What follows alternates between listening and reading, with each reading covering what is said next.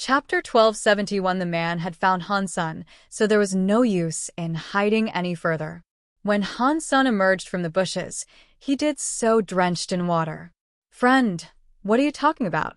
What fruit?" Hansun played dumb. "Human?" The man's intimidating look turned to one of legitimate surprise. "We're of the same kind, are we not?" "My name is Hansun. What is your name, friend?" Hansun thought this was the perfect opportunity to gather the information he wanted. The man answered, "I'm not your friend, buddy. And I have never been a friend of humans, so don't have the audacity to declare us one and the same." "You say that like you're not a human," Hansun said. The man said, "Don't mistake me for one of you mud-blooded lowlives. Pa, you talk too much. I was going to let you live, but now." After that, the man immediately threw a punch in Hansun's direction.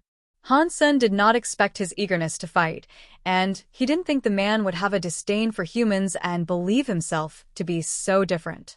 But Hansun was certain the man was a human. As much as he would have loved to mull the situation some more, he didn't have the time to think. The fist was in front of his face, and he had little time to react. Hansun opened the 9 gene locks of his Blood Pulse Sutra. Pang! Hansun felt like he had tried to deflect an oncoming train, and the force sent him staggering backwards a number of steps. Hansun came to a stop after planting his feet and creating a pair of 100-meter-long skid marks in defiance of the force. Hansun's bones had cracked, and his arms had been utterly broken. So strong. Hansun was in shock, particularly so given that the man's punch was one derived of pure, raw strength. There was no element associated with the hit. "The Blood Pulse Sutra? Are you from Blood Legion?" The man was visibly surprised. "You are?" Hansun asked. Earlier, the man had said he was a member of the Blue Blood Special Forces. Now, was he suggesting he was a member of Blood Legion? The man smiled and said, "I was afraid there weren't any more true descendants in this day and age, but if you practice the Blood Pulse Sutra, you must be a genuine disciple of Blood Legion. You must have heard the tale of the 13 members then. I was one of them. I was God's retribution." The man went on to say, "Who is your master? And why is your Blood Pulse Sutra so weak?" Hansun took a chance and said, "I am a student of Qin Huaizhen. He taught me this before he died, so I do not know too much about the Legion." "Qin Huaizhen?" The man paused, as if in thought. Then he said, "Is Blood Legion doing that poorly? Are they teaching outsiders now?" Hansun did not respond. If he spoke, he knew he'd have to choose his words carefully. He did not want to incite the ire of this man any further, as a mistake in what he said could result in his death. The man said, "It is difficult to find someone who can learn this, and you must be the first of your lineage to carry this skill. You should use a title, but you are far too weak right now, and thus cannot. Down the line, a few generations ahead of you, when your descendants become blue blood, they can bear a title." Hansun suddenly understood a lot more. Blood Pulse Sutra was used to strengthen your genes for those further down in your lineage. Each generation would be stronger than the last. The Xianmen's successor said the Blood Pulse Sutra was a frightful thing, and that their fitness was far above everyone else's. And now, this man had just told him that each new generation in a lineage would be stronger than the last. And what's more, their blood would become blue. In turn, that meant every true member of Blood Legion should have blue blood. Time was what strengthened the Blood Pulse Sutra above all else. Vigorous practice of its teachings did not allow for much in the grander scheme of things. The best thing about the Blood Pulse Sutra was the evolution of genes from generation to generation. Many generations down the line, family members would become incredibly strong. Its ineffectiveness for the first generation was why Hansun, despite his vigorous study of the Blood Pulse Sutra, had yet to become much stronger than a super creature. People like God's retribution were the elite of the elite when it came to Blood Legion. Hansun thought to himself, if the 13 members were the ones who were born from families whose lineage reached back into ancient times, Han Jinji must have been one. But Baby Ghost told Hansun he had been kidnapped. If this new learning was true, why would he have been kidnapped? And the Qin family's blood was red and not blue, too. Han Sen's mind was drowning in a vat of questions. But if Han Jinji was not one of the 13 members, he could not have been Han Sen's great-grandfather. No one in the Han family had practiced the Blood Pulse Sutra. That was true, but it'd take a few generations for the strength and potency of a Blood Legion lineage to lessen. Han Sen should have still had some amount of blue blood. His father should have most certainly had some, for sure. Han Sen knew his family had nothing to do with the blue-blooded, and he knew he couldn't have been a part of Blood Legion. If the Han family had nothing to do with Han Jinji, though, why would he possess the 9-life cat item? The man suddenly said, "The 2 aqua fruit you possess can be kept. Consider them a gift from one member to another." After that, the man turned to leave. Chapter 1272. Seeing the man leave, Han Sen had to ask, God's retribution, of the 13 members, was one of them named Han? No. You should leave now, the man said. Han Sen wanted to ask something else, but the man left at a speed his eyes could not follow. It was as if the man had teleported away. Han Sen knew how strong the man was, but he noticed the man did not seem to possess any special elements at all. Even if he could not fly, he could defy gravity with a jumping capability that was almost as good as having wings. Were Han Jinji and someone from the Qin family members of the 13 he spoke of? Han Sen wondered. As Han Sen mulled the question, he detected movement. When he looked in the direction of the disturbance, he noticed the Empress returning. As she always had been, she was firmly perched upon her throne. Han Sen now understood why the man had told him to leave, but unfortunately for Han Sen, he had not followed the advice. He wouldn't be able to leave without the Empress spotting him. God's retribution. How dare you trick me? The Empress was fuming with rage as her hands clutched the shattered remains of some gem. Closer inspection told Han Sen it was the fruit. She saw Han Sen, and although she knew he had done nothing to contribute to her being tricked, she wasn't quite willing to let him get away. Her anger had to go somewhere, and Han Sen was as good a punching bag as any. The throne flew directly above Han Sen with a speed that exceeded the capabilities of his phoenix techniques. As countless snakes took aim at Han Sen, he couldn't help but think, why is she taking it out on me? Han Sen summoned Little Angel and Disloyal Knight, then he used his ancient Devil Soldier. With Phoenix, Sword, and Taya equipped, he was ready to do battle. Disloyal Knight used Blue Lightning, and it drew a halo below every hostile creature in the vicinity. The light slowed the serpents down by a considerable amount, and it also weakened the power they possessed. Han Sen and Little Angel were buffed, too, and they were now able to paralyze enemies. Unfortunately for Han Sen, each individual snake possessed a power that was comparable to a berserk super creature. When Han Sen tried attacking one of the slithering serpents, he could not hew its body in two. Still, the serpents were unable to do anything to Han Sen either. The Empress was even angrier now. She had wanted to vent her rage on whatever creature or being she could find, and now she had been stalemated and was unable to do a thing. Hey, Lady Empress, what's your problem? I'm just a simple traveler, passing by this scenic lake. We don't have a grudge, do we? Why don't we stop before we get ahead of ourselves? Han Sen did not want to fight. Furthermore, she was a spirit and she could respawn. Han Sen hadn't the faintest clue where she came from, so even if he was to struggle and defeat her, it would achieve nothing but a greater hatred and a grudge he might have to deal with further down the line.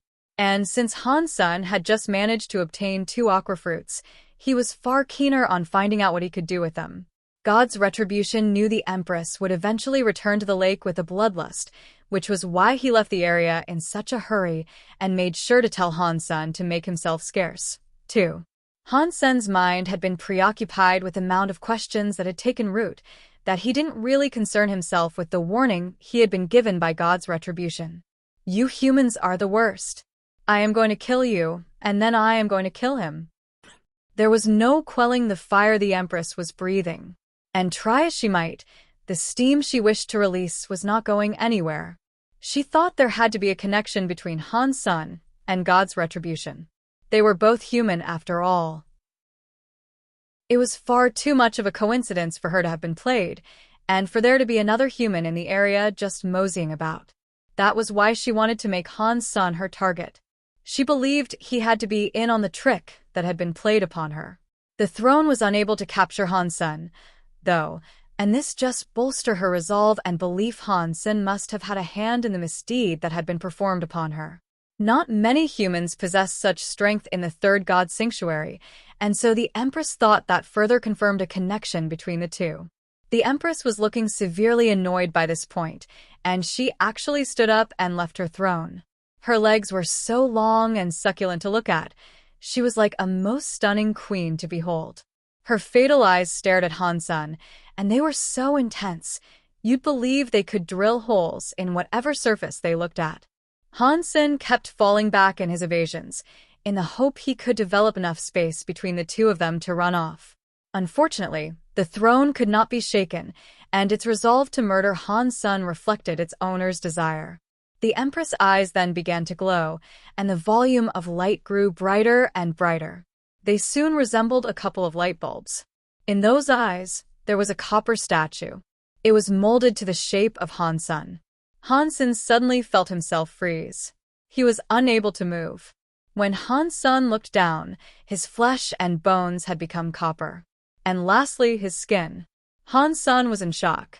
There was nothing he could do to prevent this from happening. Now, after seeing the shape inside the Empress' eyes, he understood what had happened. The Blood Pulse Sutra had been unable to prevent this from happening, and all he could do now was watch himself turn into a copper statue. You think I can be bullied so easily? Han Sen's eyes flashed with a white light that shot out to encompass his entire body. Chapter 1273 The Super King Spirit's power enabled Han Sen to escape the clutches of the Coppering. Nothing had yet been able to defeat Han Sen and his Super King Spirit mode, and additional debilitative techniques had always been rendered useless against him in this form, like the toad that fired coins that formed the basis of saving money.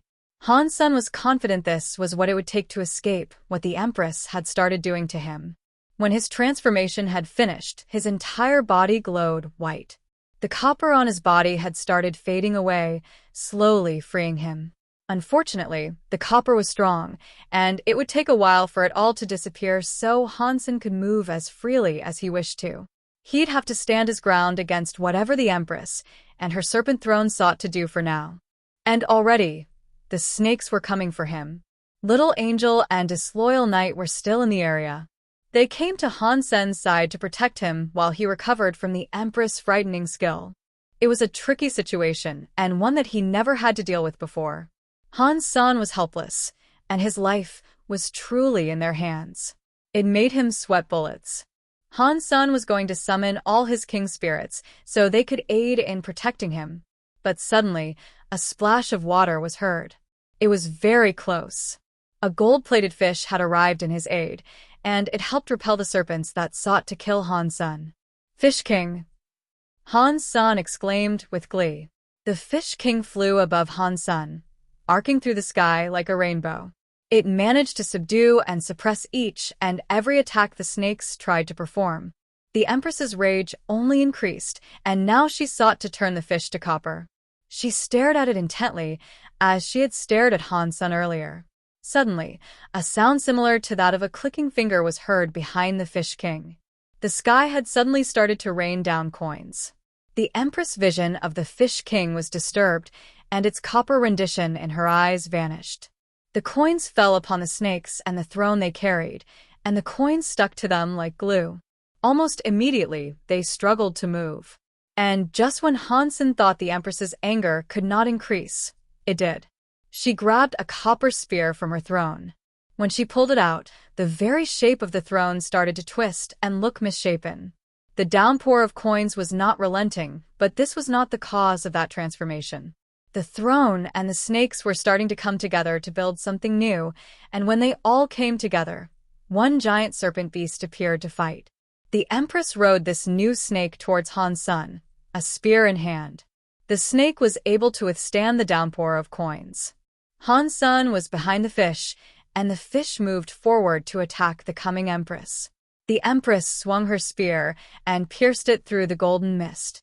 She was going to drive it directly into the Fish King's head. Han Sen grabbed Little Angel and kissed her, initiating the process of them combining into one supremely powerful entity. At that precise moment, a strong light prevented the spear from killing the Fish King. At the same time, Han Sen was standing atop the Fish King in possession of a halo and white wings. In his hands, he wielded an angelic blade. Kill! Han Sen exclaimed, and then the Fish King pushed forward to meet with the Empress and her crony. Han Sen's eyes were filled with lightning as he came forward to engage the Empress with his angel sword. The Empress looked incredibly mad. She rode the snake to engage with the fish, spear raised, as if to joust with Han Sen. The gold and copper light came into contact, with the sound of thunder being the first noise that could be heard. It was like the skies had just been torn asunder. They fought and fought, as the environment all around them was destroyed in the midst of their manic battle. Many of the tall trees had been sundered, toppled, or even lopped clean in half. The earth was cracked and thrown into turmoil, while the skies changed color. If one did not know any better, one would presume the world was ending and the apocalypse had come. It was a shame Han Sen had only opened 9 of his gene locks. But still, with Little Angel, he could always find himself able to compete with emperors who had 10 gene locks open. Han Sen had almost maxed out his super geno point tally, so he could take on this form for a much greater duration before finding himself knackered and weary. Still, the limit was there, and he knew he was on a timer. But Han Sen did not want to leave and make himself scarce. The sword in Han Sen's hand started to appear twisted.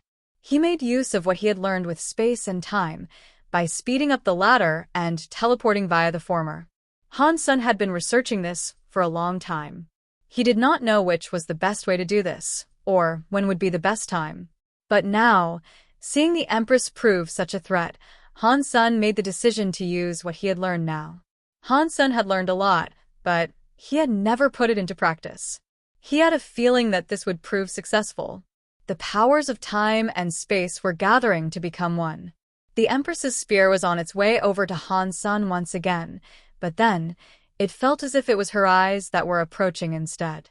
The Fish King's gold mist kept repelling that copper light as the region that encompassed the fighters turned to utter ruin. Suddenly, Han Sen told the Fish King to stop. The mountain ahead was where Bauer and Qin Xian were hiding. If they were found, they'd be dead. Let's do it here, then. Han Sen was brewing a monstrous amount of power.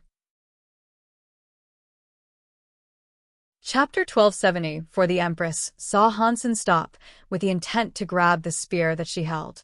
She spun it in a bid to strike him. But as the spear spun, it disappeared from her hands. Where it went, Han Sen could not keep track of. He didn't much care for this, though. All Han Sen wanted to do was focus on channeling energy and power into his great sword for an attack of his own. The angelic sword drifted in and out of reality, hovering amidst shards of distorted dimensions. It was like the image of some magical blade, taken from an ancient tale. Han Sen held it, now ready to slash the Empress. Die, the Empress yelled, as a creepy and excited look flashed across her face. The spear had appeared in front of Han Sen. The Empress thought she could plunge the spear through Han Sen's head before his sword landed a strike. Slash! The Empress' eyes opened wide in utter shock. Her body had been cut in half from a downward swing, and the face that dribbled blood across its center wore a look of fright. The serpent that had accompanied the Empress now looked terrified, and it swiftly tried to flee the scene. Han Sen wasn't going to allow that, however. He gathered up another surge of power to unleash at it to prevent its departure. Due to the Empress having been killed, the giant snake was attempting to scramble and slither its way up over the rocks in a bid to escape the human. But it could not lose Han Sen, and he was quick to remain at its tail.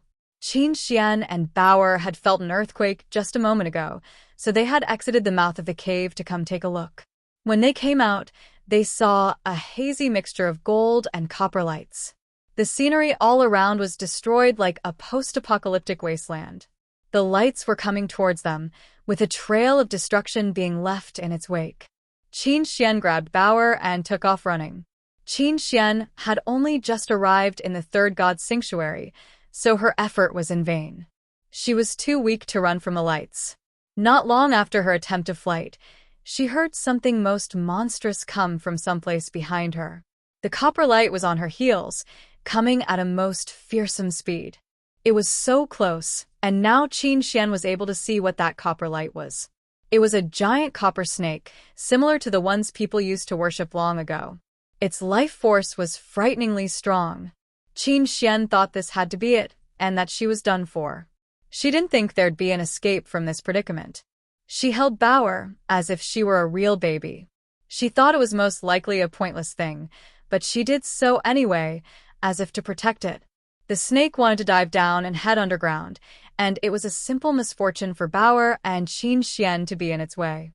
Qin Xian shielded Bauer from the sight of the beast and watched it come down. She was a soldier, and she made sure to watch. She knew closing her eyes would not make a difference, and it would not reduce the danger that had befallen her. So she kept them open and stood strong. She did not let fear take hold, and she did not let the hope of a possible survival escape her.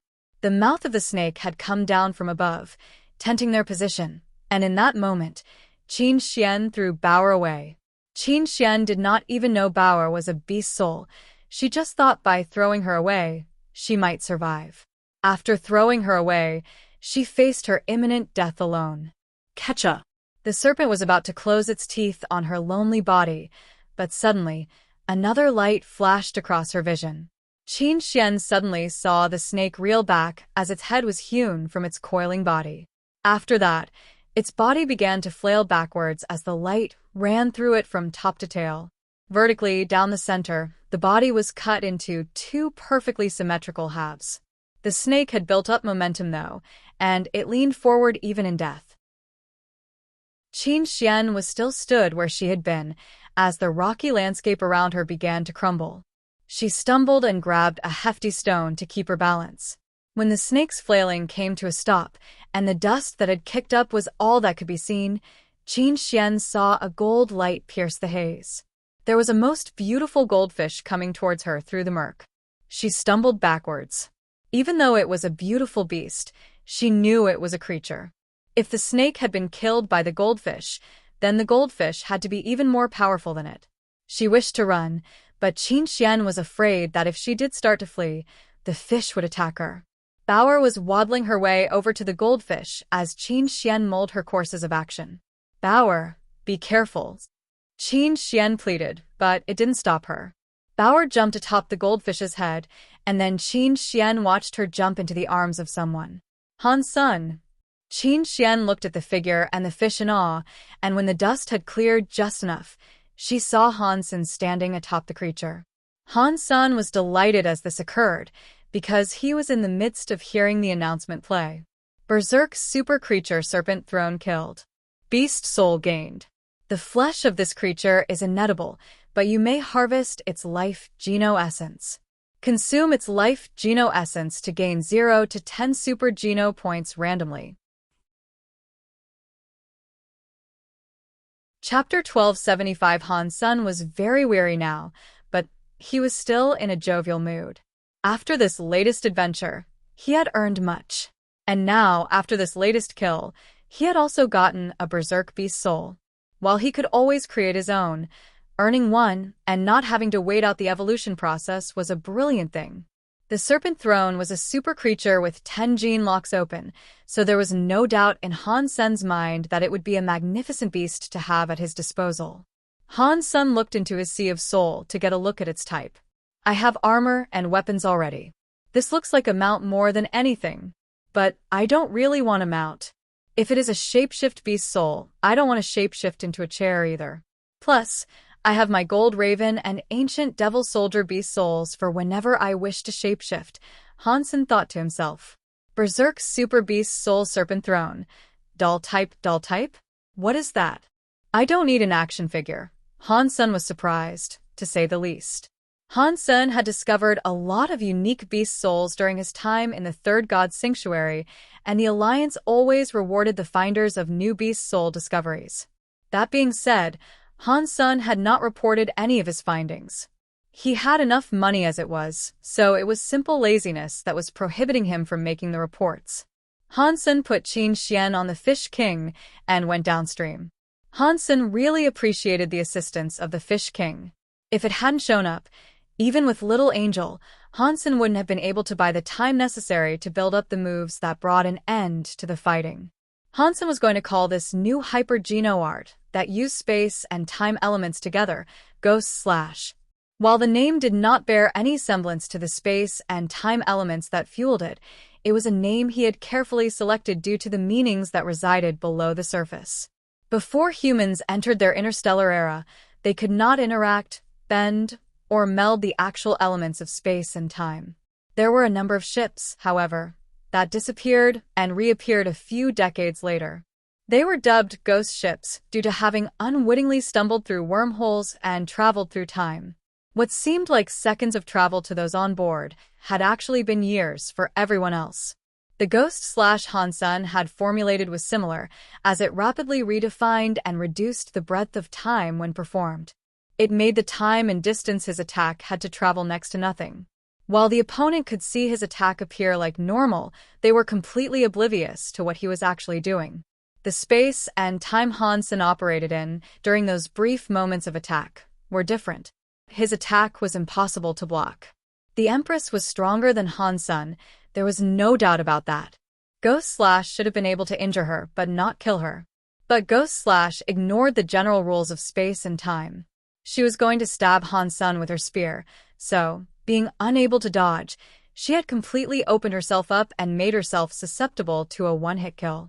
Seeing this, it drove a fear into Serpent Throne's heart that made it flee. This also made it drop its guard, allowing Han Sen to one-hit kill it as well. And of course, it was Han Sen's combining with Little Angel that upped his strength enough to deliver the power required to achieve the 2 kills. Han Sen was happy with Ghost Slash, though. It wasn't what he believed it would be, but due to its unstoppability, he liked it a lot. The Fish King took the 3 of them to a nearby shelter, then Han Sen led Qin Xian back to Thunder Hell Shelter. There were still 6 aqua fruits back on the vine, but none had dared take them. And Han Sen, in the meantime, was simply glad he had managed to obtain 2. Qin Xian was shocked upon her arrival at the shelter. She couldn't believe all the king spirits and super creatures that occupied the place, each in service of Han Sen. Qin Xian was not surprised Han Sen had managed to obtain a number of super beast souls, but she had believed it to be impossible for him to make super creatures and king spirits willingly obey him. Qin Xian had learned Queen was still traveling with Han Sen, and she wished to meet with her. But when they arrived, Queen was out hunting. Han Sen got all the meat Queen would ever need for her, but she still insisted on hunting by herself to hone her talents. Once Han Sen had recovered from his state of weariness, he was planning on returning to Blood River Shelter and conquering the place. That was still unfinished business. Blood River King had just lost 3 super creatures, so Han Sen thought he wouldn't have too much trouble taking it down with just Little Angel and Disloyal Knight by his side. Han Sen went to his room and summoned Moment Queen. "Are you enjoying life inside the cruel bottles?" Han Sen asked. Moment Queen knew what he had actually summoned her for, and so she said, "Maybe now I can finish what I was trying to tell you. That which is embedded inside the king spirit's head is the core of an aqua fruit." "Is there a difference?" Han Sen asked.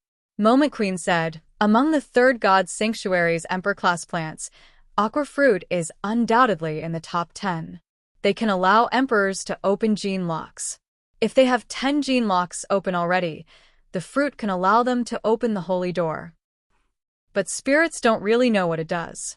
And they don't know that the fruit itself can only be used to open a few lower-level gene locks." "Spirits? Are you trying to tell me you aren't an ordinary king spirit?" Han Sen wondered. The Empress had been tricked by God's retribution. 3 cores had been obtained in total. 1 had been taken by the blue-blooded man, while 2 had been retrieved by Han Sen. Moment Queen sighed and said, "It is pointless if you learn more about me. Just tell me what I must do to earn back my freedom." "Well, I can't quite confirm the validity of what you have told me just yet," Han Sen said.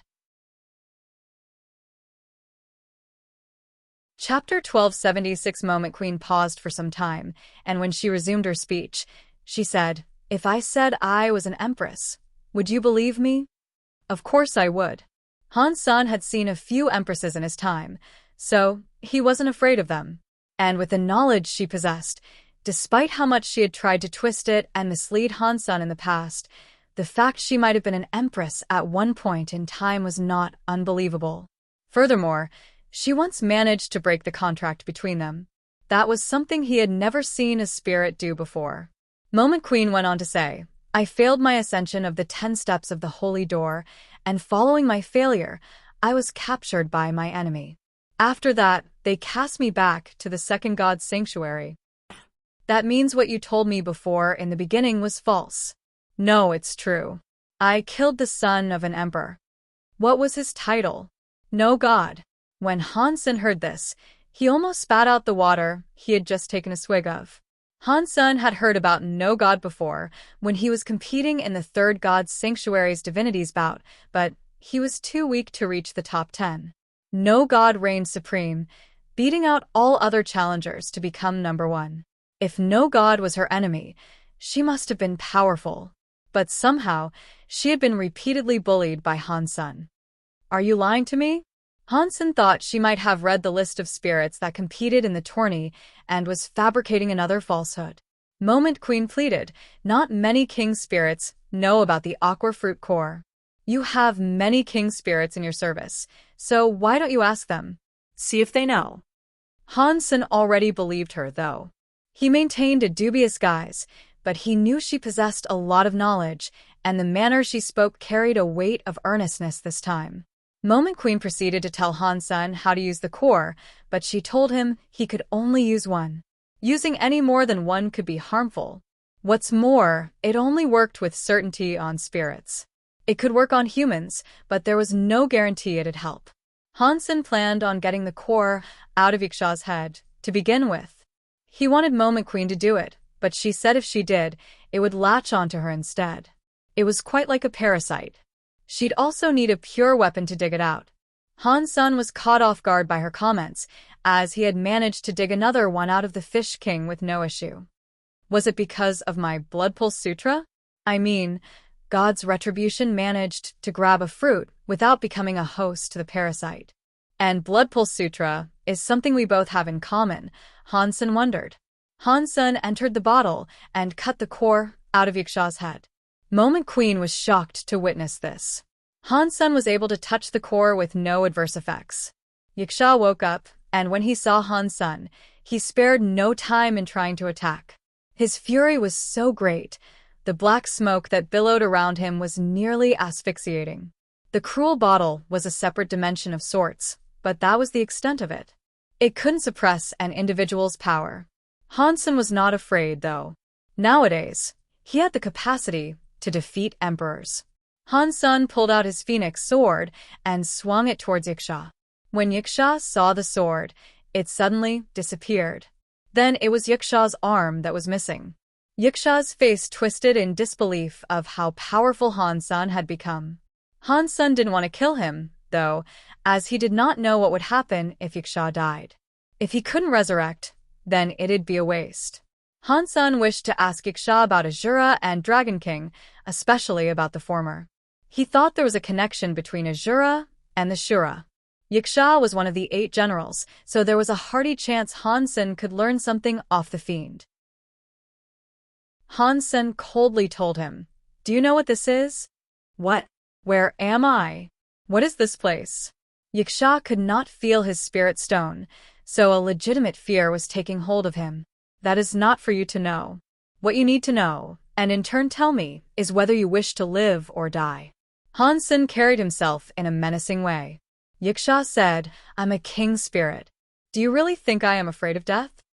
Han Sen replied, "Tell me, what happened between the 8 generals and ancient devil emperor? If your answer satisfies my curiosity, I will let you live. If it doesn't, we'll play a game called, let's see if the king spirit can resurrect." Wuxia's face turned grim, and he said, "How can I know you'll free me if I tell you what you want to know?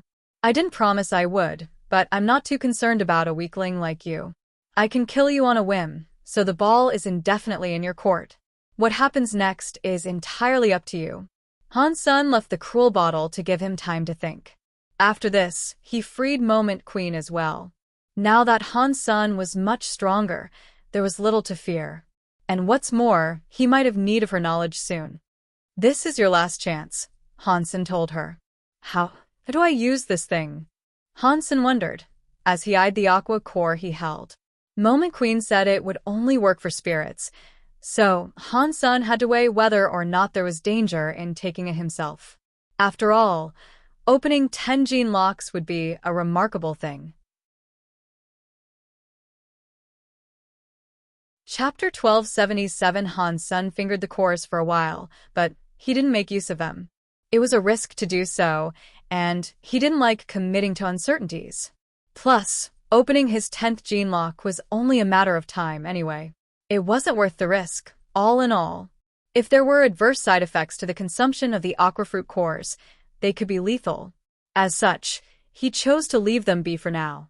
Purple Emperor was an emperor, but due to its deprivation of nutrition before birth, it lacked the power to equal others of its class. If Han Sen gave him an aquafruit, there was a chance that could be fixed, and the spirit would be as fit as a fiddle with all 10 gene locks open. With an emperor like that by his side, Han Sen would have no trouble taking on and taking down Saint Fan Shelter. He summoned Purple Emperor, peeled away the fruit, and fed him the core. Purple Emperor had no clue what it was, but since Han Sen commanded him to consume it, he did not hesitate in swallowing it. When the core slid down his throat, it dissolved into a gentle liquid that reinvigorated his body. Han Sen felt a change in Purple Emperor's life force, and the color of his body started to turn a certain shade of green. When the new color grew, the Emperor's overall color became a mixture of purple and blue. Boom. Purple Emperor's body began to leak gas. He hadn't farted. It was just that this gas was starting to seep out of the pores on his body. Most people wouldn't be able to notice a difference, but through the use of Dongxian aura, Han Sen could see that Purple Emperor had been reborn. He was a totally different spirit now. Han Sen was delighted with the results.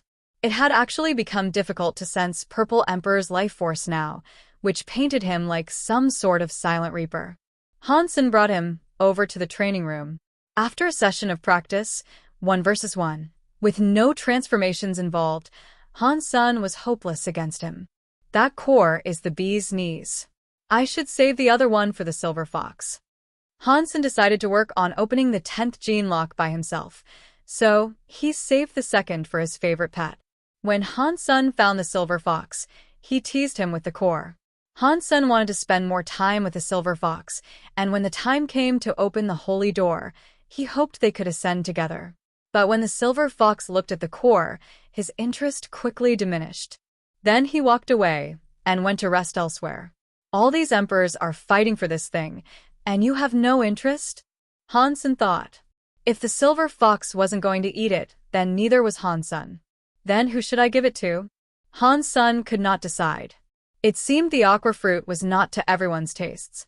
He had a few king spirits in his service, though, ones he could help.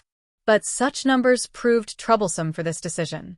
He liked them all, and providing a boon to just one was a difficult choice.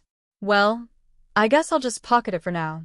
Han Sen thought about giving it to the Fish King, but he imagined it might become a demigod immediately after. With the Fish King in the water, nothing could threaten Han Sen there. They were now buddies of a sort after all. And if the Fish King ascended, it would only be a matter of time before something else took its place. Let me take down Blood River's shelter first. Han Sen took the silver fox and bowed with him. He kept Purple Emperor in the shelter, as taking the silver fox would be much safer for him. Han Sen approached the shelter, and as he went, he thought about the battle Geno essences he had collected. They had the term Geno essence in their title, but they most certainly weren't like life Geno essences. Han Sen had tried absorbing them through his usual trick of simulating energy flows, but he wasn't successful. Han Sen couldn't find a way in which he could make use of them.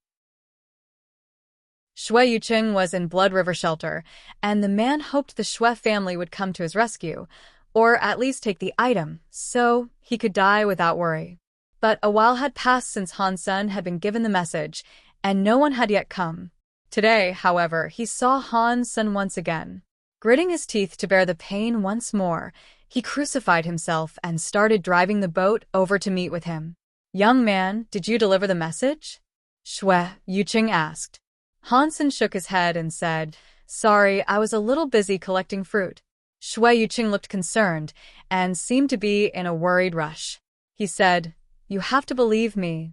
If you deliver the intel, you will be rewarded handsomely." Han Sen responded with an explanation, saying, "Calm down, Pops. I don't need to ask for the aid of anyone. The Shui family are actually the ones who requested that I help you guys out. I have come here to save you. That's why I was here before, but then something else came up. But I'm here now to help." "Are you kidding me?" Shui Yuqing asked, his tone suggesting that it was a legitimate question. "Do you remember this?" Han Sen pulled out an item Shui Fian had given him. "It's the ice ring. In that case, you just need to find Shui Chen. If you show him that ring, he'll give you the item. Then, all you must do is take it home."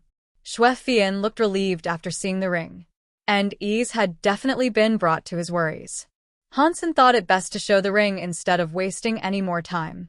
Han Sen put it away now and said, "I'm taking down Blood River Shelter, so you can be that elusive item's mailman and save me the trouble." "You just surely. How might you do such a thing?" Shui Yuqing's face was painted with a mixture of varying emotions. "This is no joke. We'll conquer it. Just the three of us." Han Sen raised a finger to point at the silver fox and bow each. Shui Yuqing balked. "Stop joking, man. We need to be serious now and discuss how we get you inside. We've got plans to formulate." Han Sen didn't say anything more and simply proceeded towards the shelter. Chapter 1278. Shui Yuqing still thought Han Sen was joking, but seeing him walk forward unrelentingly, he quickly followed after him. "What are you thinking, man?" Shui Yuqing's face was looking grimmer by the second. He was now writhing in his disbelief, which made him bleed even more. "I am going to take the shelter. Didn't I already tell you that?" Han Sen said. "Did the Shui family really ask you to come here?" Shui Yuqing was looking confused now. One man, accompanied by a little fox and a baby for backup, was going to waltz up and attempt to conquer a heavily fortified castle. He thought Han Sen must have had a death wish, or at least an ardent desire to feel the insides of a creature's stomach. This was a king-class shelter, so it seemed unfathomable for a young man to so simply proclaim he was going to take it.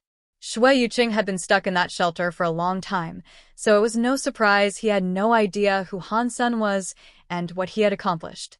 Therefore, Han Sen thought it best if he showed the man what he was capable of, rather than wasting time explaining. "Don't follow me. I don't want you to get involved, and I'd rather not have the master of this place think you betrayed him," Han Sen said. Then he quickened his pace. Shui Yuqing was shocked, seeing how fast Han Sen and his allies were now going. But this is a king spirit shelter. Even if he is able to defeat the creatures, there's no way he can defeat the spirits that reside here, Shui Yuqing thought to himself as he tried to keep his eyes on the speeding Han Sen. He didn't think Han Sen would be able to get close. Even in the waters of the river that served as a wide moat for the shelter, there resided a large super creature. The old man thought it'd gobble Han Sen up before he crossed. Han Sen did not hide his life force, though. He wasn't planning on assassinating Blood River King and being stealthy with his approach. With the silver fox by his side, Han Sen had complete confidence in being able to tackle the shelter. He walked with a swagger, his body moving as if to say, "Come and get some." Blood River Shelter only had 4 super creatures left, so Han Sen planned to kill them all at once and earn 4 life Geno essences. If he managed to get those, he believed he'd be fully maxed out. Unless he encountered a being that had opened 10 gene locks, Han Sen did not believe he'd fight anything stronger than him after that. But when Han Sen came close to the shelter, the creatures started running off before he even had a chance to breach the walls. It was as if Han Sen was carrying a wretched disease or something. The tentacle monster that resided in the river seemed to have disappeared as well. Why are they all gone? After thinking this, Han Sen looked at the silver fox on his shoulders and remembered something. I remember now. When you're around, everyone runs. Han Sen was recalling their times in the second god's sanctuary. The silver fox was a berserk super creature now, so not even super creatures would stay to challenge him. Shui Yucheng was watching Han Sen as he went, and he was in utter shock. He thought everything would come out to attack the young man, but rather than do that, they all ran off in fear. Shui Yucheng, seeing them run, could hardly believe what his eyes were telling him. Han Sen reached the main island without trouble. The monster with tentacles was a complete no-show. Did that super creature fall asleep or something? Shui Yucheng was amazed. As strong as Han Sen was, however, the creatures were mainly just afraid of the silver fox. Seeing them all run off, Han Sen pulled out his swords and sprinted after them. He had to nab them all before they disappeared. Shui Chun was watering the trees as this transpired. An alarm sounded, indicating something was attacking the shelter. Who in the sanctuaries would attack this place? Shui Chun said, with genuine curiosity. But he couldn't disobey his orders to check it out. Strangely, the creatures Blood River King owned were shivering. Perhaps it was because they were forced to go to the shelter's defense. Shui Chun saw the super creatures behaving in a similar manner, too, though. And this made him start to worry over his well-being. If the sacred blood creatures were that scared, the enemy had to be incredibly fearsome. If so, they'd be merciless. And to Shui Chun, that meant he'd not likely survive such a siege. I still need to deliver that item, though. I can't die yet. Death was also guaranteed if Shui Chun disobeyed his orders, though. The spirit would surely kill him if he abandoned his post. No matter how slowly Shui Chun walked, reaching the gate was only a matter of time anyway. Shui Chun then caught sight of Blood River King and his other spirits approaching. Strangely, they did not look afraid. Shui Chun saw 3 super creatures looking very annoyed. What kind of enemy can incite such a reaction within them? Shui Chun looked over to the Blood River then, and he saw a young man approaching. He had a fox and a little girl on his shoulders.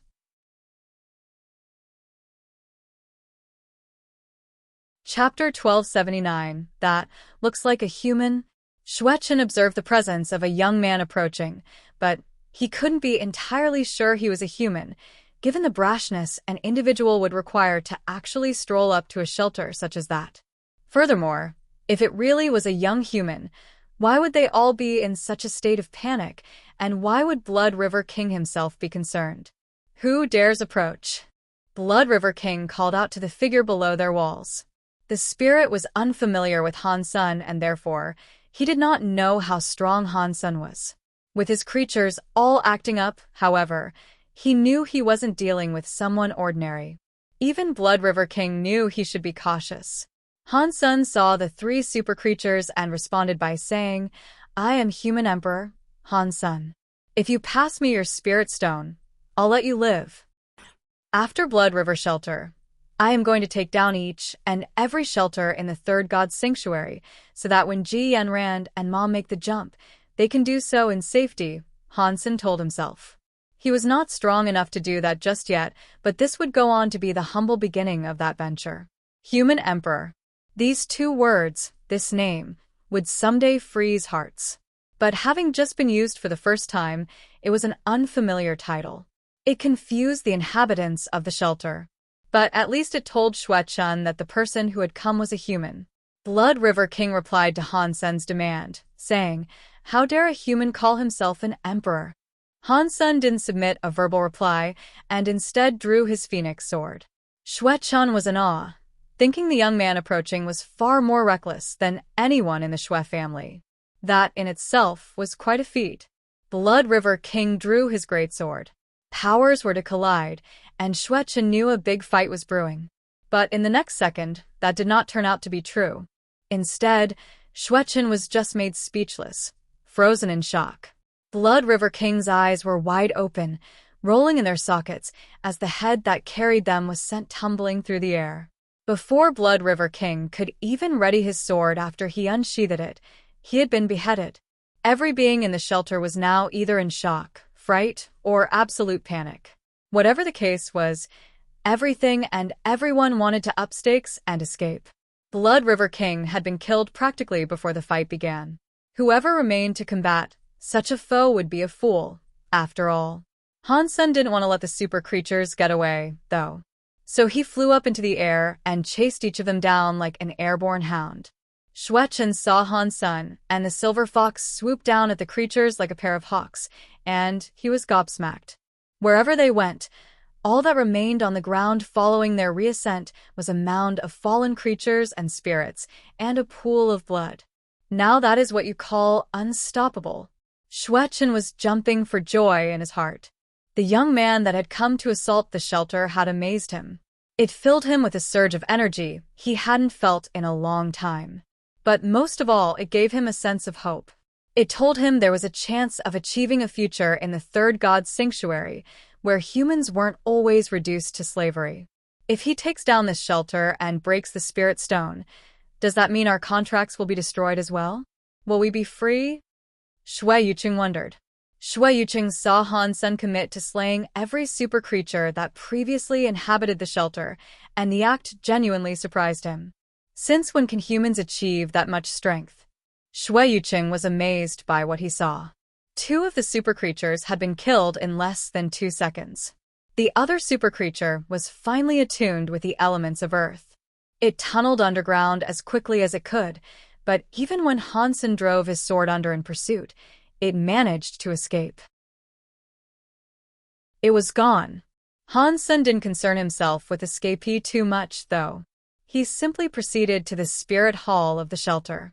Han Sen swung his sword to kill the faithful spirit servants, felling each one with a casual whisk of his blade. The rest of the creatures were allowed to escape as freely as they may, as long as they did not get in his way. Shui Yuqing drove the boat closer to the shelter. He was still hanging from the pins, so although he couldn't dismount, he could still see everything. Shui Yuqing was reveling in sheer delight, the possibilities of which he thought had long since abandoned him. In this joy, tears filled his eyes and rolled to soak his cheeks. Oh God, I have made it to this day. Han Sen entered the spirit hall.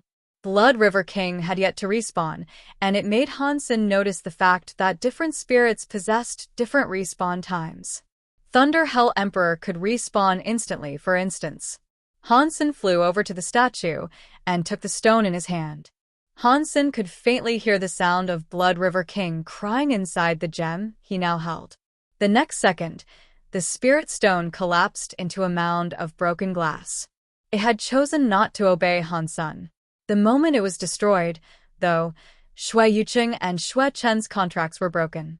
The two looked at each other in utter happiness. Following this short conquest, Han Sen had received 0 beast souls and earned 2 life Geno essences.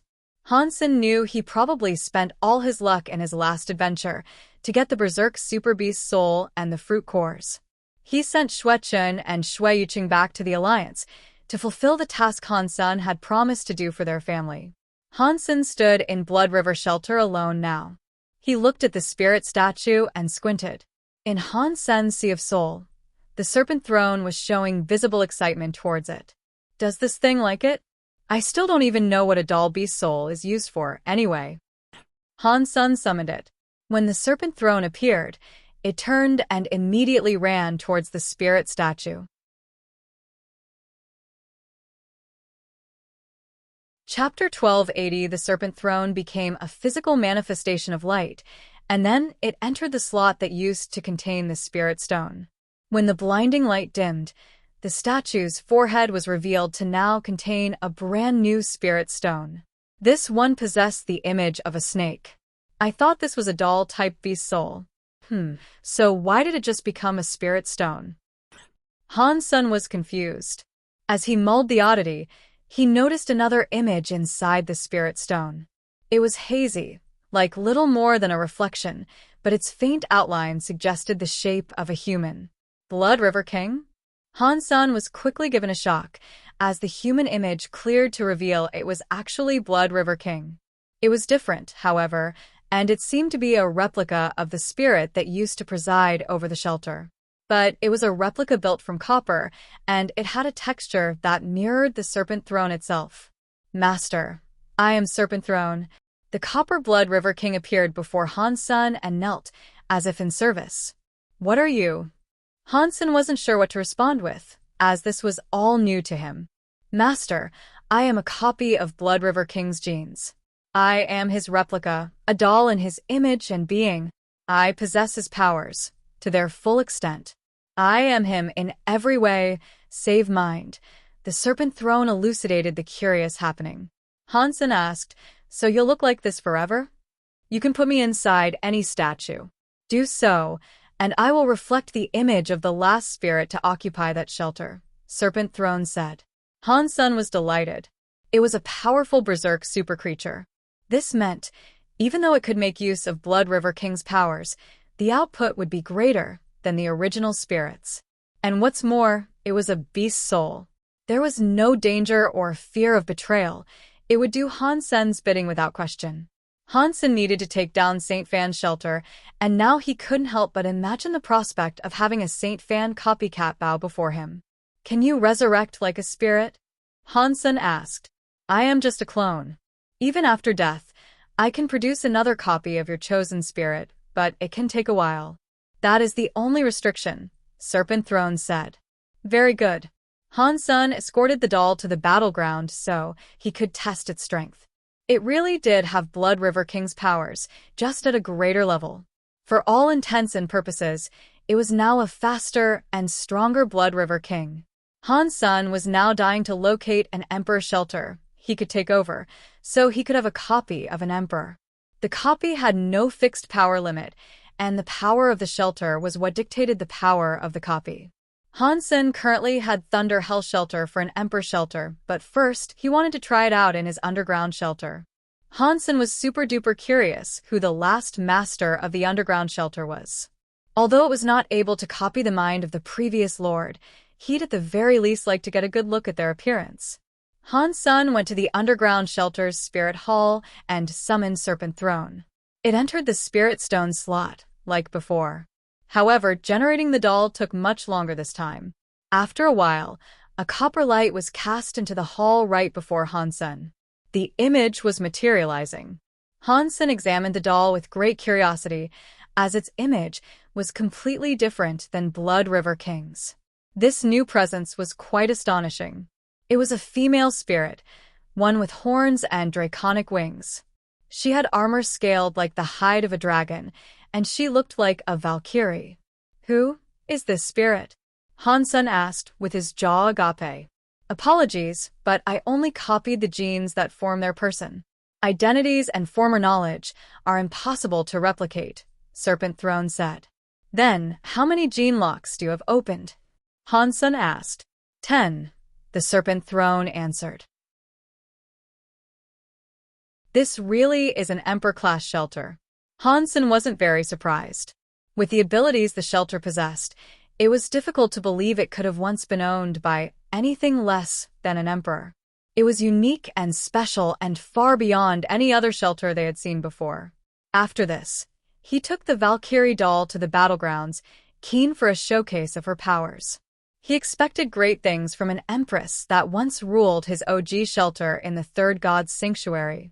After entering and readying themselves, Hansen expected to be greeted by a multitude of explosions and flashy lights. What actually transpired subverted his expectations, and all he could hear was a low rumble, accompanied by the formation of what could best be guessed to be a black hole.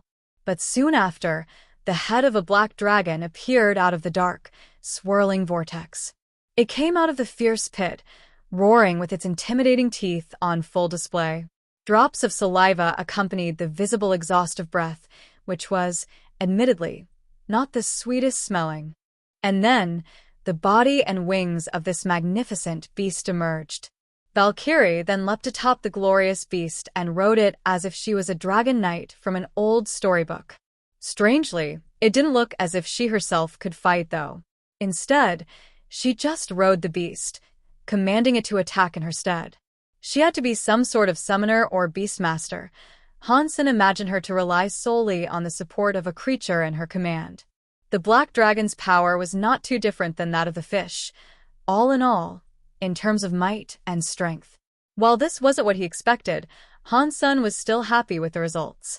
All in all, this just meant Han Sen had acquired the service and powers of another emperor that had 10 of its gene locks open. Master, can you allow me to display to you the full extent of my might and strength?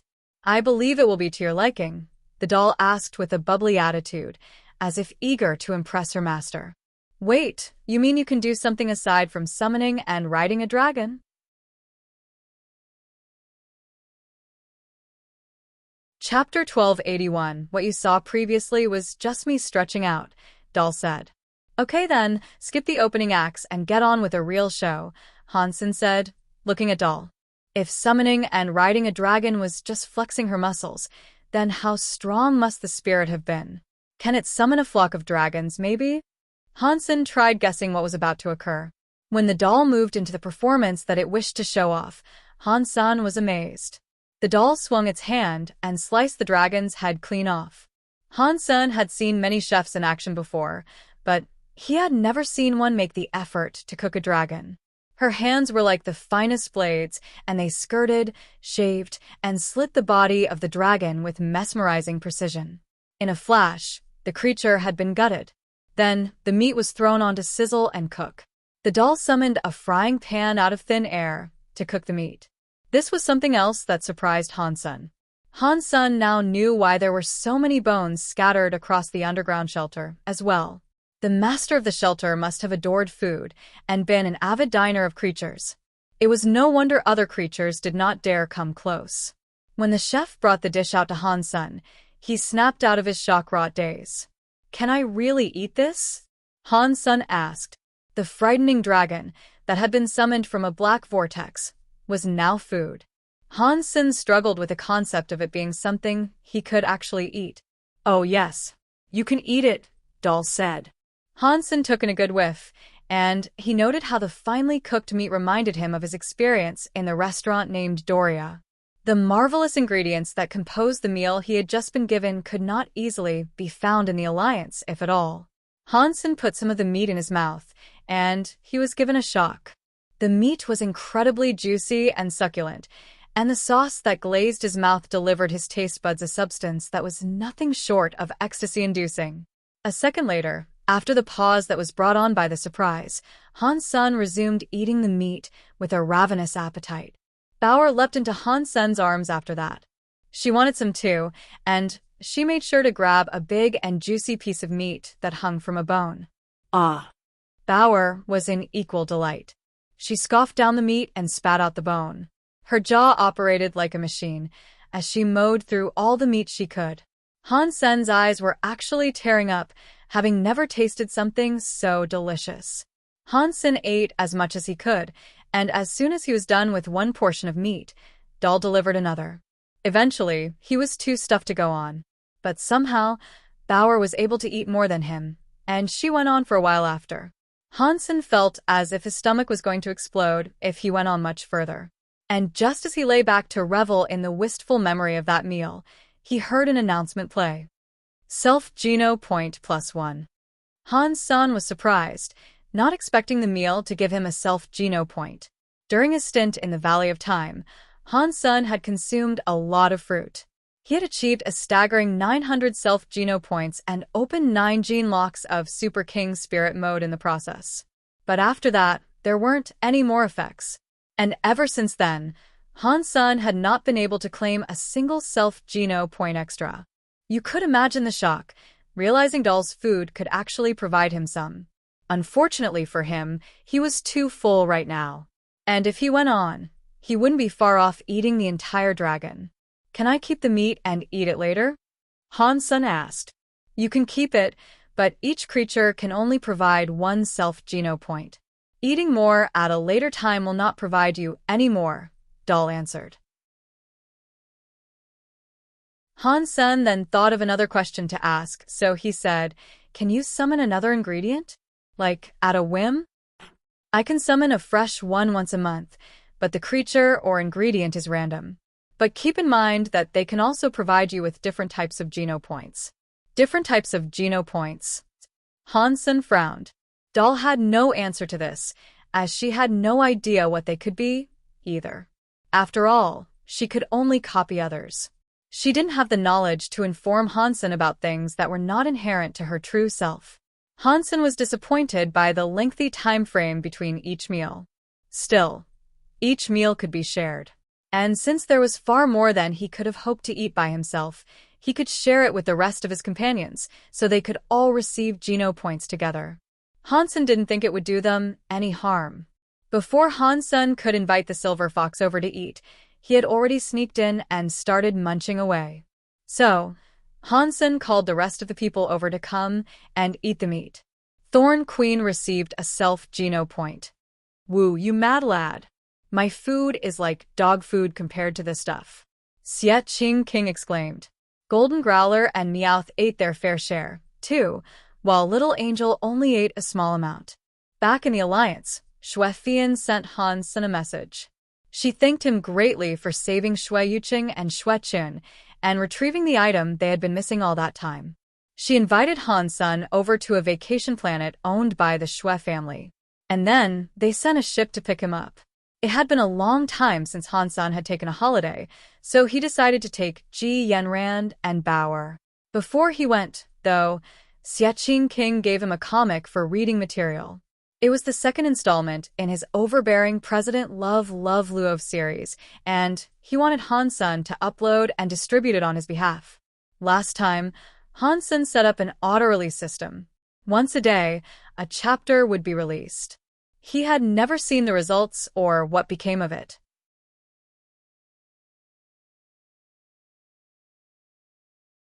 Chapter 1282. Hansen brought Ji Yanran, Bauer, and Zero with him on the spacecraft to visit Auto Planet. Auto Planet was one big holiday resort, and a single ticket was all it took for a visitor to enjoy the plethora of services available there. Chasing respite, you could eat and play to your heart's content. After being given access to the planet, everything there was free, aside from the caveat that you couldn't take anything home with you, as that would be theft. Since only the most high-class citizens could typically afford a vacation planet, tickets were very expensive. Those who went there were the sorts with fat wallets and thick purses. And for certain additional services, people were expected to open said currency holders to experience them. Hansen's ticket was all-inclusive, however. He would be able to enjoy every single service available at his own pleasure and disclosure. Nothing was off-limits for his visit. That being said, he wasn't interested in making use of any of the special services. He was happy enough with what the ordinary tickets provided. Right now, Bauer was playing with an animal that looked like an oversized, brightly capped mushroom. This, like the rest of Planet Auto's wildlife, was a tame creature. The animals that roamed the planet were mostly docile, friendly, and highly intelligent. Mushroom-like creatures were also the dominant species, able to be seen more than any other animal. They were plush, cuddly, and lacking limbs. Whether that was their reason for not being hostile was up for debate. Hansen and Ji Yanran were in the sea, enjoying the water and sunshine. Zero was spread out on the beach, gorging on a slightly concerning swathe of foods and drinks.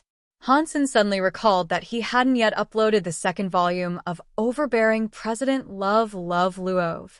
Not wanting to disappoint his friend, no matter how eccentric he may have been, Hansen decided to depart the sea and return to the beach to sort out what he had promised Xie Qing King. He separated the chapters and set them up for automatic release at a certain time each and every day. "Excuse me?" As Hansen was sorting it out, a woman spoke to him in a hushed, almost trembling tone. Hansen looked up and saw two girls standing nearby. They looked to be about 18 years old, and the way they stood was almost as if they were unsure if they might be provoking a wild animal. "May I help you, ladies?" Hansen asked the two. As he did, he thought to himself, it sucks to be famous. Not even sunglasses can hide my hot looks. Perhaps I should get a pair for my abs, too. And in regards to having so many fans, I should really work on my signature. "Are you Xie Qing King?" The girls had a jittery stance, and the pitch of their voices was erratic. "Xie Qing King?" No. Hansen vehemently denied it. "Well, we happened to see you uploading the second volume just now, but don't worry. We won't tell anyone you're him. Oh, gosh. We are your biggest fans. And the wait for a new volume has been so painful. The initial nervousness of the girls had been washed away by a sudden burst of excitement, and they now spoke to Han-sun with a near-rabid look in their eyes. Han-sun tried telling them he wasn't Xie King, but nothing he said made them believe it. They just thought he was being humble and not fond of the limelight. Bossman, your secret is ours. We pledge this to you. We won't whisper this to another soul. You can count on it, the girls said, and then they left, giggling violently to themselves.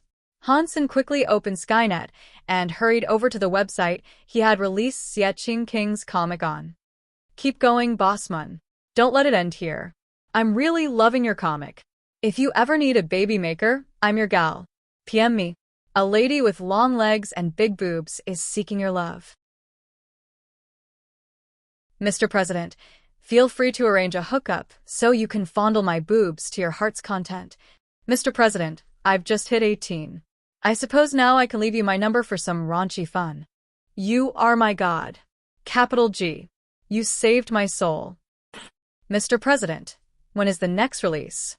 Please update the comic with a new volume. I'm dying to find out what happens next. Still no new update? I'm jonesing for my next fix here. The comic was far more popular than Han-sun could have anticipated.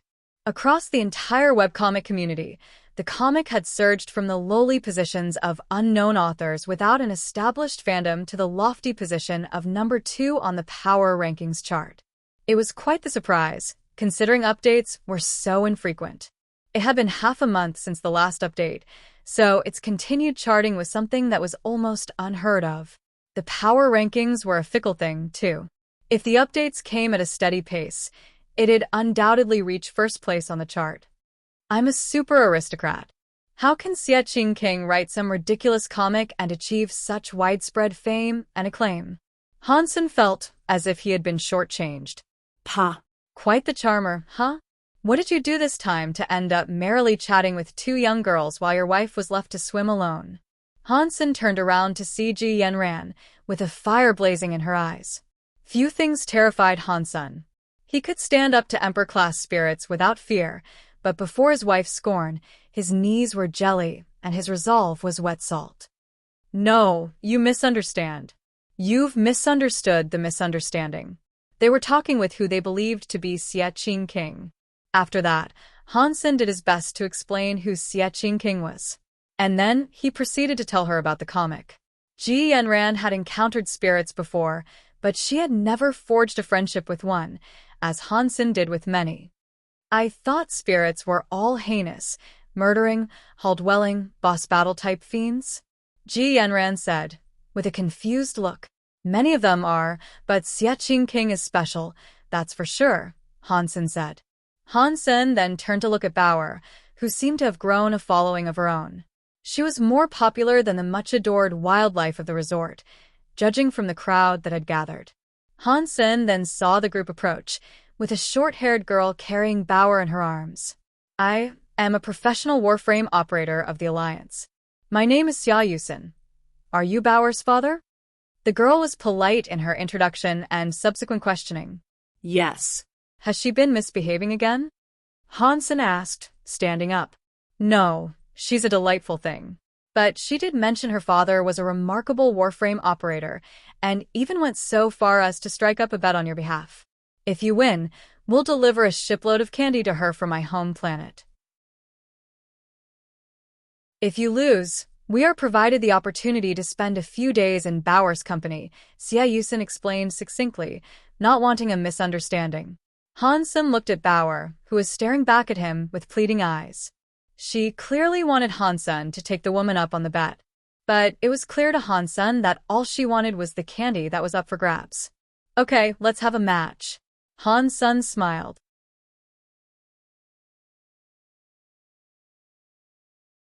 Chapter 1283, You're serious? You want to challenge me? Xie was legitimately surprised. WEA was the top Warframe league across the entire alliance. Those who were eligible to compete in such a league were the best of the best, true professionals in every sense of the word. They might not have received much fame, but that was no slight to their talents. Hansen put Bauer on his shoulder and said, "If Bauer made this deal, I'd be foolish to turn this down. I wouldn't want to disappoint her." A young man then stepped forward to ask Hansen, "You know what the WAA is, don't you?" Hansen shook his head to tell them he didn't. Aside from those who were invested in the Warframe community, it was not likely people would know about each league there was. Hansen spent most of his time in the sanctuaries, so he genuinely had no clue as to what the WAA was. Xia Yusin and all who followed her were given a shock. "Might I ask, where did you learn to operate a Warframe?" Xia Yusin nervously asked. "Oh, let's see. I think it was during my time in the military school," Hansen said. Everyone was becoming breathless with their repeated gasps. The crowd that had come now looked amongst themselves, all with looks of confusion on their faces. What Hansen had just told them was basically the equivalent of learning a sport through what you've seen on the telly. "We'll go to the holographic room. There's no need to make use of real warframes. We like Bauer," Xia Yusin said. "Okay." Hansen then turned around and asked Ji Yanran and Zero, "Would you two like to wait here? Or would you like to come and watch?" "We'd love to go," Ji Yanran exclaimed, pulling Zero roughly by her arms. Everyone promptly went to the holographic room. The opponents took their positions. Xia Yusin winked to Bauer and said, "If your father loses, you are ours."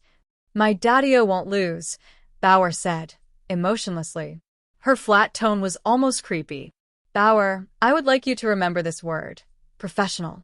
That's what I am." After that, Xia Yusin entered the holographic machine.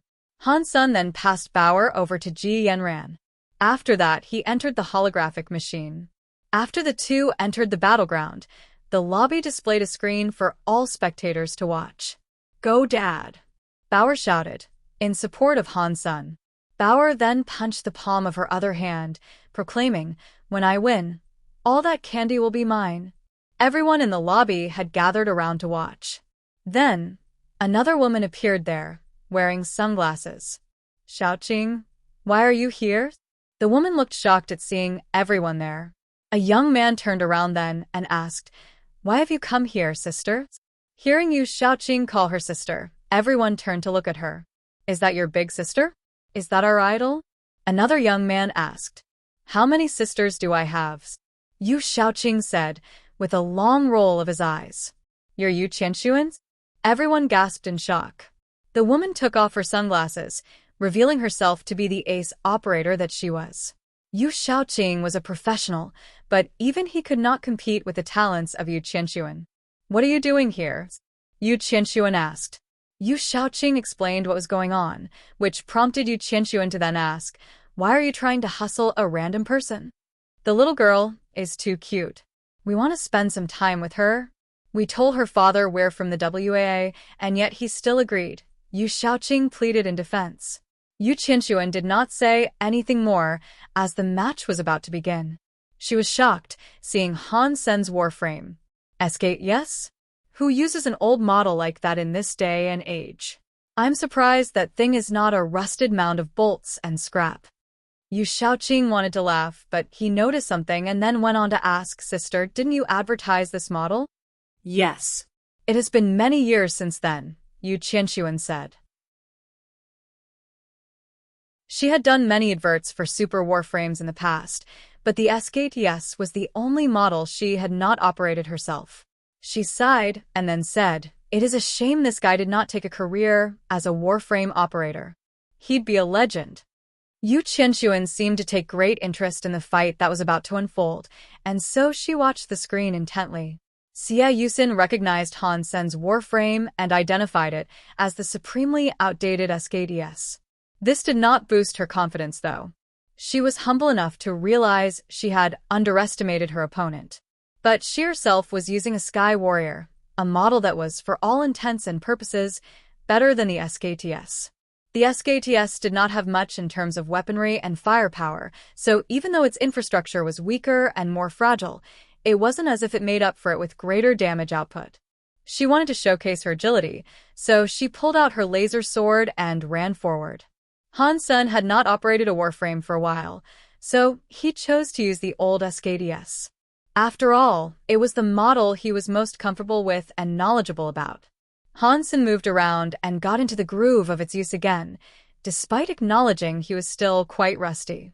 Fortunately, Hansen had a high fitness, so any bumps he took as he got comfy with the SKTS again were no big deal. Hansen laughed, seeing his opponent come at him with a close-quarter combat weapon. It surprised even him that she did not seek to use ranged weaponry. If she was a real soldier, she wouldn't behave that way. The war frames of the Alliance were mostly for show, so range was favored in almost every way. It was strange how she wished to showcase her talents and impress the audience through close-quarter combat.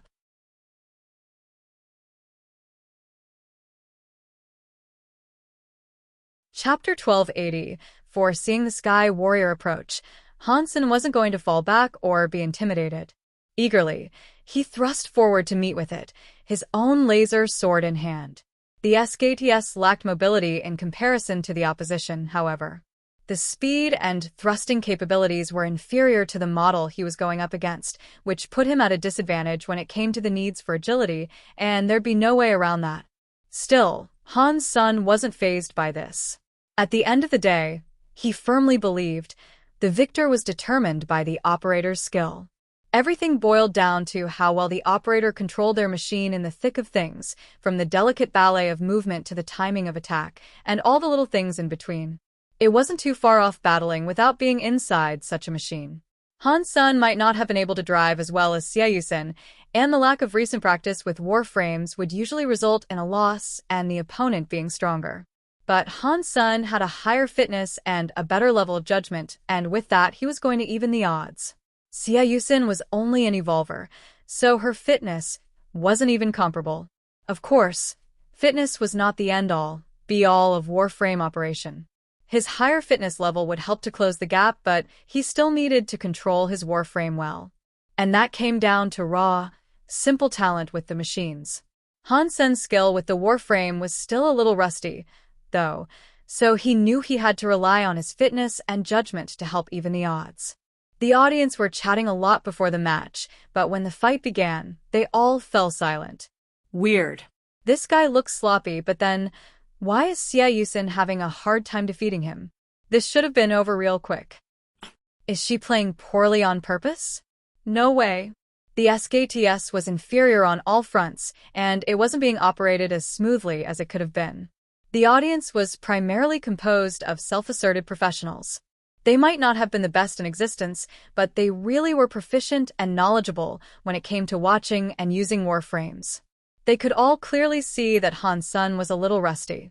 But the Sky Warrior, despite all its bells and whistles, and the fact it was taking every advantage, seemed to be the one getting beaten back. It was a perplexing sight, and for all intents and purposes, it should not have been happening. Seiyusen, on the field of play, was unsure of what was going on herself. Because Hansen hadn't used a warframe in a long time, so he often made mistakes. Yet in a warframe fight, a mistake could very well be fatal, and a killing strike could come before the operator even acknowledged the blunder they had made. Knowing and understanding the constant mistakes he was making, she felt as if she should have destroyed him several times over by now. But as time went on, she realized she couldn't. She wished to take advantage of every slip Hansen made, but whenever she tried to, she was unsuccessful. It was frustrating, and it was starting to get her flustered. She almost thought he had to be purposefully playing with her. When Hansen made a mistake, it almost seemed deliberate. He'd slip in a spot she didn't expect him to be, or he'd simply be too far away for her to reach. Some mistakes even enabled Hansen to dodge her attacks. This battle was starting to stress Seiyusen out, as it was unlike anything she had ever had to deal with before. If she was to be beaten by someone who was much stronger, plain and simple, that would be fine. But this opponent was, for all accounts, supposed to be much weaker. And yet, no matter what she tried, she could not defeat him. She knew she could, and she knew she should have been able to, but she just couldn't. She kept on attacking, not realizing she had been pushed into a corner. Hansen found himself having a lot of fun with his warframe, and it took him back to his days in the military school. Am I getting old? Thinking about the past? Nostalgia is the quotidian beast of aging, Han-sun thought. Han-sun was using Heavenly Go to dictate his movements.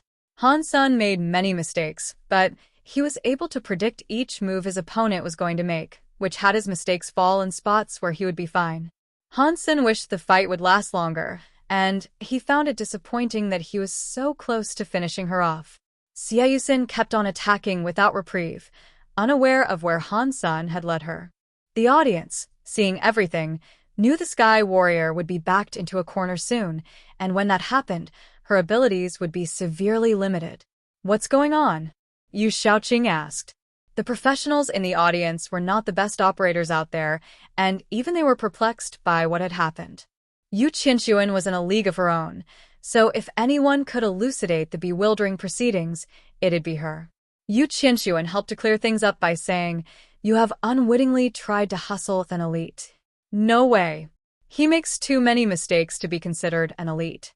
If we made those mistakes, the coach would be yelling at us until he was blue in the face." Yu Shaoqing didn't believe what he had been told. Others were of a similar opinion, not believing Han-sun was a pro. Yu Qinshuan went on to say, "You might operate your warframes better than he does, but on a real battleground, this man would kill you." "Are you pulling my leg? Is he really that good?" The struggle to believe her was real. While they were talking, the Sky Warrior was pushed into a corner. And when she herself realized what had happened, it was too late for her to do anything. The S-Gate struck her warframe, breaking it completely. Xiaoyusen exited the holographic machine with red eyes.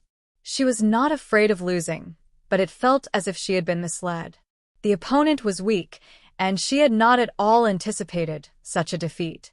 She was an adult, though. Her eyes were very red, but she did not cry.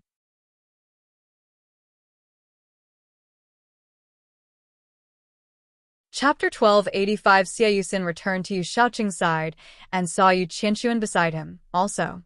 She asked, "Qinshuan?" Yu Qinshuan stroked her head gently and told her, "It's fine. There is no need for shame. You have merely encountered a genuine professional. That's all." Did he pretend to be a noob to trick me? Did he hustle me? Xiaoyusen's sadness started to develop an undercurrent of frustration and anger. "Not really," Yu Qinshuan said. She looked over to the holographic machine and then said, "But let me give him a go." Yes. "Avenge my defeat," Su Shaoqing proclaimed. "There is no vengeance to be had," Yu Qinshuan rebutted. But before she reached the machine, Han-sun came strolling out as casually as he had first entered. "Han-sun, Yu Qinshuan?" When they crossed paths, they spoke each other's names in startled surprise. "You two know each other?" Su Shaoqing asked. Su Qinshuan said, "Don't tell me you don't know about humanity's first super aristocrat." The expressions of the two young ones now turned to shock, and they both squealed. "This guy is the Han-sun?" Yu Qinshuan said nothing more to them. Instead, she merely waved to Han-sun and spoke to him like the old friend he was. "Long time no see. You haven't changed a bit," Han-sun said. Everyone was now fighting amongst each other to talk to Han-sun, and Xiaoyusen's bitterness had turned to complete sweetness. She would have felt terrible, losing the way she had to some commoner. But she was happy to let a superstar like Han-sun pound her all day. Matching with a person like that, she felt she had been extremely fortuitous. Winning or losing did not concern her at all if she was going up against him. It was privilege enough to share the same air with him, she thought. Furthermore, she was still just an evolver. Han-sun, on the other hand, had managed to take down an emperor's shelter in the third god sanctuary.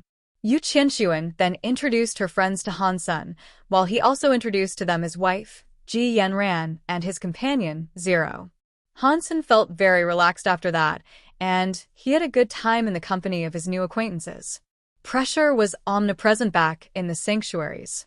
This vacation came at the right time, he felt. It had really done him a lot of good, having a holiday like this, after the trials he had recently overcome. After the holiday was over, though, he decided to return to the sanctuary. Han-sun, Super Body Super King Spirit Level, surpass a lifespan 400 evolution requirement. 100 Geno Points owned Geno Points, 100 ordinary Geno points, 100 primitive Geno points, 100 mutant Geno points, 100 sacred Geno points, 93 super Geno points. Han Sen only needed 7 more points to completely max out. His fitness was 3,700, a staggering sum. When Han Sen eventually reached demigod status, however, he'd do so at the number of 7,000. Han Sen asked Drybone King about Saint Fan Shelter. Han Sen had Little Silver, Purple Emperor, and now Serpent Throne for diligent companions, and he believed it would be enough to take on Saint Fan. Han Sen actually had an advantage over the spirits. While he only lived once, he had no spirit stone. And having no spirit stone meant nothing worthwhile could be stolen while he was away.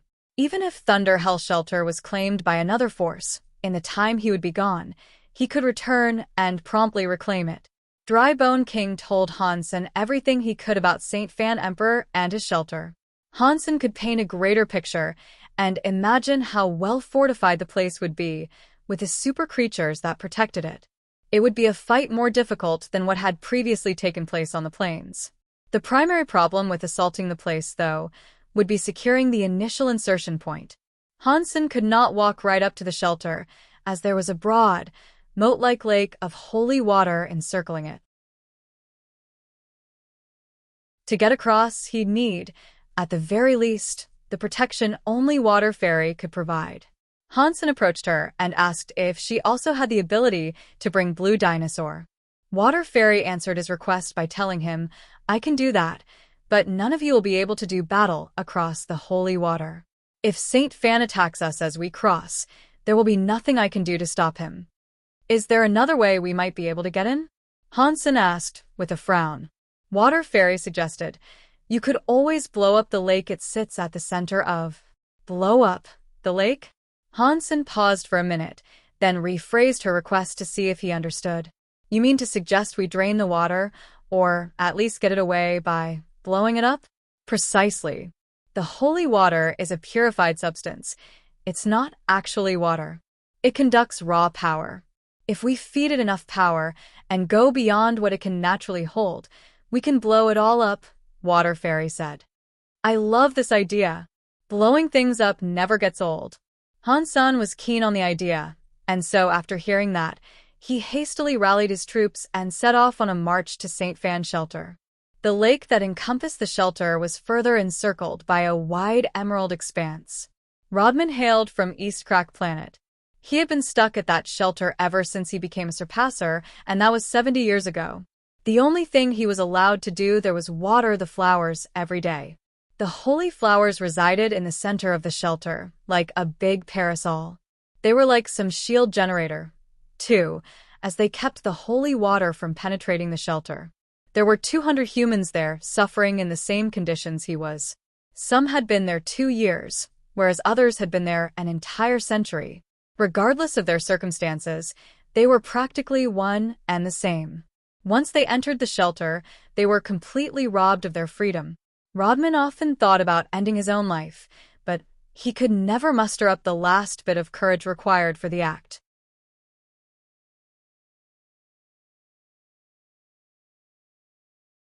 Chapter 1286. All the humans, spirits, and creatures of the shelter were able to become a part of Saint Fan Emperor, reduced to a bulbous, fleshy mass whenever the wretched spirit desired the transformation. Many of the elder people considered committing suicide to avoid such a ghastly fate. But they knew that if they tried, Saint Fan would have them resurrected and forced to endure a punishment far greater than any that a grueling death could deal them. Rodman was more hopeless than ever, acknowledging the grisly doom that might inevitably await him.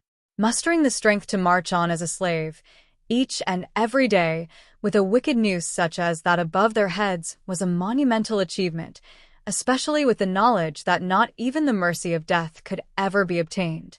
For the human residents of Saint Fan Shelter, hope was nothing more than a hazy memory of some ancient concept they were once familiar with. It was a distant stranger that never ventured there anymore. Like he did every other day, Rodman went to fetch water for the flowers. The waters might as well have been prison walls, and he wished for nothing more than to view the sky above with perfect clarity. Having to see the sky through the dreamy current of the water made it seem unreal. But then, all of a sudden, Rodman noticed the flicker of a foreign shadow. He could immediately tell it was a human, a young man, no less. He recognized this because the young man was wearing a battlesuit that belonged to the Alliance. Rodman had seen something similar to this 2 years ago, and it wasn't exactly customary for spirits to don the garb of humans. But it was lovely to see, as it was a reminder of home. Has he come from another shelter? If he has, he needs to make himself scarce. If the spirits see him, he's going to have a bad time. As Rodman thought of this, more dark figures started to come into sight. He saw a shadow shaped like a big dinosaur, a spirit that looked like a skeleton, and many others. Rodman was disappointed by this, though, thinking the young man was probably a slave to the spirits that were accompanying him. Rodman wished it was one big bunch of humans he had seen. Perhaps that would restore some of the hope that had long since abandoned him. I think too much, same as always. What a fool I am to think people can be free in this wretched realm. Ugh, I should have just stayed home and become a family man. Rodman almost laughed, but he knew it was a laugh brought on by the years of torture and slavery. He had been driven mad over the years, or so he felt. But just as he thought to disregard the shadows that seemed to be headed his way, the young man did something. The young man had turned to say something to the spirits and creatures that had come with him, and they seemed to diligently listen and do whatever it was they were instructed to do. Is this an illusion brought on by the spores of that latest funky flower? Rodman rubbed his eyes to make sure what he saw was legit. Why would spirits and creatures listen to the commands issued by a human? I really need to watch myself with those plants. They even gave me a rash last week, Rodman thought, realizing his vision was unimpaired. It was strange, seeing the young man there, standing atop the lake. He wasn't quite sure what they were planning, but regardless, he had never seen anything like this transpire before. After a short while of discussion, the group split up. When Rodman watched what happened next, he slapped his own jaw in disbelief. Rodman had only seen super creatures and king spirits possess the power he was now witnessing. What are they doing, gathering up power like that? Rodman pondered. He had lived here for more than a few decades, and this was the first time he had ever seen anyone venture this close. Venturing near and causing trouble seemed like a fool's errand, but he had the sneaking suspicion they wouldn't be doing what they were if they didn't have a plan. A massive light erupted across the whole lake, and that was when Rodman noticed something. Boom. What he saw then was something he'd likely never forget. The lake water had been dyed with a strange color, and then it blew up. An explosion occurred, and all the water of the lake went with it. Only faint raindrops followed after that. Rodman could now see the outside world fully. He could see the sky, rain, and grass again. And there, he saw the young man. It wasn't just a human with a pleasant face. It was a human with a pleasant face and confidence. It was a young man who looked happy and carefree, and not one who was miserable and hopeless. In St. Fan's shelter, sadness was the primary craft of human expression. A miserable thing, but alas, that was it. Okay, lads. It's time for an even greater display of your powers. Rodman heard the declaration the young man issued, and then the spirits and creatures rampaged forward. Are they actually obeying this young man? Who in the sanctuaries is he? Rodman was frozen stiff, suspended by sheer disbelief. The next second, an angry voice sounded from the shelter. Who blew up my lake? St. Fan madly cried out. Human Emperor Han's son, you scrub. Rodman heard this and then thought, can humans truly rival emperors in strength? Is this the sort of stuff I've been missing out on during my years in this sordid armpit of the third god's sanctuary? But suddenly, Rodman lost all control of his body. He was pulled over towards St. Fan. It wasn't just him, either. Every living thing was drawn towards the enraged spirit, from the creatures to the plants. Is this young man enough of a threat for St. Fan to draw everything to him? Rodman wondered, but he believed it. And it was this belief that made him happy, even with the wretched circumstance that was about to befall him. Rodman was drawn to and became a part of St. Fan and lost all control of his body. Whether it was a fortunate thing or not, though, his mind was still his own. He could see and mull over everything that was about to happen.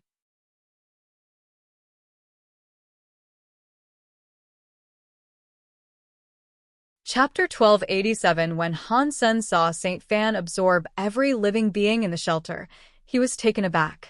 He was going to grab the spirit stone while the silver fox kept it busy, but that didn't seem a likely possibility now. All right, we'll do this the old-fashioned way. Han Sen drew Taya and his phoenix sword. The silver fox and purple emperor flew up high, ready to swoop. Serpent Throne had taken on the form of the chef, straight from Hell's Kitchen. She was ready to slice and dice whichever foe came her way, like Satan's personal butcher. Little Angel, Disloyal Knight, Xiaqing King, Dry Bone King, Qing Sun King, Thorn Queen, Blue Dinosaur, Metal Eater, and even Moment Queen now rushed forward like the Light Brigade. They were to be a merciless wave of death and destruction. Saint Fan had absorbed a ludicrous number of creatures, spirits, and other life forms, but against the wrath of 3 emperors, not even he was sure he could triumph.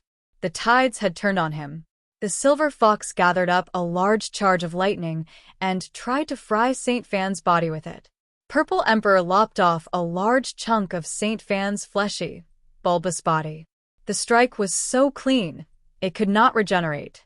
The chef's cleaver peeled fine slices of the spirit's wretched biomass off, like strips of beef, ready to be thrown into a hot pot. Han Sen didn't do half as much as he was expected to, and he was more or less like an onlooker, observing Saint Fan's beating. But suddenly, Saint Fan's original form began to take shape. He spoke, stern and sullen, to say, Han Sen, are you really going to kill me? You are already dead, Han Sen said. Saint Fan laughed and proclaimed, sure, you can kill me. That much is obvious by now. But by killing me, you doom the lives of all the others, too.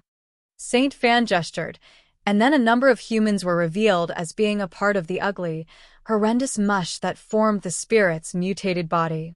Han Sen frowned, never imagining Saint Fan would use humans. And he thought it even sicker that Saint Fan would use them as a negotiating chip. So, do you want this to continue? Killing me means killing them.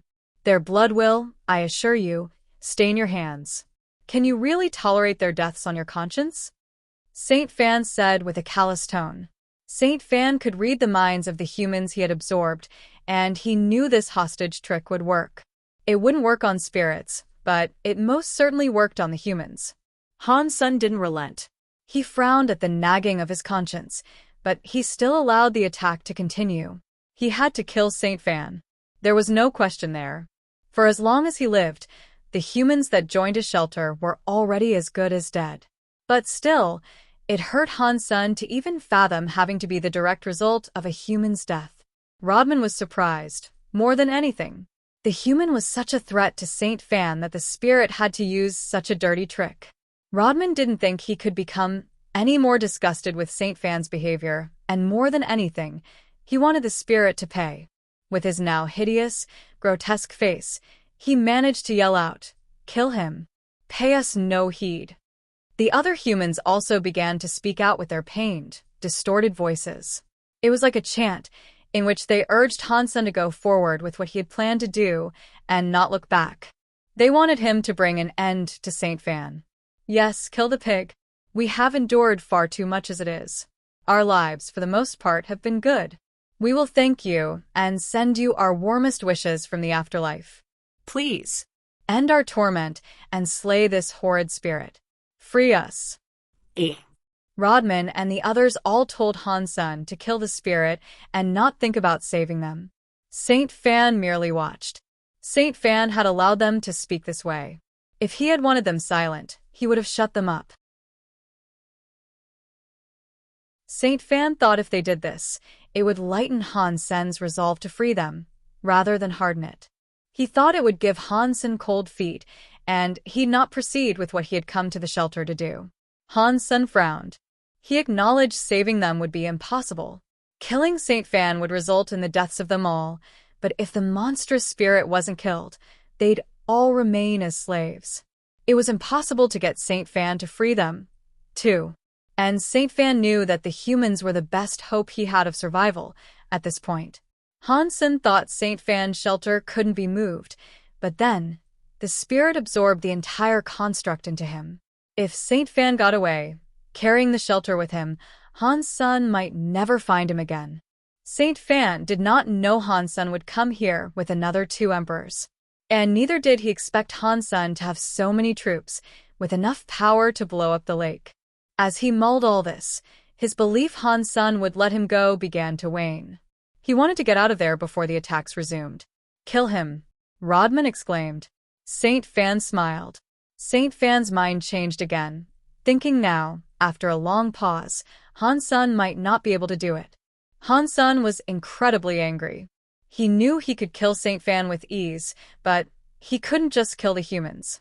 Little Silver knew Han Sen was hesitating, and he knew the reasons why. If it wasn't for the humans, even the furry fox knew Saint Fan would be dead now. "I am so sorry, guys." Han Sen gritted his teeth, and after a deep breath, issued his final command. "Take him down." His companions heard the order, and then moved in to attack. Saint Fan was shocked, and so then he took over the minds of the humans. "Please save us. You murderer. You're actually going to do this. You are the chosen one. You are supposed to destroy the spirits, not humans. You are supposed to bring balance to the sanctuary, not leave it in darkness." "I'm so young. I'm not ready to die. What about my wife and kids? You can't do this. Please help me. I'm begging you, don't do this." The Silver Fox doubted the legitimacy of these cries. He suspected it was Saint Fan controlling their minds, but still, even Little Silver was feeling bad about moving in to fulfill the command he had been issued. Suddenly, though, a red beam hit Saint Fan's eyebrow.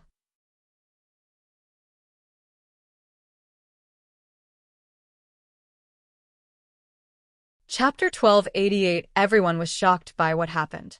Even Saint Fan's face twitched, as an expression of horrid surprise suddenly overcame him. Between his 2 eyebrows was a wound that bled. The Emperor could regenerate broken tissue, so the small, phantom wound that had been inflicted should have been fine, and nothing of much concern. But it bled profusely, with no sign of recovery. And from the twitching muscles of his face, one could suspect Saint Fan was in some sort of agony. And with his utter silence and refusal to move, the entire scene was like a paused videotape, cliffhanging a big reveal. Suddenly, cracks began to form across the disheveled biomass. From afar, it looked like the ugliest vase in the market had been broken, then put back together again with swathes of glue. Roar! Saint Fan roared to the skies above as his webbed-looking body began to fall apart. The creatures, spirits, and humans all began to fall out of the mucus-laden mound of flesh. Somehow, they had been spared from the biomass and set free without damage to their bodies. Even the shelter and its holy flower had fallen out of the horrendous mass, seemingly without harm. Saint Fan's forehead was cascading blood, and the fact that the wound was so small added to the creepiness of the scene. It was extremely unnerving. Blurg! Saint Fan spat out some blood from his mouth now, and a red light then flew out in Han Sen's direction. Saint Fan was on the precipice of being done, and when he teetered to the brink and plummeted off, he did so in the grisliest fashion possible. His body, and what remained of the biomass, exploded into a bloody, snotty mess across the region. The red light did not seem to venture towards the shelter, but all the same, Han Sen heard a spirit stone-like gem shatter. The sound was unmistakable. The humans were all in disbelief, rolling around trying to regain composure after what had just happened. And what's more, they felt the contracts binding them to Saint Fan break. They looked around, stunned. The joy they sought to feel caught up to them through the days, and the spirits and creatures that had escaped the biomass with them tried to flee. Han Sen commanded his companions to go after the super creatures. Then he turned around to look at someone who had tagged along, unannounced. He turned to look at Zero. Zero's hair was a little purplish, but that color was on the retreat and had almost vanished. The humans moved forward to thank Han Sen. They saw the red light head in Han Sen's direction, and thus believed it was he who had unleashed that magnificent blow. He wasn't keen to correct them, though. And after the brief session of applause, Han's son raced over to the spirit hall. There, he saw Saint Fan's spirit stone in pieces. The humans all returned to the Alliance with much excitement. Some of them had been trapped inside the shelter for over a century, so they weren't even sure if their friends or family would still be there. They had a most strange mood as they returned home. All in all, Han Sen's companions had managed to slay 7 super creatures and 6 king spirits. Through doing this, they had obtained 7 life geno essences and 1 beast soul. Han Sen gladly accepted the spoils of war. Rodman's return shook the Alliance to its very core, as he announced that Han Sen had taken down another Emperor shelter and saved 200 humans in the process. The humans were fine with giving their statements to the media and recounting their tale of what happened on the day they were saved. A documentary was made about it, and it was aptly titled, The First Human Emperor. Right now, Han Sen was more interested in Zero, though. Han Sen knew it was her who had killed Saint Fan, yet she accepted no fanfare and was not keen to even let others know it was her who had stepped in to save the day. Han Sen remembered the red light, and he found it oddly reminiscent of the bone dagger she had once procured under the strangest of conditions. That was fuel for his mind to wander and think. Han Sen did not know if it was the bony knife itself, or if it was the Azura Sutra's power that propelled the skill she had unleashed to resolve the situation. Zero, do you mind telling me how you killed Saint Fan? Han Sen asked her in as gentle a tone of voice as he could fabricate. You taught me, Zero said. I did? You mean the Azura Sutra thing I once asked you to read? Han Sen half asked her, thinking he knew what she meant but wanting a confirmation offer all the same.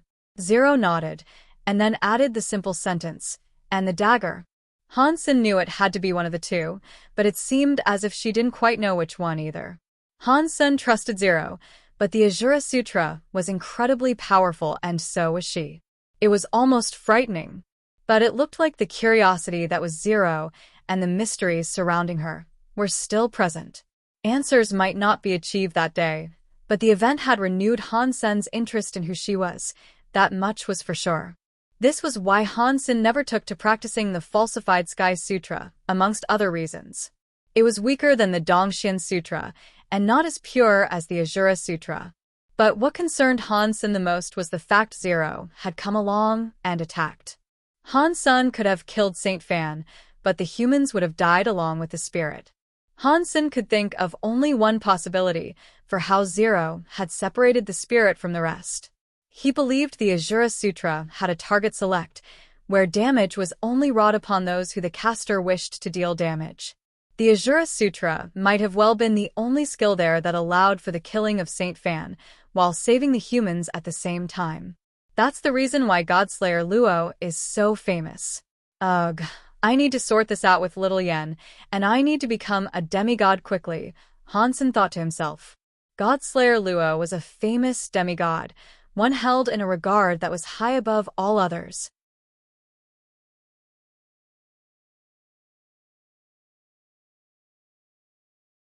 Chapter 1289. 2 years went by, and over that time, Han Sen sent out Purple Emperor to take down a number of shelters to pave the realm for more common human occupation. While he had managed to take down many shelters of a lesser rank, he had also been able to take down 3 Emperor shelters. Han Sen had maxed out his Geno points and practiced enough to open 9 gene locks for the Dongxian Sutra and Jade Skin. For some reason, no matter what he tried, he was unable to open his 10th. And his inability to do so, after so much time had elapsed, was rather frustrating. The same applied for the Bloodpulse Sutra as well.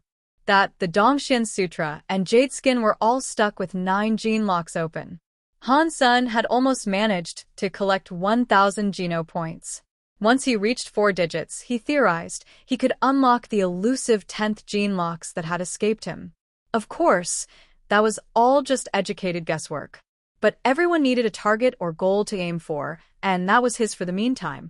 But Han Sen had been practicing Life Door consistently throughout the 2 years, as well, and he desperately wanted a breakthrough with it by this point. This was something else that was refusing to budge. Purple Emperor wanted more and more shelters to conquer and expand their influence and strength, but they soon moved as far as they could go. The human-occupied portion of the third god's sanctuary they had managed to etch out was eventually bordered by mighty enemies not even they were able to overcome. It was a shame their expansion had come to an end, but Han Sen valued the prospect that there were still greater challenges for him to overcome someday. Needless to say, over the course of those 2 years, Han Sen had saved countless humans from the clutches of tyrannical spirits and made a name for himself far and wide across the sanctuary. To the spirits, he was an absolute menace of an emperor, and not a person looked on fondly. That, of course, was a result of him being a human more than anything. And, because of these deeds, new surpassers were able to spawn safely inside liberated shelters. The looming threat of doom after entering the sanctuary was no longer too strong, and evolvers were keener than ever to make the jump. Han Sen was hailed as a hero, and rightly so. Knowing he had gone as far as he could go in terms of strength, Han Sen decided it would be best to spend more time with his family. Going out with his family often, he found himself happier than he had been in a long time. Life was, for all intents and purposes, good. Han Sen asked Uncle Bug how he might open Life Door, but he didn't receive an answer that helped. It took him 20 years to open it, and he was never sure what instigated the success, and he had no clue if there was an easier or better way to open it, either. Uncle Bug did say he taught his family Life Door, though. And strangely, no matter how much they tried to master it, no one had been successful. So, even though Han Sen continued his practice with it, he put it on the back burner most of the time. He wasn't going to focus on it 100%, and instead, he opted to spend more time with his family. Han Sen, Ji Yanran, and Bauer were currently playing. Bauer was on a swing, which Han Sen merrily pushed. He suddenly froze, for some strange reason, despite having a blank mind that was not occupied with a thought of anything. Han Sen stopped pushing the swing, which prompted Bauer to suddenly leap onto Han Sen's back and ask, "Dad, why are you ignoring me?" Her voice was like an explosion, sounding directly in his eardrum. It made him shiver. But the shiver seemed to extend beyond a mere goosebump praising. He felt his Life Door open. All of a sudden, he felt revitalized. He felt as if he had been reborn anew. Han Sen had no idea how his Life Door had opened. "What are you laughing at?" Ji Yanran asked, noticing his sudden burst of merriment and laughter. "You guys are my lucky charms." Han Sen kissed Bauer and kissed Ji Yanran with a thick smooch. It really was just as Uncle Bug said. How it unlocked, he had no idea. This was the strangest thing Han Sen had ever taken the time to learn. But Han Sen wasn't one to question his blessings. He was grateful for its opening, and that was it. He wasn't keen on learning the specifics. When Life Door finished, Han Sen's body felt much better, yes, but no standout change could be noticed. Han Sen could feel the 9-life cat pendant pulsate with a certain energy, though. It was different from the power he occasionally felt when practicing the Blood Pulse Sutra. Now, the 9-life cat pendant felt like an actual creature with its very own life force. It was just a pendant, so how, or why it might have been alive confused Han Sen. Han Sen examined the pendant in closer detail, but he couldn't really learn anything new about it. And the technology available didn't elucidate anything for him, either. Han Sen borrowed by Ishan's machine for the test. It was an inanimate object, as it should have been. Back in the sanctuary, just as Han Sen was going to check out another shelter, he frowned as he noticed something else. Han Sen felt a strong creature inside the shelter, and it wasn't one that belonged to him. The scariest thing was that it was lurking someplace near the spirit hall. This was Han Sen's favorite shelter, so intruders weren't the sort of thing to bring a smile to his face. Thinking unwelcome guests had come to invade, Han Sen's attitude quickly turned sour. "Why are you hiding?" Han Sen called out, as he looked at a pile of bones. Nothing responded, so Han Sen threw his fist into the bones to see if something was inside. A light flashed away from his incoming punch to evade it. He was keen to throw another punch, but something stayed his hand. It was the voice of a female, and it said, I came all this way with an invitation. That is all. I came here to invite you to partake in the dining of holy baby fruit. Perhaps you are as brutish as the tales suggest, and had I known your behavior would be this wild, I wouldn't have come.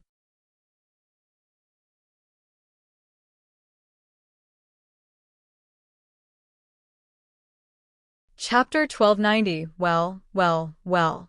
Look who it is. Empty witch? Why are you here? And if my eyes really aren't playing tricks on me, please tell me there's a good reason for your presence here. Last I recall, you weren't the fondest of company one could keep. Han's son was surprised, seeing the mini lady. Back in the second god's sanctuary, the empty witch had used the empty vine to access the third god's sanctuary. That was the first and last time Han's son had met her, and it followed hot on the heels of a grueling adventure. The circumstances of their first encounter were not very pleasant, that was for sure. Empty Witch stuttered to say, "Well, can I just be the first to congratulate you on your accomplishments? I can't believe you've managed to take down as many Emperor shelters as the tales tell." "Well, you're not the first. And for all you know, I just got a little lucky. I caught one emperor when he was napping," Hansen said. Empty Witch proceeded to tell him, "If you think these attempts at a jest are charming, I can only admit that you are gravely mistaken." Hansen merely smiled and said, "Jokes aside then, come on. Tell me why you're here. The holy baby fruit is going to ripen soon. Miss Lotus wants every emperor to try it. You may not be a spirit, but you're an emperor all the same. Because of this, she has extended you a very special invitation," Empty Witch explained. Then, after a brief pause, she jumped to ask, "Where is the Holy Spirit?" "She's not here," Han's son plainly stated. Ji Yanran had joined an aircraft expedition, along with Bauer. Empty Witch looked disappointed, but she moved forward to ask, "Can you bring her here? I would very much like to see her." "Bauer is too busy to come right now." "Anyway, keep explaining," Hansen said. "That's disappointing. I don't know why I came all this way." Empty Witch rolled her eyes. Hansen said, "Why is the Lotus Empress being so kind as to invite us all to eat this fruit? Holy baby fruit is an emperor-class geno plant. Only she can grow these, and every 10,000 years, she invites emperors from all across the sanctuary to taste them. It's your lucky day, it would seem," Empty Witch finished saying. Hansen did not say anything in response. It was a very strange proposition, one Hansen thought to be a little fishy. Plus, if he went, he'd be a sole human venturing into all-spirit territory. It could have been a trap. Even if he was to consider going, he knew he'd have to take many precautions. Empty Witch could see the expression of doubt lurking behind Hansen's cold facade, and she tried to bring him ease by saying, "Don't worry, there are many people there who despise each other. In the shadows of evil Lotus Shelter, though, none would dare cause a scene. You'll be safe." "Roger that, but I think I'll pass," Hansen said. Hansen wasn't going to willingly place his life in the hands of others and take someone like her at her word. Normal geno fruit no longer worked on Hansen, and if Lotus Empress was willing to issue it out as a gift, he didn't think it could be anything all that special. "I suspected you might look upon such an event with suspicion, and I'd wager that is because you don't really know what this whole thing is. But don't worry, I have a sneaking suspicion of my own. A suspicion that suggests you will change your mind." Empty Witch then threw something to Hansen. Hansen examined the item and noticed it to be a lotus flower. "This is her invitation. I suggest you ask your spirit buddies what holy baby fruit is. I'm sure you are more inclined to believe them than me. And once you change your mind, this is your ticket." Empty Witch paused, and then with bright and glittering eyes, jumped to say, "Bring the Holy Spirit, too. I still want to meet her. I'm off now to go visit another emperor and hand him his invitation. He's a grumpy fellow, but thankfully, they don't shoot the messengers. Anyway, Mr. Hansen, I implore that you take the time to ask around and think about it." Empty Witch then swiftly flew away. Hansen frowned. Empty Witch was able to sneak inside the shelter without being detected. She was good.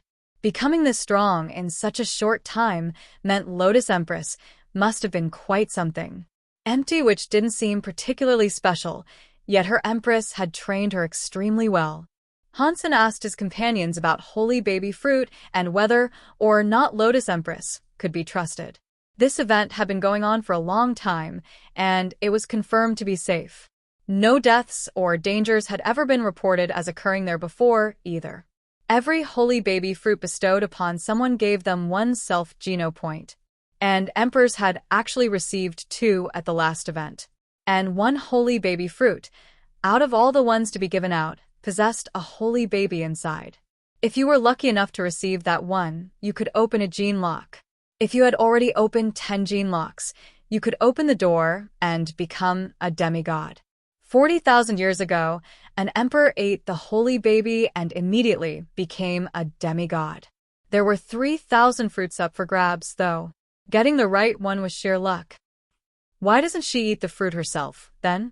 Hansen found it too good to be true.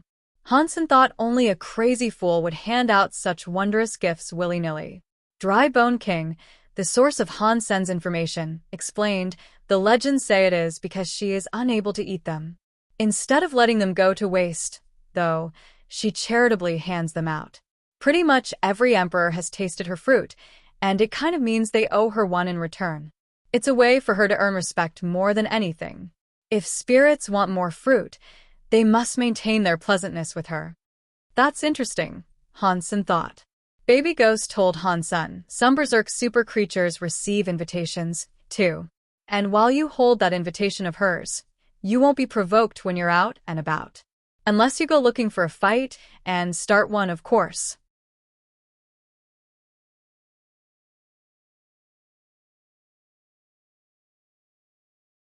Chapter 1291. It sounds like quite the fruit, Hansen said with a smile. If you were an emperor who had not opened 10 gene locks, you wouldn't get invited. Oh, what I wouldn't give to try it out myself, Baby Ghost said. I'm afraid I'd be killed before my lips ever touched the skin of the fruit, Hansen said. It was obvious Hansen's invitation was not one of simple courtesy. Lotus Empress had, after all, marked him back in the second god's sanctuary. He was a human with only 9 gene locks open, so that alone was enough for the sirens in his head to start wailing. While Hansen thought about what he should do, the item given to him by Lotus Empress lit up. A video played before him, like some botanical hologram. Hansen watched it intently and recognized the figure in the image before him as Lotus Empress herself. This is just a recording. I am concerned that you will not attend, and if you're not planning to, I would like to assuage your fears and tell you something. Understanding it was a simple video, Hansen did not respond. Lotus Empress went on to say, I would like to make a deal. You are strong, there is no doubt about that, but you cannot open 10 gene locks. If you attend, you can come speak with me. I will elucidate the reasons why. One way or another, however, we will meet again. If you do not show up at the Holy Baby Fruit event, I will be paying you a visit instead. After that, the video disappeared. There's a proper reason why I can't open 10 gene locks. Hansen frowned at the thought. Hansen thought she could have been bluffing, enticing him to come, but then again it made sense. He hadn't had the 9th gene lock for the Dongxian Sutra and Jadeskin open for long, but Bloodpulse Sutra's 9th gene lock was open years ago, and it had yet to improve. There had to be some sort of issue prohibiting his advancement. With his talent and the geno treasures he possessed, it only seemed natural that he'd have gone further by now. The fact he hadn't was plain weird. Perhaps there was truth to her words, and just maybe, she'd be able to help him. Saint Fan Emperor was dead, but Hansen wished he could ask him a thing or two about why he had been chosen. So, curious about this entire thing, Hansen decided to scope the event out. He wasn't afraid. But just in case, Hansen decided to bring along his most trusted companions. His OG, his old guard, was to come along in the event that a conflict arose. With them there, he'd feel a lot more secure, and if things turned sour, the chances of flight were much higher. With the Silver Fox by his side in particular, there was no danger on the road there. And Hansen even had the invitation from the Lotus Empress on full display. It would take a long time to get where they had to go, and in the midst of their journey, empty, which appeared out of nowhere. She came and pledged her desire to escort Han Sen and his fellows the rest of the way. Evil Lotus Shelter had been constructed on an island, situated in the middle of a vast lake. There were many lotuses around it. Its construct was quite different from other shelters Han Sen had been to, such as Blood River Shelter. It was also far prettier and a whole lot grander than the likes of St. Fan Shelter. Han Sen did not bring Bower, which disappointed Empty, which once again. Aside from that, the journey was uneventful. When they arrived, they were led into the gardens without a problem. They were to wait on the green for the event to begin. Han Sen and the Silver Fox had to live in the garden for a while, but the entire time they were there, they could not see Lotus Empress. Han Sen asked Empty, which about her perpetual absence, and he was told that Lotus Empress was in the middle of practice and that she'd only reveal herself when the fruit was ripe. Since the trip had gone so smoothly, Han Sen had made good time. He had traveled so quickly, he had arrived 10 days early. Empty, which suggested Han Sen bring the rest of his companions to observe a curiosity of the shelter. "What strange thing do you want us to see?" Han Sen asked. "This is Evil Lotus Shelter now, but this was where Night Empress was born. This is the site where she became a demigod as well. She left a luminous stone behind when she left," Empty, which explained. "And what is so fascinating about a stone that glows?" Han Sen asked. Even in the Alliance, glowing rocks were nothing special. Empty, which rolled her eyes and pleaded, "This is not a normal stone. This is a Geno treasure, as a matter of fact." She cherished it, and wanted nothing more than to bring it to the fourth god's sanctuary. Unfortunately, it could not withstand the fires of the 10 steps of the holy door, and it rolled back and fell to where it now still lies. It fell into the lake and became the luminous stone that we now know it as. Unfortunately, the flames did a number on it, and the power it once possessed has waned. Many emperors see it and become inspired. "If it wasn't for the Holy Spirit, I wouldn't have brought you." "I'll give it a look then." Han Sen followed after Empty Witch, alongside the Silver Fox. Before he reached there, however, Han Sen felt something vibrate inside his pocket. It was the Jew, and Han Sen had no idea why it was behaving so strangely. Han Sen knew it was an item from the fourth god's sanctuary, and it could trigger the demigod altar. It could also bring demigods back into the third god's sanctuary. Now that the Jew was shaking, Han Sen thought, is it setting up a demigod altar?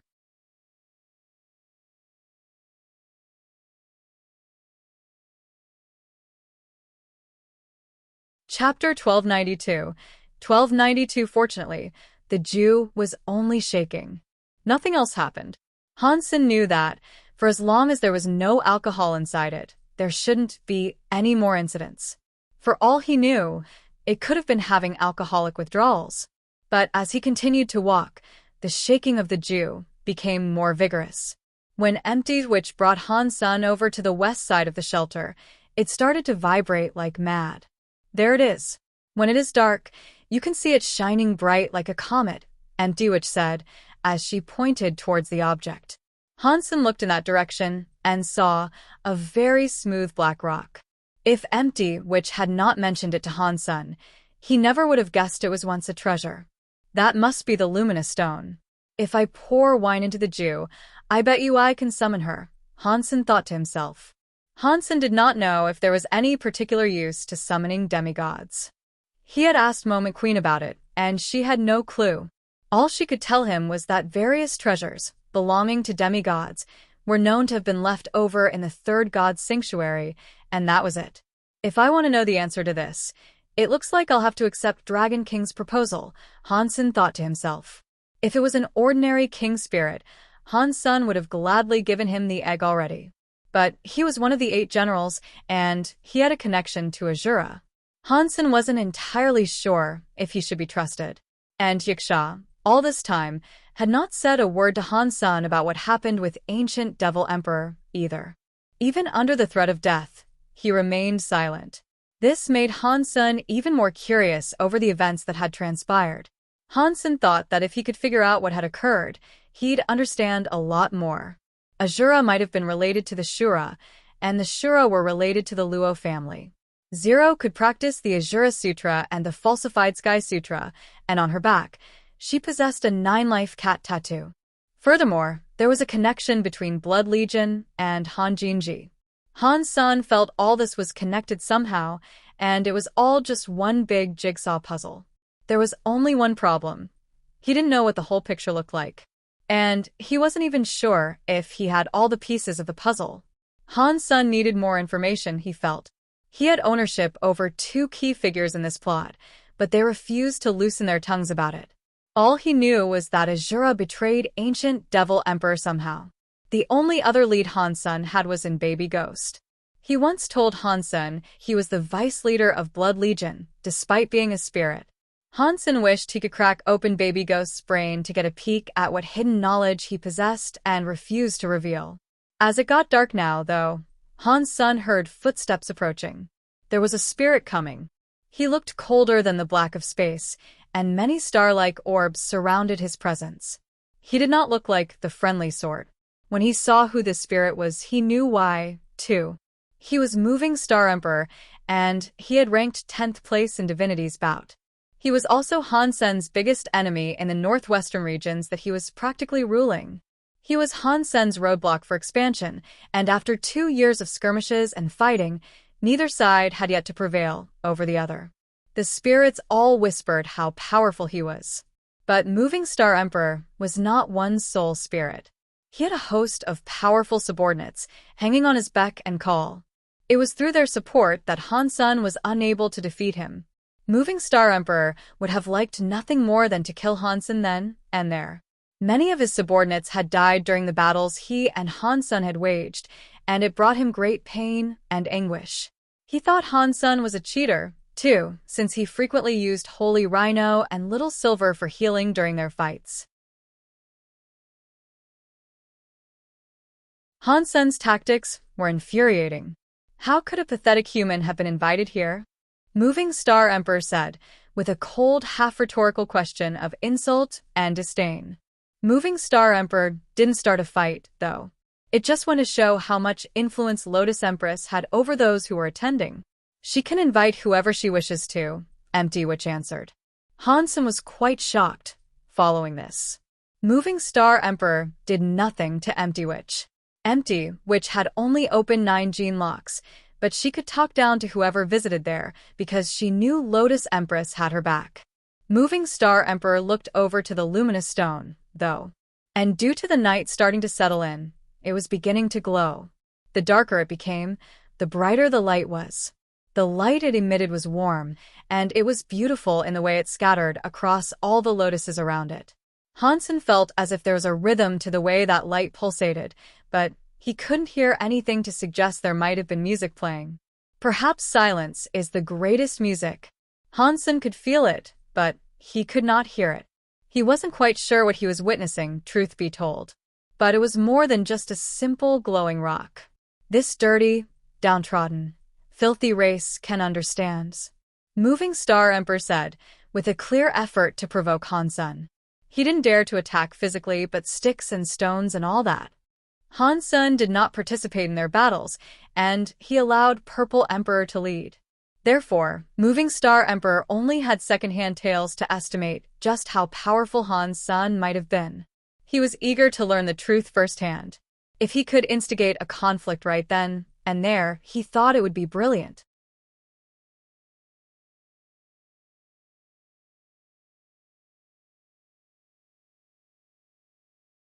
Chapter 1293 Han Sun looked at Moving Star Emperor and said, "Are you saying those that don't understand are filthy? Why don't you go ahead and explain what the luminous stone is, then?" Moving Star Emperor rebutted with, "Pa, you don't deserve to know." Wow, now you look like some pompous idiot who is only pretending to be superior. You shouldn't go around telling people you're an emperor, much less a spirit. Even talking to someone as thick as you has me feeling embarrassed. Han Sun wasn't willing to let this go so easily, and so he said a lot of mean things. Before his enemy, he'd never concede. Moving Star Emperor was notorious, but he had quite the reputation, though. Between spirits, disputes were often settled through battle. The opportunity to sort things out through discussions, as most humans did, rarely arose. Knowing he might be at a disadvantage made Moving Star Emperor extremely angry. If he wasn't in Evil Lotus Shelter, he'd already would have been trying to kill Han Sen through the tried and true method of a pummeling. He wanted to provoke Han Sen and get the human to attack him first so he could feign being the victim. But now, he found himself being the one ready to instigate a fight. Moving Star Emperor managed to swallow that big, bitter pill and reverse the dialogue instead. He said, "If you think it is that simple, then why don't you tell me?" Han Sen explained it succinctly. The luminous stone is a path of light. Moving Star Emperor addressed that hypothesis with disdain. Nonsense. Night Empress practiced the path of darkness. It is a Geno treasure attuned with the element of dark. Dark is the complete opposite of light. Pa. What a cheap race, only capable of talking crap. Han Sen was not mad. Humans knew a lot, and the Alliance possessed swathes of knowledge. Spirits could not understand things beyond the surface, and they could not understand things on a deeper level. Their development was in a whole different ballpark. Perhaps no human could beat Moving Star Emperor through physical means, but giving him a verbal beatdown was nearly child's play. Han Sen smiled and told the Emperor, "You are ignorant. Light and dark are two sides of the same coin. They both exist at the expense of each other. Light is dark, and dark is light." She may have practiced along a path of darkness, but she could also use the light element. It's simple. Light is light, dark is dark. How can the two exist together? If she was still here, she'd kill you for talking such drivel. Moving Star Emperor rebutted. Han Sen pointed at the lotus plants which were bathing in the soft glow. Then he pointed to the darkness the light did not reach. He said, "Now tell me, which is dark and which is light?" Moving Star Emperor said, "Of course the area with the luminous stone is light. Are you sure it's light?" Han Sen asked with a smile. "Of course, do you think I'm blind?" "I'm not," Moving Star Emperor said with frustration. Han Sen then cast fire and lit up the other side of the lake. The luminous stone could glow, but its glow was rather faint. The light it emitted was not very strong. But Han Sen's fireball was so bright, it made the stone's side dark. "Now you tell me, which side is dark and which side is light?" Han Sen smiled again. Moving Star Emperor gave an ugly look, and it prompted Han Sen to explain. "Dark and light are one and the same. See? Light is the absence of darkness, and darkness is the absence of light. They are two sides of the same coin, but both are dependent on each other." Night Empress sought darkness, but used light to guide her practice. She sought darkness through the light she possessed. "A dumbass like you would never understand, my boy." Moving Star Emperor's face turned green. He was not an expert when it came to analyses like this, and so he had no clue how he should respond. Clap, clap, clap. Han Sen turned around and saw a spirit clapping her hands gently. It was Lotus Empress herself. Lotus Empress spoke, saying, "Seeking darkness through the light? If my mother was still here in the third god's sanctuary, she'd be very fond of you. She'd relish the opportunity to meet someone else who understood her." Empty Witch flew close to her master and said, "Miss Lotus, the luminous stone really is of the light element?" Due to the fact the luminous stone was blackened and charred by the fires of Holy Door, and its life force had been depleted, and it looked to be of dark. Lotus nodded and said, this was her only light element treasure. She left all the dark treasures here, but she only wished to take this one. It was once called the Stone of Light. The light was merely drained due to its incineration. When Moving Star Emperor heard this, he looked even worse. He looked as if he was going to faint. He didn't expect her most important treasure was not of the element of dark. "I thought it was pretty simple, really. I was just bringing it up in idle chit-chat," Han Sen said. Han Sen really was just saying it simply, without meaning for it to come across as a lesson. His knowledge was vast, and so it made him go above and beyond a simple explanation. Still, he couldn't really learn much from observing the stone. It wasn't that Han Sen was stupid, it was just that he hadn't reached that level of genius yet. Many dark and light emperors had visited the shelter in the past, but they only learned a small amount. The melody and rhythm of the pulsating light came from the fourth god's sanctuary, so not being able to understand it was normal for someone who wasn't a demigod.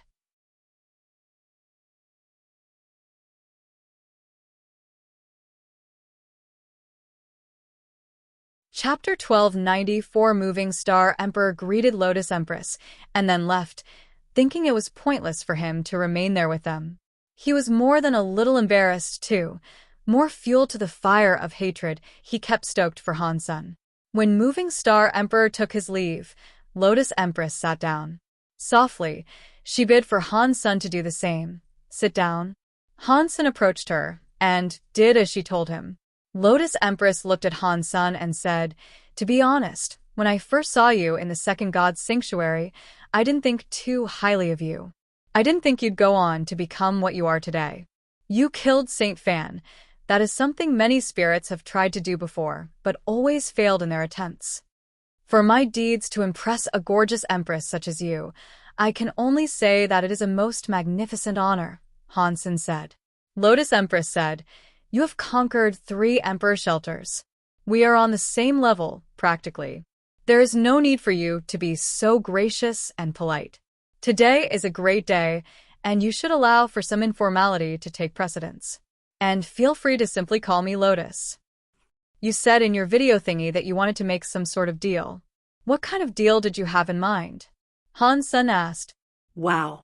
"You are very forward, and perhaps that is why you have achieved so much in the short time you have occupied the third god's sanctuary, but there is no need to rush, I assure you.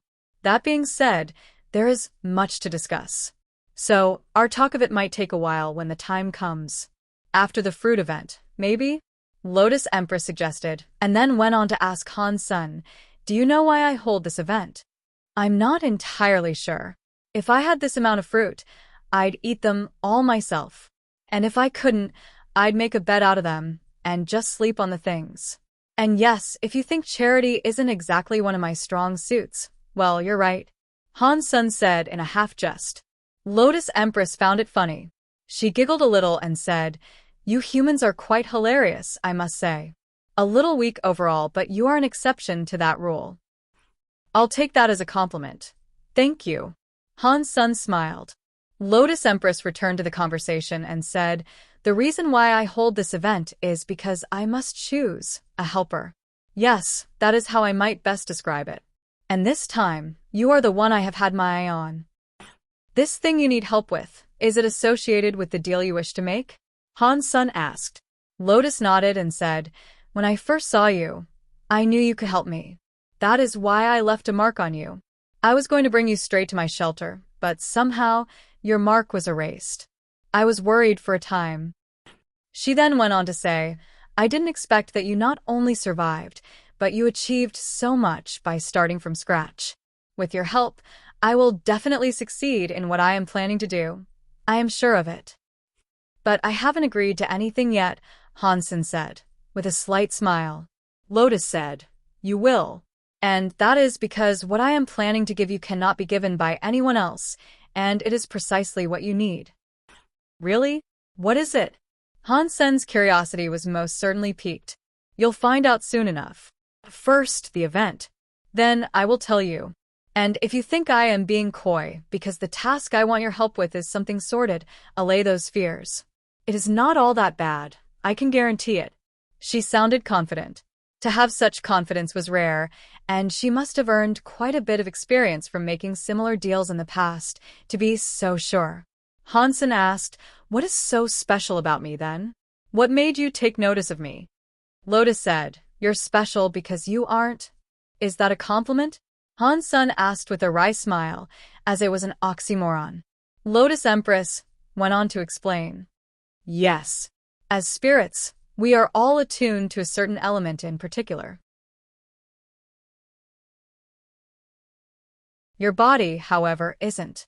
And I need someone as flexible as you. But all humans are like this," Han Sen said. Lotus shook her head and said, "I have examined many humans since long before you stepped foot in even the first god's sanctuary. Humans have no elements to begin with, that is true, but by the time they reach the second god's sanctuary, they start to become associated with one in particular. And when you reach the third god's sanctuary, that association is settled and fixed. You are different in this regard. I initially thought you'd be like every other human, but your body still has no element it focuses on. That's not right. I have absorbed many spirit genes and even maxed out my fire gene tally, Hansen said. That's different, but your body is still the same. Lotus stood up, then went on to say, enjoy your time here. For as long as you remain on these grounds, no one will dare attempt to bring you harm. Hansen did not understand why his body was special. And he wasn't sure why he was special for not being special, as she had mentioned.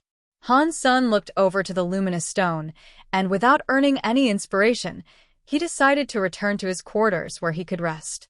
Hansen summoned Dragon King and said, okay, listen up you. I am ready and willing to give you this egg, even if you don't want to open up about this entire kerfuffle with your general buddies, but you must serve me for 100 years. Okay. Dragon King did not hesitate to agree. 100 years might have been a long time for humans, but it wasn't for spirits. Hansen summoned Thorn Queen to take the egg and give it to Dragon King. Dragon King was exuberantly happy now. He inspected the egg and immediately wished to drill into it. Not yet. If you go in now, heaven knows when you'll finally come out. Tell me first, what is the point of summoning demigods? Hansen asked.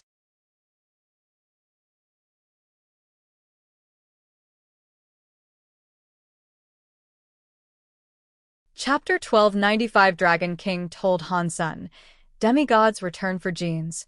Why would demigods require genes from the third god's sanctuary? Hansen wasn't sure how or why this would be. Dragon King admitted, I'm not sure either. I have only seen this transpire once, in which a demigod returned and went on a search for genes. To return, a sacrifice of many super creatures and king's spirit stones was necessary. What can demigods do? Hansen asked. The demigod I saw would fulfill the wishes of the person who aided them in gathering the components of a sacrifice and doing the ritual. Often that service took the form of killing someone. But you must collect a lot for sacrifice, and I can only suggest that you don't do it, Dragon King said. Hansen said, the demigod you saw, was it a spirit summoned by ancient devil emperor? I cannot comment on that, Dragon King answered. Hansen rebutted with a theory, saying if these sacrifices are so costly, were you offered up as a component of the ritual? Is that why you rebelled and betrayed ancient devil emperor? Dragon King said nothing further, and simply went towards the egg. Hansen didn't stop him, though. He believed he was getting closer to the truth, anyway, and he had answered what he had initially wanted to know. Hansen did not know how long it would take for the egg to hatch, but he gave it back to Thorn Queen and told her to hold on to it. Hansen stayed at Evil Lotus Shelter for a few days, and every spirit that arrived had their 10th gene lock open. Hansen recognized a few of the emperors from Divinity's bout. 4 of the figures that were in the top 10 of Divinity's bout had come, which made Hansen wonder about those who hadn't come. But since the spirits around came from all the different corners of the third god's sanctuary, Hansen didn't stick out too much. Many hadn't a clue who he was, or had never so much as heard his name. When the event started, super creatures and emperors were everywhere. Hansen made a rough count of 500, but he knew there were countless emperors who hadn't made the guest list. It had to be a highly curated list, that much was certain. The top 3 from Divinity's bout were not seen there, and Hansen couldn't imagine why emperors so strong would not be invited, or would choose not to come. And it was quite disappointing for him, too, as he really wanted to catch a glimpse of the notorious No-God Emperor. It was time for Lotus Empress to announce and reveal herself to all those who had come, and when she appeared before them all, everyone went silent. You could have heard a pin drop in the stillness that preceded her speech. When she did finally talk, she issued a command to her subordinates to begin distributing 2 fruits to each of the guests that had come. Hansen and the Silver Fox received 2 each. While Little Silver gobbled them both up with nary a moment to breathe, Hansen decided to spend some time inspecting them. The fruits were creamy and semi-transparent, but they had the faint outlines of delicate patterns etched all across them. They were pretty things, almost like jewels. And what's more, Hansen was able to see a hidden energy radiating from within. Then Hansen decided to take a bite. It was juicy and incredibly sweet. After Hansen ate the first fruit in its entirety, he heard a message play, gaining self-geno point. So, he proceeded to eat the other. He heard the same message play again. I only need 15 more to max out. It's a shame one person can only receive 2, Hansen thought. Hansen looked around and noticed everyone had finished their fruit lunch before him.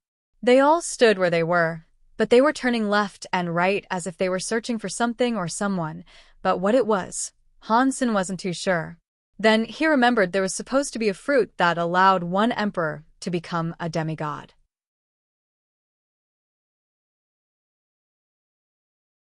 The spirits were all looking around, hoping to find out who was fortunate enough to receive it. Whether they'd congratulate or scorn that fortunate person was another matter entirely. I can only suppose this is not your first time here. I have 3,000 of these fruits, but I have only distributed 1,000.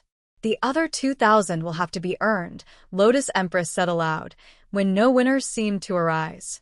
We know the rules. Hurry up, an emperor boldly shouted back. Lotus Empress smiled, and then a monster bearing a jade drum walked out. Hansen was both surprised and amused by the creature's appearance, as it looked something like a cross between a turtle and a kirin. The jade drum it possessed was actually a part of the creature, too. It was attached, growing out of the creature's back. Its life force was strong, though, and it was clear that it had opened 10 gene locks. Hansen had already guessed she possessed creatures with 10 gene locks open, but this just confirmed it. His admiration for Lotus Empress was starting to grow. If you hit it once, you can earn a fruit. Who would like to give it a try? Lotus Empress announced. Let me try. An eager emperor jumped before the drum beast and tried striking the instrument with all his might. Hansen was curious, wondering what was going on. This game that they were all playing seemed too simple to be true, and he was curious to learn if there was a catch. He imagined there would have to be, but that was just his suspicious nature. The emperor was a moody-looking sort, and he wielded the element of fire. He leaped towards the drum, ready to unleash an impressive amount of power on it, with a fire that was even greater than the flames that wreathed Hansen in his gold raven form. Hansen heard the beat of a drum sound, but it had almost completely escaped his hearing. It was very quiet for some strange reason. Is that really a drum? Hansen thought it didn't seem right for so much power to result in such a small amount of noise.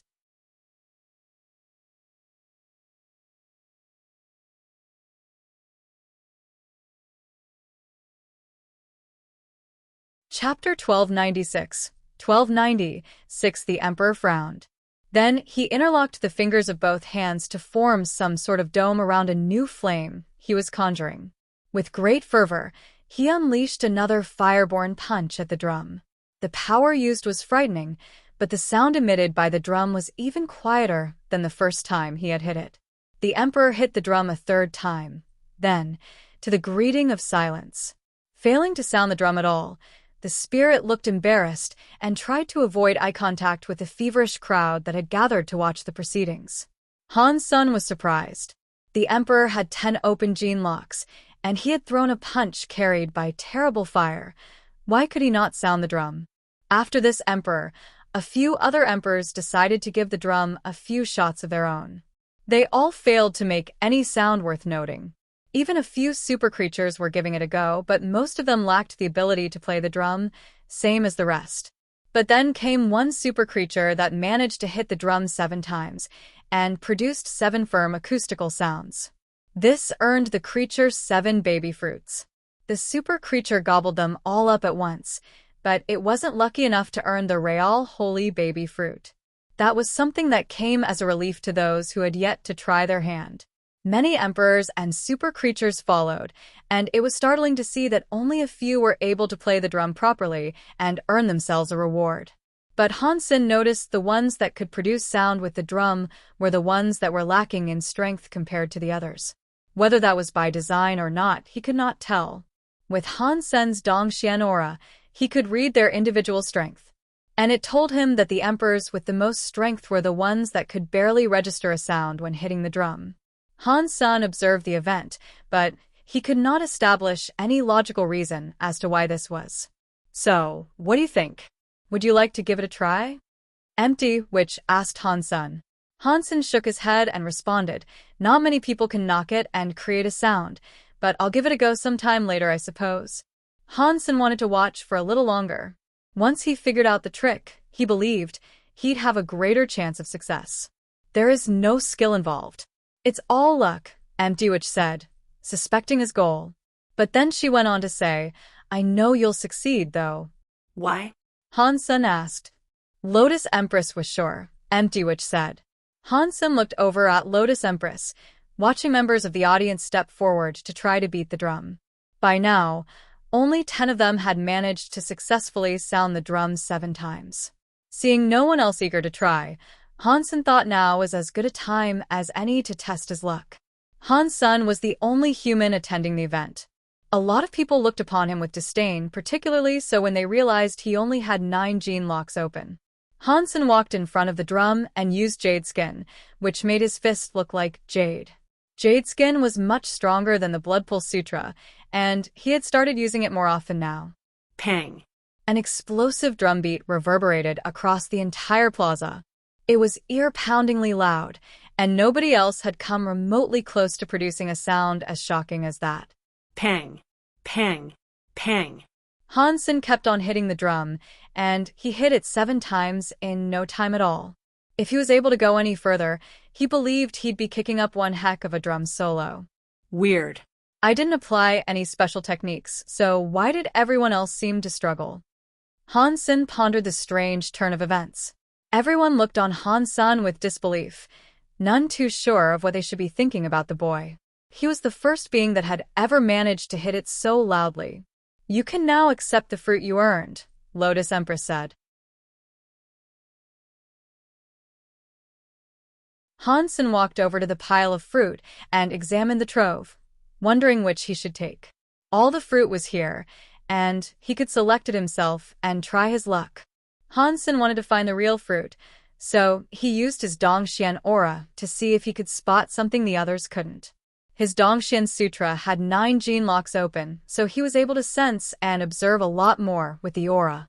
When it came to detecting, analyzing, and understanding life forces, the Dongxian Sutra had proved exceptional since opening 9 gene locks. With the Dongxian aura, nothing was a hazy blur of lights anymore. Everything was like a 3D image or model for him to examine with stunning clarity in his mind. This also included the energy flow, which he could examine with far greater depth. Han Sen compared it to having X-ray vision goggles designed for looking at women. Others saw them dressed up all fancy, but he could see exactly what their naked bodies were like. But truthfully, it went even further than that, and Han Sen had the proficiency to examine their internal organs, even. In the past, Han Sen wouldn't have been able to tell the difference between the fruit, and their life forces would practically have been indistinguishable from each other. But now, Han Sen could detect the one that looked different from the rest. The fruit that snagged his attention possessed a life force that was weaker than the rest, and what's more, it felt human. It wasn't just a mere fruit. It had life inside it. This must be it, Han Sen assumed. Han Sen went forward and grabbed the fruit he determined to be the special one. After taking hold of it, though, he was suddenly overwhelmed with a most frightening feeling. This horrible aura began to suffocate the entire shelter. A person was descending onto the plaza, and seeing him, everyone was shocked. Even Lotus Empress was. This person must be quite special, for his presence to influence the dull expression on her face, Han Sen thought to himself, as he turned to look at the scene. Han Sen knew about this shadow, though. He was no god emperor, the spirit who had ranked first place in divinity's bout.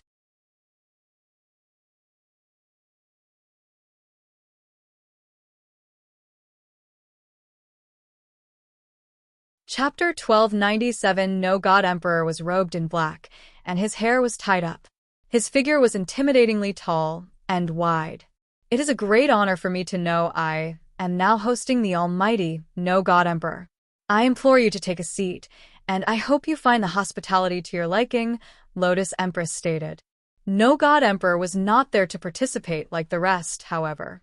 He responded by saying, I am here for the fruit. Each and every one. The guests and hosts alike were shocked at hearing the demand. Lotus Empress was not too surprised, and she never expected him to be the sort who would join in the merriment of the event. Seemingly prepared for this, and having no fear, she said, in this place, there are rules. If you have come all this way, you must abide them. I will grant you 2. If you want any more, you will beat the drum. Rules were meant to be broken, was No-God Emperor's callous reply. Lotus Empress's face turned to fright, not expecting him to shoot her down like that, twice. She cast a wall of lotus flowers around the fruit to prevent No-God Emperor from reaching them. If Night Empress was still here, I might not be so brash. No-God Emperor was now walking, speaking as he went. No-God Emperor stepped before the fruit. Han Sun had only just picked up one when No-God Emperor arrived before him and said, Put it back. Han Sun ignored him, then took the 6 others he had won via the drumming. Everyone was in shock as they witnessed someone disregard what No-God Emperor had told them. There was no competition, and no one there could stand up to that bully. Han Sun had to be insane. Many emperors had been killed by No-God Emperor, some for merely sneezing in his presence. Han Sun was only just a human too. Such behavior was suicidal. Moving Star Emperor was amongst the gasping audience, but he thought to himself, nice. He's going to get rid of that annoying human once and for all. No-God Emperor did not say a word. He teleported directly in front of Han Sun and broadened his stance. Pang. A lotus appeared in front of Han Sun, but it was quickly shattered. Lotus Empress looked at No-God Emperor and said, This is not your shelter. No-God looked at Lotus Empress, and then she summoned a host of additional lotuses. No-God did not even move. It seemed his eyes were enough to kill a foe, as the protective flowers were cut down wherever his eyes trailed. Han Sun was surprised. If he had to make battle with No-God Emperor, he'd have no choice but to open his 10th gene lock. The drum beast waddled over towards Lotus Empress and spawned a dome of green vines to shield her from what might occur next. Do you really want to make yourself an enemy of mine? No-God Emperor coldly half-asked. You started this, Lotus Empress responded. No-God Emperor's hands turned upwards to reveal a black hole on each palm. He looked ready to suck in everything in the vicinity. The drum beast did its best to stand strong and not fall prey to the creepy, cosmic wind that sought to pull it away, but its grip was failing. And as it was, the drum upon its back was pounding with a noise. It was so loud and continuous, it was giving the collected audience a headache. The vines were slipping away, releasing the protective shield it had tried to use to encapsulate Lotus Empress. Realizing this, Lotus Empress knew she had to move away, and to do this, she stepped on a raised lotus flower like a platform. Everyone in the audience was falling back, not wanting to get themselves involved and potentially invoke the ire of No-God Emperor upon themselves. This No-God is an arrogant chump. Han Sun held the fruit and took a few steps back himself, eager to watch what might soon occur. Of course he is. He became the top son of God by ranking first in Divinity's bout. That's a feat that would inflate anyone's ego. And you know how spirits can be.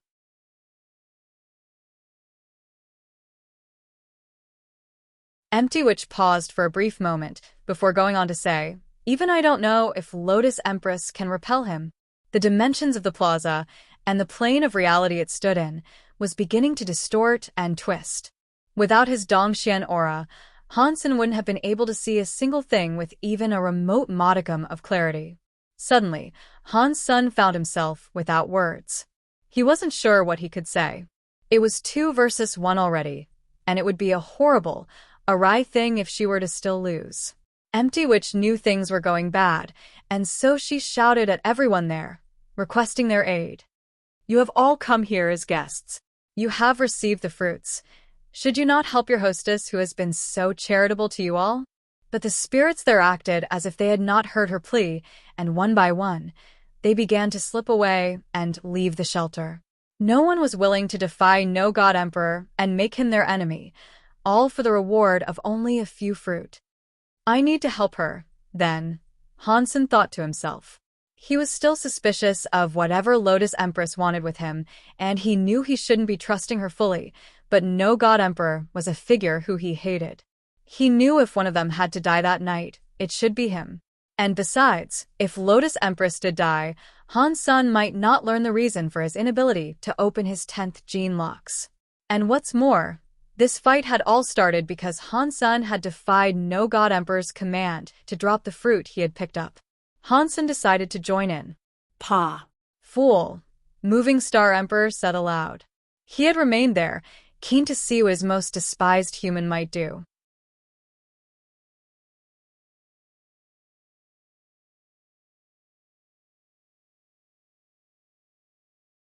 Chapter 1298. Han Sun ran towards the battleground, but he felt something was amiss. The plaza looked bigger than it had earlier, and the illusion of a greater size seemed to expand until the cobbled ground stretched on for a distance that could only be assumed to be infinite. Has the battle twisted the dimension this much? It is no wonder I couldn't feel the shockwaves earlier. Han Sun saw No God approaching Lotus Empress, each step a cruel and merciless stride. Han Sun hadn't opened his 10th gene lock, so unless he used Super King Spirit Mode and combined with Little Angel, he didn't think he stood much of a chance.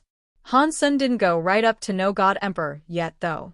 First, he approached the wounded beast with a stealthy run. When he neared it, he whispered, "I'm here to help." Lotus Empress thought Han Sun was using the creature for cover and merely hiding. She thought that was a futile and silly endeavor. Han Sun summoned Disloyal Knight next. The halo appeared, imbuing its boons upon Lotus Empress, the drum beast, and the green vines. Lotus Empress was delighted to see him chip in. Han Sun allowed Disloyal Knight to remain behind the creature, but he was surprised he had not weakened No God Emperor. It looks like he's immune to the halo, Han Sun realized. Great, still it was better to have the halo active than not. Disloyal Knight would still be supporting Han Sun and his allies, and that was better than not having him out. Han Sun, however, knew this fight was truly being waged between No God and Lotus Empress. Without Lotus Empress there, the drum beast and its vines would have been killed in no time. Han Sun felt that, even if he did have 10 gene locks active, he wouldn't be able to defeat No God Emperor. There was a frightening aura of menace around that spirit. No God was almost indestructible, and every move it made was lethal. He thought it'd only take a disapproving look from No God Emperor to take down even the mightiest of super creatures. Where such power came from intrigued Han Sun.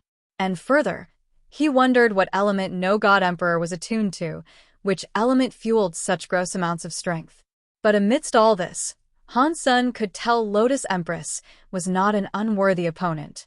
Her delicate grace belied the truth of her power, and she was special in more ways than one. No matter how much power No God Emperor applied to his strikes, he could not damage Lotus Empress in the least. While the lotuses she created for protection were destroyed, replacements were created with just as much ease. The drum beast and green vines were hiding behind the lotus shields, however, hardly even attempting to attack their foe. The lotus flowers also seemed to be applying strain to the dimension they inhabited, as well, and the twisting dimension wasn't entirely the work of No God Emperor. It made Han Sun think to himself, if I open 10 gene locks, will I be as powerful as them?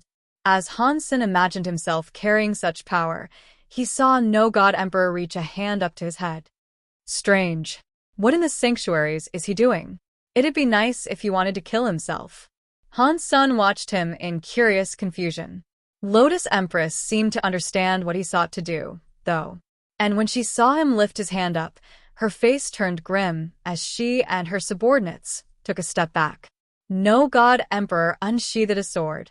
Out of his head, the sword was dull, sullen, and almost unremarkable to look at it with its lack of sheen and reflection. It was as if it chewed up all the light that sought to rest on it. When the sword was fully drawn, a new power seemed to manifest inside No God Emperor. It made Han Sun feel queasy when he tried to comprehend it. If what had just transpired was the image of a calm sea, now it was one in a typhoon of epic proportions. Han Sen now knew he had made a mistake by trying to join in. Looking back, he thought it'd be obvious that no god wouldn't show all his cards and reveal the true extent of his power at the beginning. But now he was, and Han Sen knew they were all in peril. No god emperor swung his sword towards the drum beast. More accurately, it was aimed at Han Sen, who was still crouched behind it. Han Sen saw this attack, but he could not sense any power in its weight. If anything, that just added to his concern. Suddenly, the creeping of pain began to overwhelm his shoulder from behind. The pauldron of his armor was cut off. Han Sen then saw what had happened to the drum beast. It had been cut in two. It died. But strangely, even after understanding the extent of such power that had been unleashed from that one strike, Han Sen could not feel it. I can't believe he killed a 10-gene lock super creature with one strike. Han Sen was in utter disbelief. Go. Lotus Empress grabbed Han Sen and placed him on her Lotus platform and then took off in flight, abandoning Evil Lotus Shelter. Before Han Sen could understand what had happened, he woke up as if he had been restored to consciousness. He was in the mountains someplace. Han Sen saw Lotus Empress and asked, "Was it okay to just leave like that? Can't he take your spirit stone?" Lotus Empress responded by saying, "It's not my shelter. It is a copy of my mother's shelter that I occupy for show." Han Sen felt relief, knowing they had gotten away. He didn't want Lotus Empress to get killed on his behalf. "I wanted to help you, but I just made it worse," Han Sen told her. Lotus Empress comforted him and brought ease to these thoughts, saying, "It wasn't your fault he wanted all the fruit for himself. I wouldn't have allowed him to take it, anyway, and a battle such as that was bound to take place, no matter what." "All that poor fruit," Han Sen said. "That's fine. No one can eat more than 9 anyway. After that, your body doesn't receive any benefits," Lotus Empress explained. Han Sen patted the silver fox, telling him, "I might not have been able to eat them, but this guy could." As they spoke, the space before them cracked. Like a vortex that had just opened in the fabric of the dimension, no god emperor came stomping out.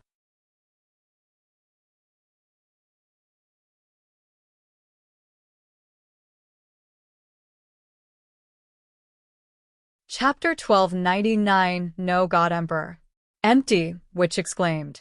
Han Sen and Lotus Empress's faces changed, both equally surprised to see he had been hunting them.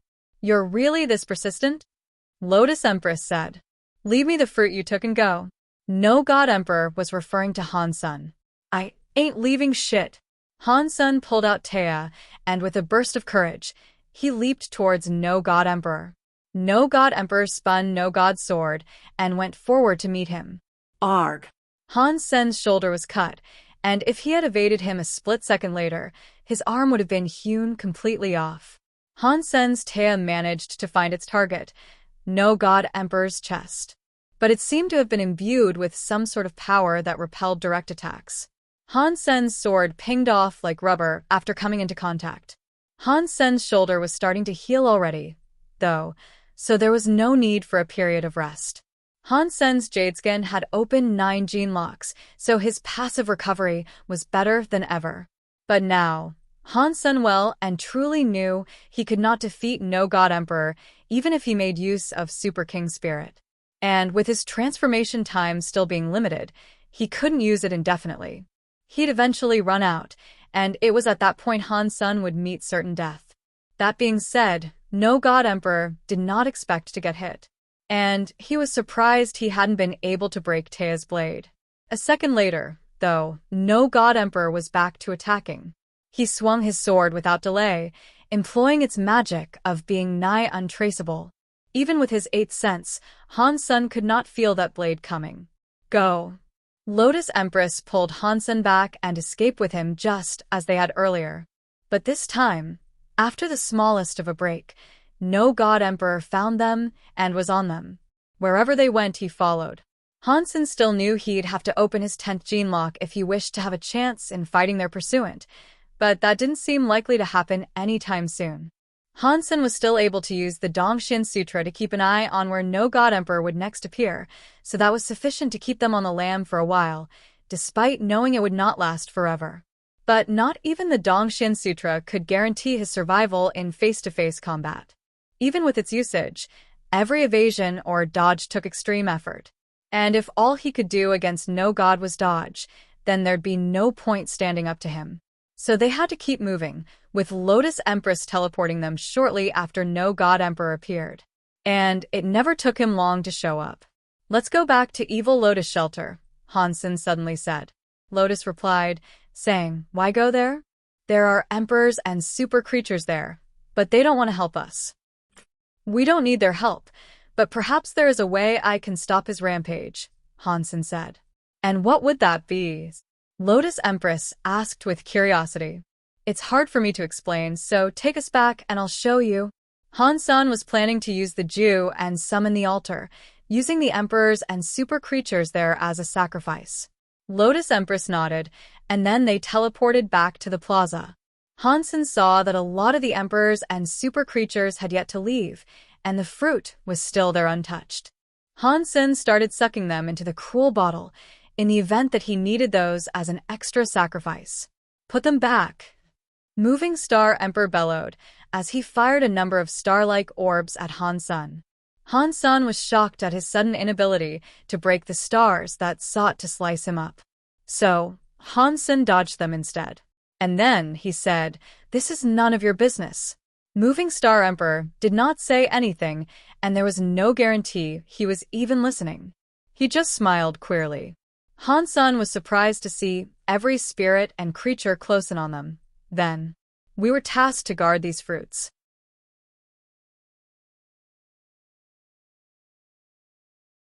If even one is missing, no God Emperor vowed to kill us all. Leave the fruit and run." An emperor explained, "You're a bunch of pussies. You call yourselves emperors? Have some backbone and stand up for yourselves," Han Sen lectured them, while collecting every fruit there.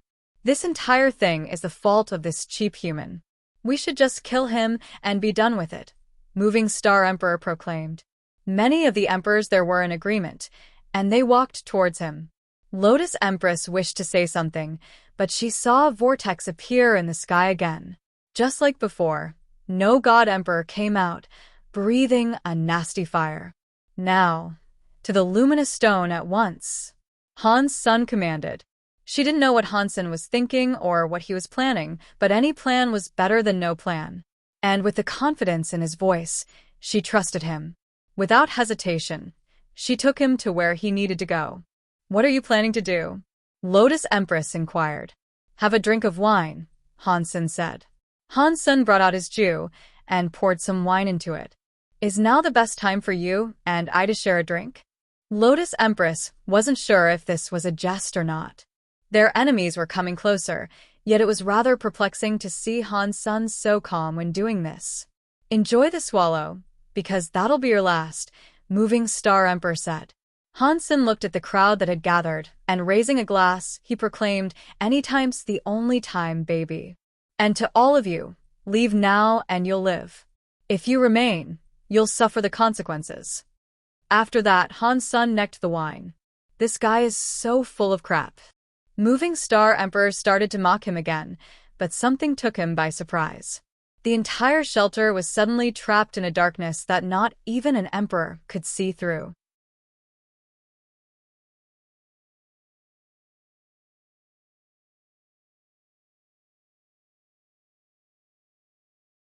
Chapter 1300. 1300. The entire place had turned black, like an infinite, suffocating abyss.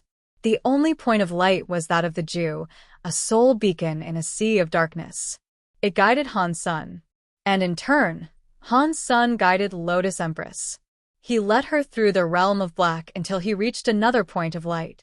They approached it, and there their eyes focused on a glowing goddess statue. "It looks like Mother." Lotus Empress spoke as if her mind was vacant, drifting in a far-off reverie. She couldn't take her eyes off it. Without the Jew, the other emperors and super creatures were frightened. They had unwittingly found themselves trapped in a dark place no eyes could pierce. No God Emperor frowned and swung his No God sword in an attempt to form of a vortex and exit the black prison he had been led to. Upon the altar, the Jew flew above the statue, depicting a goddess, and set the stone ablaze with a mesmerizing fire. The statue started to slowly come alive, with a single hand raised. A life force began to sputter through the dark, drifting into the palm of the hand as if it were accepting a blessing. The last time Han Sen triggered the altar, there was no sacrifice on offer. In retrospect, that may have been why the statues were displeased and wished to kill him. This time, things were different. There were countless emperors and super creatures in the area, and there were none of them that Han Sen and Lotus Empress were particularly fond of and wanted to keep around. From out of the dark behind them, screams now began to erupt. There were cries of fright and bellows of agony, as the collective felt their life forces being stolen. It wasn't happening too fast to stop, but it was going at a speed that would soon see it over if nothing drastic was done. What's going on? What have you done? We can talk about this. We can talk things through. Why are you doing this to me? What did I ever do to offend you? Ew. No one could escape the darkness and the draining of their life, and all they could do now was fall to their knees, begging and pleading for a mercy they weren't going to receive. No God Emperor wasn't like them, though. He scanned what little of the darkness he could in an attempt to locate Han Sen and Lotus Empress. While his vision had been hampered by the darkness, his life force was the only one that wasn't draining. He could grip and hold it tight, not allowing the smallest modicum to seep out. Let me see what you're both up to, eh? No God Emperor was fearless. He hadn't seen what it was like for a demigod to arrive in the third god's sanctuary, though.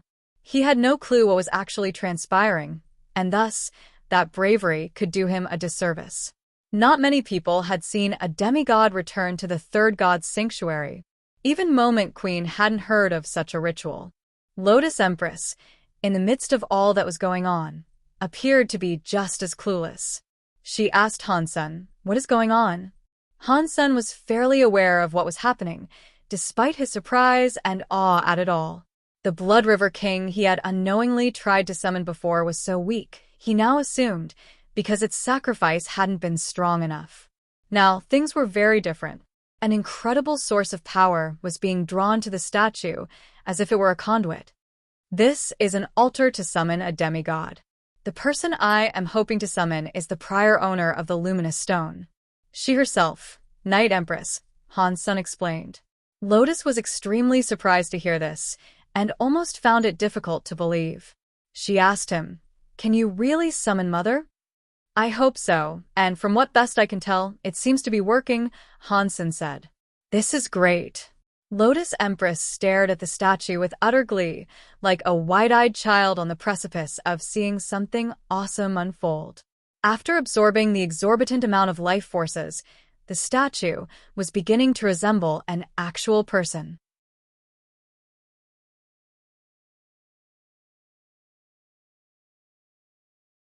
It seemed to be taking on the shape of Night Empress, alive and in the flesh. Suddenly, the statue's forehead began to glow and illuminate the entire area. Everyone could now see the altar Han Sen and Lotus Empress were situated near. Most of the creatures and spirits had suffered a loss of half their life force. Unfortunately for the two near the altar, no God Emperor was as powerful as ever. He came striding towards Han Sen now, swinging his sword with the immediate desire to cut him down. As this happened, a strong force landed on Han Sen just as it came. The power of no God Emperor finally started to get sapped, and the force and power the spirit had unleashed were absorbed by the statue that had previously brought the land pure darkness. No God Emperor could not believe his power had been robbed, just as he was about to kill the pestering human once and for all. The statue then opened its eyes to look upon the crowd that had gathered. Lotus Empress noticed the eyes were eyes that belonged to her mother, and without hesitation, she found herself running to the statue, calling, "Mother, I missed you so much." Night Empress held her hair as this occurred and said, "I did not expect you'd be able to summon me here to the third god's sanctuary." Oh, mother. That wasn't me. That was Han's son. Lotus Empress then went on to explain everything that had transpired that day. How dare you disrespect my daughter and all she has built for herself? Night Empress looked upon all the creatures and spirits in the vicinity with unparalleled anger. And in return, every other being felt incredibly frightened. Before Night Empress became a demigod, she was the strongest in the third god sanctuary, without equal. If they had known Lotus Empress was her descendant, they wouldn't have dared to treat her as they had.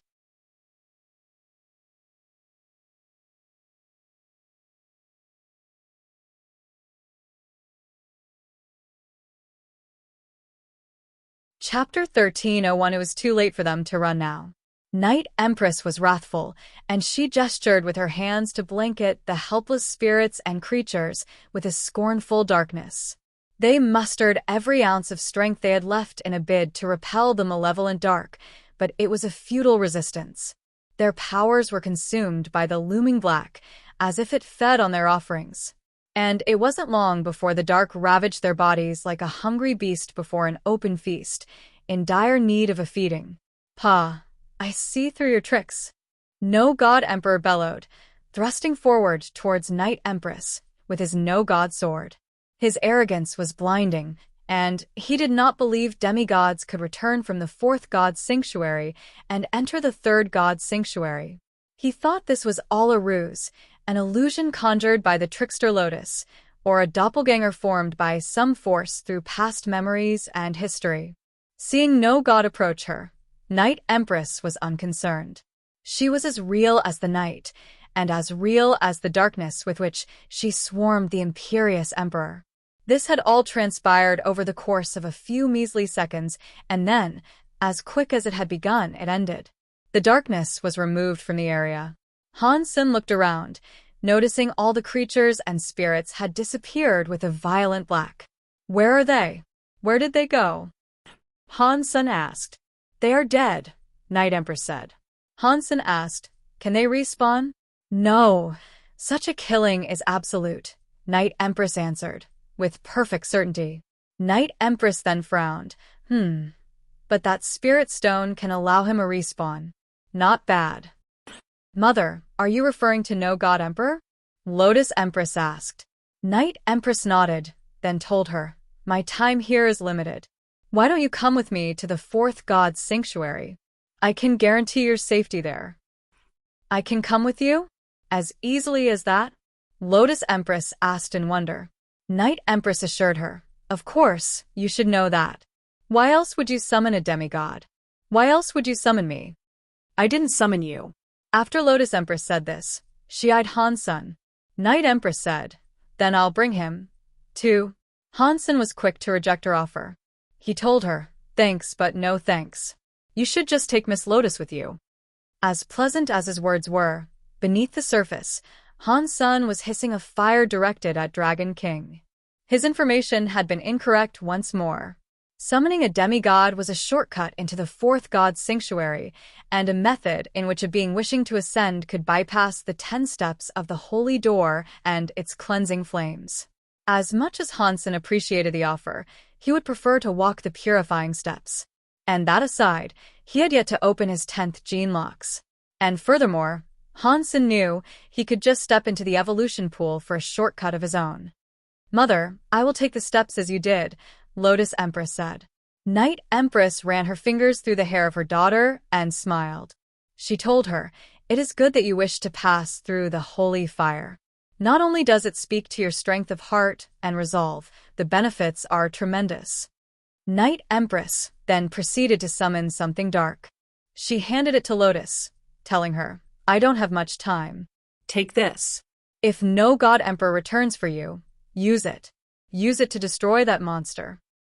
Night Empress then walked back to the altar and became a statue of stone. "Hey, don't go yet.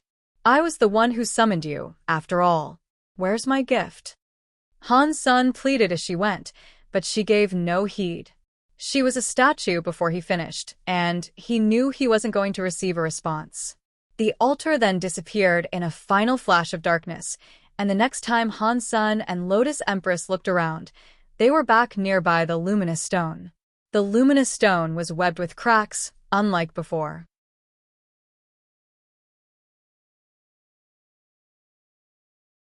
And after an uneasy tremble, it shattered completely, collapsing into a mound on the ground. The Ju Han-sun possessed finally stopped vibrating incessantly. Han-sun was gutted, though. Despite his efforts to summon Night Empress, he hadn't received a single goodie. Haha. Lotus Empress was laughing. In a cheery mood Han-sun had not known she could display. She went ahead to comfort him, offering, "How about I give you a gift instead?" What gift would that be? Han-sun thought getting something off Lotus Empress wouldn't be half bad. But then Han-sun's eyes drifted to the black jewel she had been gifted by her mother, Night Empress. A streak of envy crossed his mind, and he thought it'd be great if he could have it. Han-sun knew she wouldn't be giving that to him, though. Lotus Empress swung the jewelry in front of Han-sun and told him, "It's this night gem." "Wait, you're giving that to me?" Han-sun was made exuberantly happy, but he was jumping to conclusions. Lotus Empress pulled back her hands that caressed the lovely thing, saying, "Of course not." "Then why swing it in front of me? Are you taunting me?" Han-sun asked, with a dried attitude. Lotus Empress was emitting a vibrant radiance, and she seemed to be genuinely happy after all that had happened. She said, "Yes, haha. But don't worry, I have something better for you." "You can offer me something better?" Han-sun didn't think anything could beat a gift that was given by a demigod. "Yeah, do you want it?" "Yes or no?" Lotus Empress asked. "I'll take anything you are willing to give me," Han-sun answered. Since Han-sun had already taken a bunch of holy baby fruit, he was down for something else offer. Besides, he was the one who summoned Night Empress. Han-sun thought he was due a reward for that deed for sure. Lotus Empress then walked around Han-sun in circles. He admired the delicate grace of her steps through an intense observation of her body. She was gorgeous. Before Han-sun could figure out what she was doing, though, Lotus Empress told him, "How about me as your gift?" "You mean?" Han-sun couldn't believe the stunning offer he had just received. Yes. "I am your gift. Isn't that better than a measly night gem?" Lotus Empress spoke with a seductive drawl to her words, in an attractive lure. "Oh, you're right about that. You're much better than a silly jewel. Do you need to pack a bag, or are you already prepared to come with me?" Han-sun looked at her with avaricious eyes.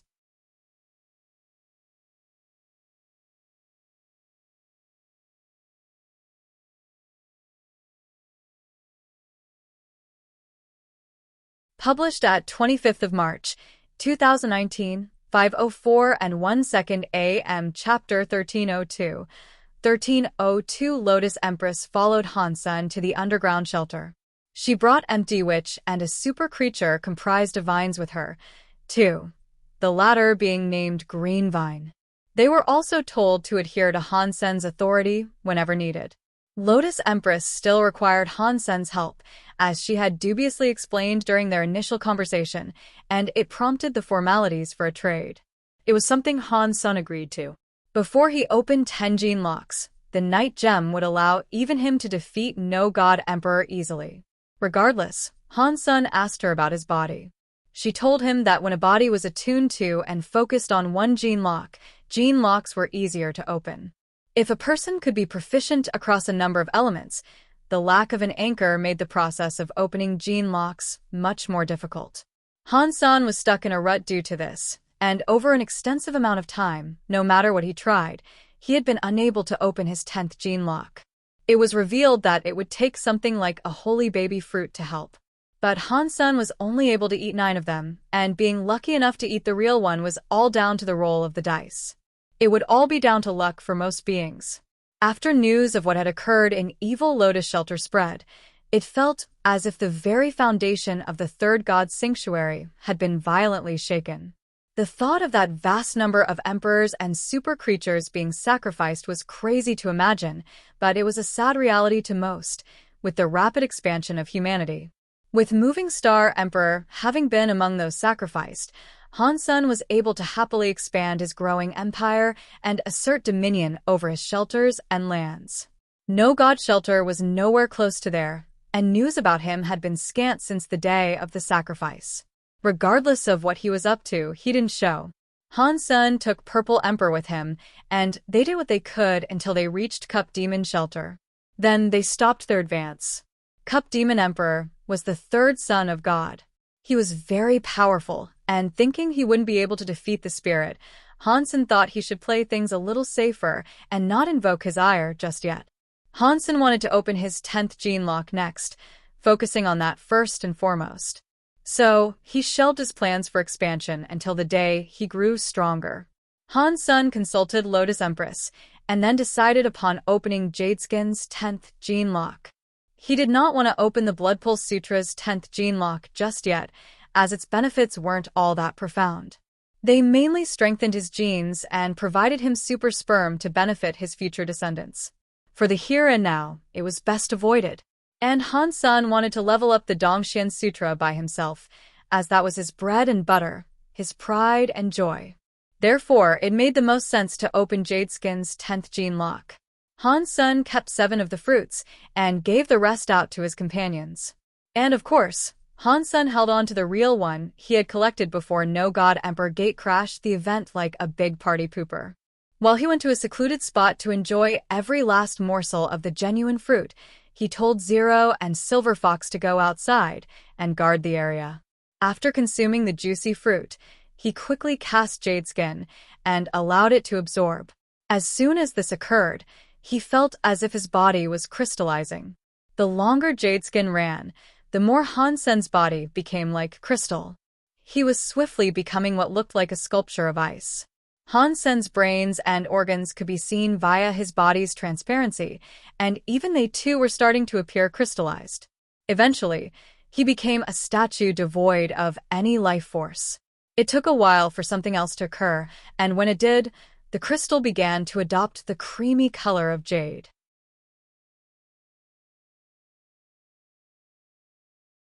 Catcha.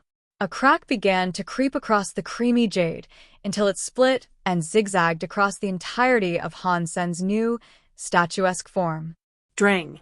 The jade shattered, revealing Han Sen's true self once more. Han Sen felt as if he had just been reborn, and every aspect of his body had been replaced. His hair shone with the sparkling beauty of starlight. Han Sen's entire body was glowing, and he looked rather weird. Even a demigod wouldn't have been able to tell if Han Sen was a living person. It wasn't because Han Sen was dead, though. It was because his life force was now hidden inside his body. It had been cloaked. Han Sen opened his eyes, which now held the glittering beauty of jewelry. The holy baby fruit had indeed helped him open the 10th gene lock of Jadeskin. It might have only been 1 gene lockup, but the difference between a being with 9 gene locks and a being with 10 gene locks was staggering.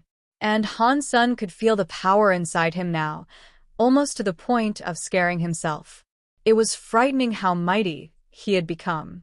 After opening this 10th gene lock, his senses were incredibly powerful, too, but in a different way than they were with the Dongxian Sutra. From what Han Sen could see now, the world looked different.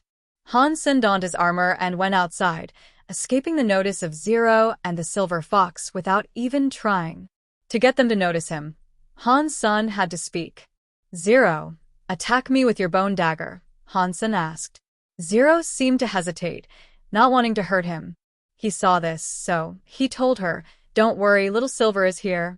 Zero nodded, and then a red light came flying towards Han Sen. He felt as if he was unable to dodge it. But Zero was aiming at his arm, not wanting to deal grievous harm to him. Han Sen raised his hand to cut across and deflect the red light. When he did this, it was as if the bone dagger itself was decloaked. It was the dagger itself that manifested like a small red light. Han Sen gave it back to her. When she killed Saint Fan, Han Sen could not even detect its presence, but now, Han Sen could do far more than notice its coming. He could catch it.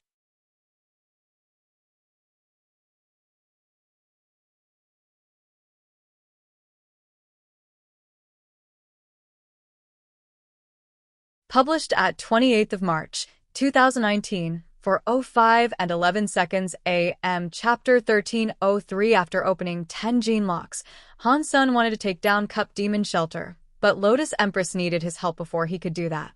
She told Han Sen what she wanted to do. For an ordinary king spirit, 9 open gene locks was the max they could achieve. Obtaining 10 was a supremely rare thing. For an emperor, opening 10 was only the beginning. Once the figure of 10 had been achieved, they had to work on what was necessary for them to climb the 10 steps of the holy door. Walking the 10 steps was a great gamble, and beings that braved the door had to be certain they were strong enough to survive. If they couldn't withstand the purifying flames of the stairs, they would die. Even beings like Xiang-Yin were almost unable to complete the ascension process and endure the fire. Lotus Empress was confident she had what it took to brave the steps. Although she was the master of the holy baby fruit, she had no idea which one was the real one, same as all the others. So, to find out, she had to find another way. She had come to learn about the existence of a plant that was quite similar to holy baby fruit, and did what it said on the tin. There was no random selection process. But harvesting the fruit was difficult, to say the least. That was why she held these events. They were all for selecting individuals who would help her in this task. She wanted to collect a fruit called no-dirt fruit, which was an emperor fruit. It wasn't aggressive, it was just difficult to pick. No-dirt fruit required a being with no element to collect it. If it was collected by someone else, the fruit would be polluted and would become toxic. Those who wanted to collect the fruit were required to use their hands as well. Tools were not permitted in its collection. So, she requested that Han Sen be the one to fetch the fruit for her. I found 6 super creatures and spirits to help me over the years, but they each ruined the fruit they tried to take. Now there is only one left, Lotus explained. Sister Lotus, I can take the fruit as you ask, but I cannot promise you I am pure enough to collect it without issue, and please don't take it out on me if I fail. Han Sen agreed, but he didn't want to set her up for a disappointment. Han Sen was proficient with many different elements all at once, and the nature of his body was quite complex. He wasn't sure if that suited the criteria for being pure. If this doesn't work, I won't curse your name. I'll just attribute it to my bad luck, Lotus kindly replied. So, after that, Han Sen decided to follow her to where they needed to go. He himself was rather interested in seeing whether or not he'd be able to collect the fruit without making it toxic. The no-dirt fruit grew on an island situated someplace on the endless sea. Even with their teleportation-like speed, it was a far-off place to get to, and it'd take a while. Further, she could not use her skills forever to get them there. So, Han Sen asked Flying Fish King to take them to the endless sea.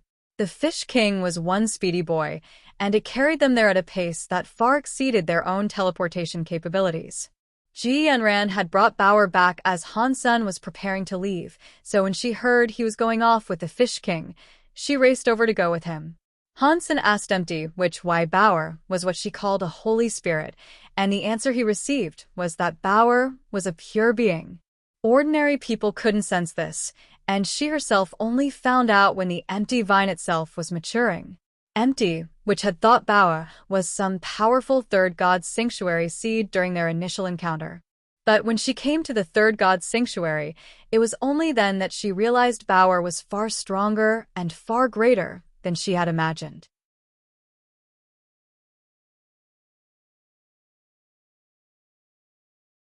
The genes of the holy baby fruit were not as strong as Bauer, and the holy baby fruit tree was already the best in the third god's sanctuary, so who or what Bauer was perplexed her and Han Sen both.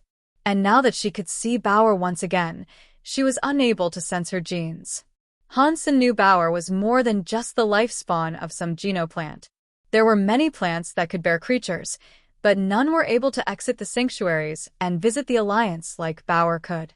The sea they ventured across was called the Endless Sea, because no one had yet sailed to the end and returned to tell their tale. Even stranger, the sea was in the sky.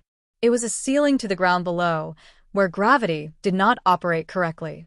When you entered the area, you had to remain close to the ground. If you didn't, you'd be sucked into the sea and fall into it as if it were the sky above. Across the years, few had returned following being sucked into that sea. To step away from the ground, you had to first reach the island. The reason Han's son brought the Fish King was because it was the only creature that could survive the waters of that sea without issue. If they accidentally left the ground, they would not immediately lose their lives.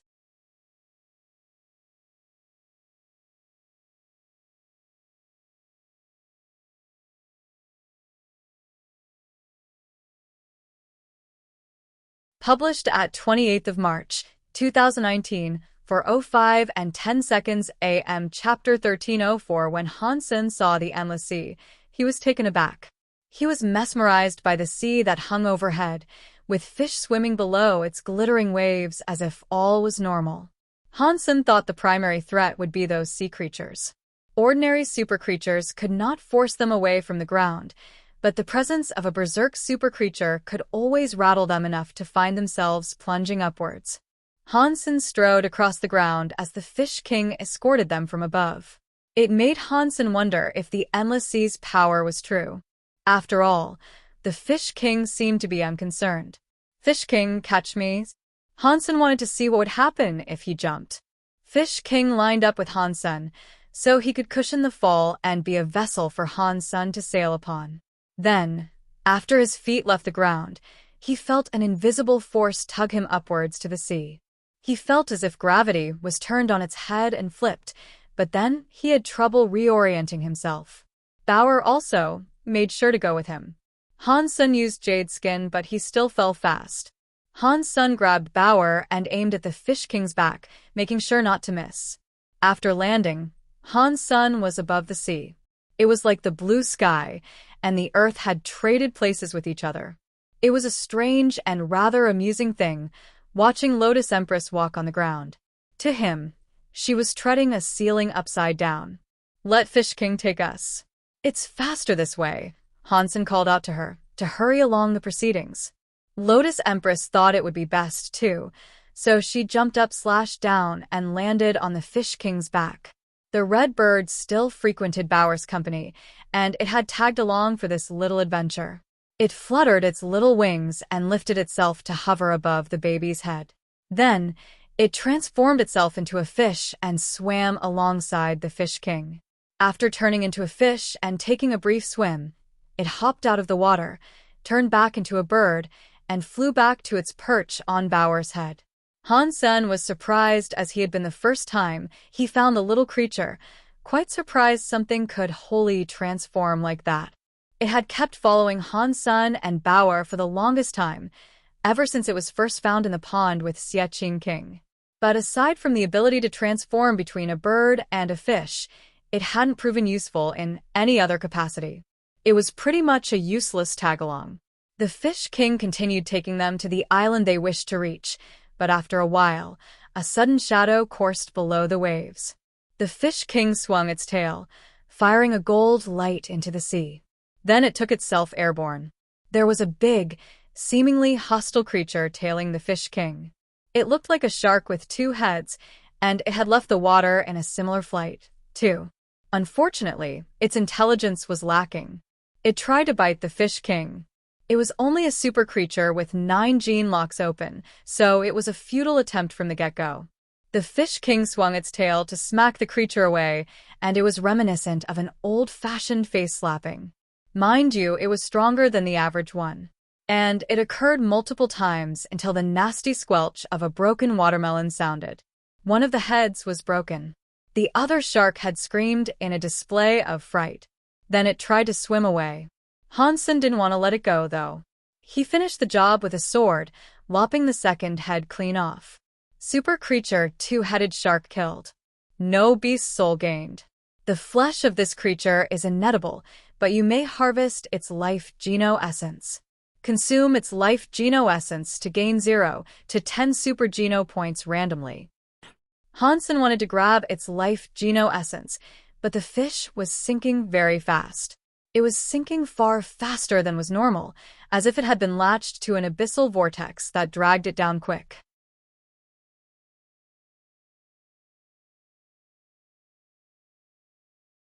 The bird suddenly turned back into a fish, though. Then it dove into the sea. Not long after, the fish came back with a life geno essence in its mouth. Not bad. It looks like you're good for something, at least. Han-san was surprised, as not even the Fish King was willing to go down for it. The fish turned back into a bird and landed on Han-sen's shoulder. Then it tweeted to him, "Let's return to the ground.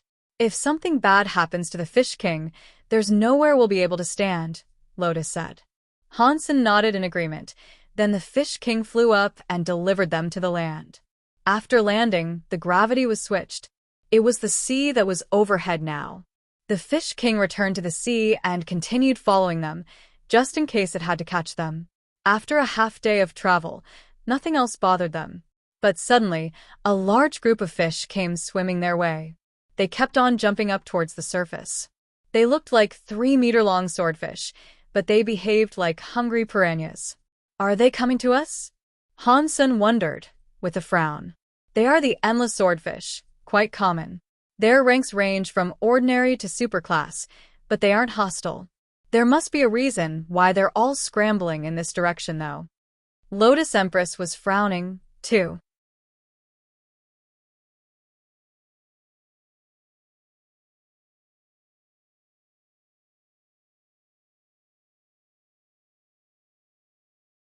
Published at 28th of March, 2019, for 05:09 a.m. Chapter 1305. In great haste, a swarm of endless swordfish was headed in Han-sen's direction. They didn't come for him, but simply sped past him as if they were attempting to get away from something that lay in the direction Han-sen was traveling. Han-sen understood their behavior, acknowledging that they were fleeing some unseen menace on the horizon. They weren't there to cause trouble. After peering into the distance all around him, Han-sen finally saw it, a shadow, accompanied by the sounds of disturbed water. When the endless swordfish passed by the Fish King above, the sound of restless waters became louder than ever. And that was when Han-sen saw it clearly. The monster was like an octopus. Reminiscent of the kraken, its arms writhed in unrest, hitting the water to create noise as if for fun. The arms and tentacles were peppered with countless suction cups, and it was clear that being grabbed by such a fiend would deny even the mightiest of creatures a chance of slipping its grasp. The octopus was blue, and on the other side of its arms were a number of eyes in asymmetrical distribution. The lack of cohesion in the placement of the eyes made the entire beast even scarier to look at. Another super creature? Han-sen was delighted. He didn't need life geno-essences anymore, but he'd never shy away from the possibility of earning another beast's soul. Although Han-sen had conquered many shelters and taken over many regions, he knew he wasn't going to be around in the third god's sanctuary forever. There'd be a time when the protection and mantle for safeguarding the territories would fall to others, and when that time came, Han-sen had to know other humans were strong enough to succeed him. If they weren't, it'd only be a matter of time before spirits attempted to return and claim what had been lost to human occupation. Having more super beast souls would help even the odds, Han-sen believed. Just as this kraken looked ready to put up a fight, though, it stopped. All the swordfish, by this point, had fled far beyond its reach. And now, staying in one place, the octopus flailed its tentacles and arms around in a rather humorous display. What it was doing, Han-sen wasn't quite sure. Suddenly, something grabbed hold of the kraken and tugged it below the water with fierce strength. The octopus looked like a force to be reckoned with, but it was dragged below the waters with surprising ease, then taken deeper and deeper and deeper. It was gone almost as swiftly as it had first appeared. Han-sen hurriedly called for the Fish King to return to the land above, for he had caught a glimpse of a phantom shadow in the sea. In the place the kraken had been, there was now just a red mist sitting above the unnervingly calmed sea. As for the octopus, it had obviously been killed. "Let's go." Han-sen thought it was best not to linger, so with an increase of haste, he instructed everyone to move at a quicker pace. It was frightening, trying to comprehend what manner of being had managed to one-hit kill a terrifying super creature like that kraken. Han-sen still had the endless presence of the endless sea above his head, and it'd be there for a while longer. It was a realm that was as strange as it was dangerous, and the last thing he wanted to do was risk falling into the waters above. It seemed like a death sentence, with that unknown creature lurking beneath the blue. Lotus Empress felt no different, and she much appreciated the desire for an increased speed of travel. The shadow did not leave, though. They continued their journey, and whenever they looked up, there the shadow was. It seemed to be following them. Lotus Empress commented on its presence there, saying, "Don't fight it. Remember, I still have that night gem for protection." "Do you know what that creature is?" Han Sun asked. Lotus Empress said, "I think so.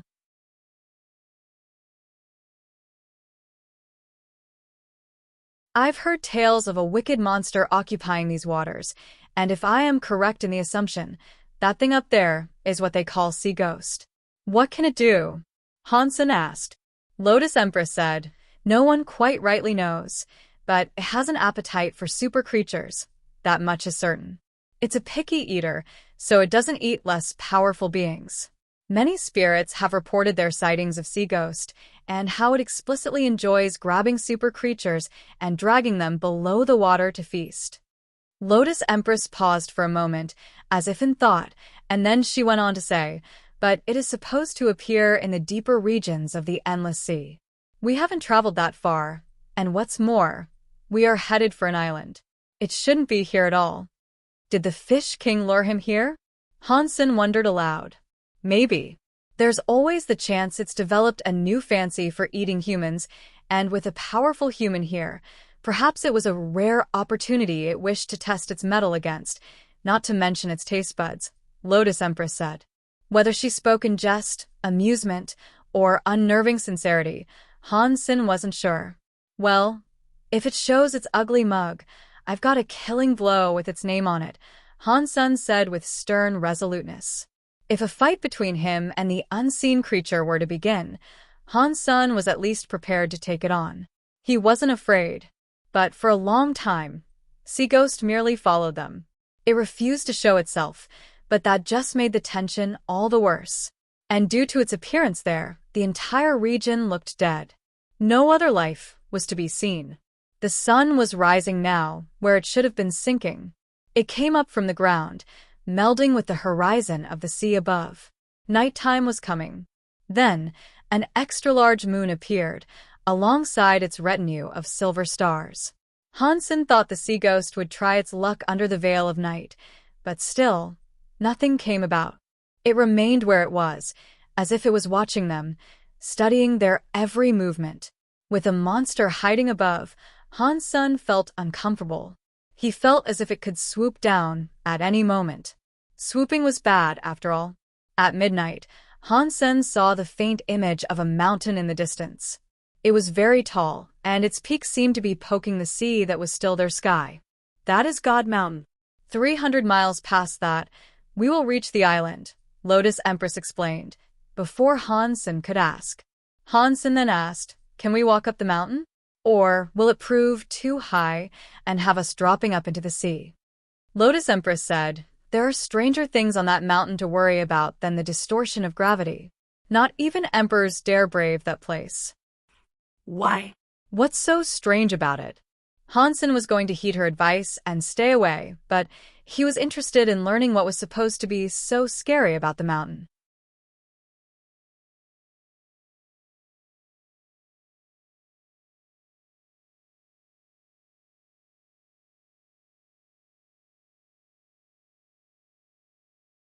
Published at 28th of March, 2019, for 05 and 8 seconds AM, Chapter 1306. "All I can say is, whoever ventures across that mountain does not return," Lotus Empress said solemnly.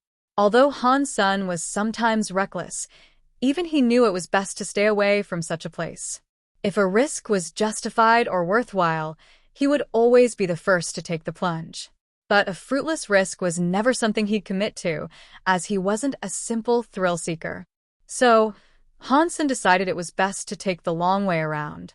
He thought it would be better to walk additional miles than risk life and limb in the shortcut of cutting across the mountain. Before he could circle it, though, Han Sun suddenly heard something roar, and then, nearby footsteps. The source of the noise was not too far away, and the sound of footsteps was steadily increasing in volume. Something was already coming for them. Han Sun frowned, though thinking there was something amiss about his entire venture thus far.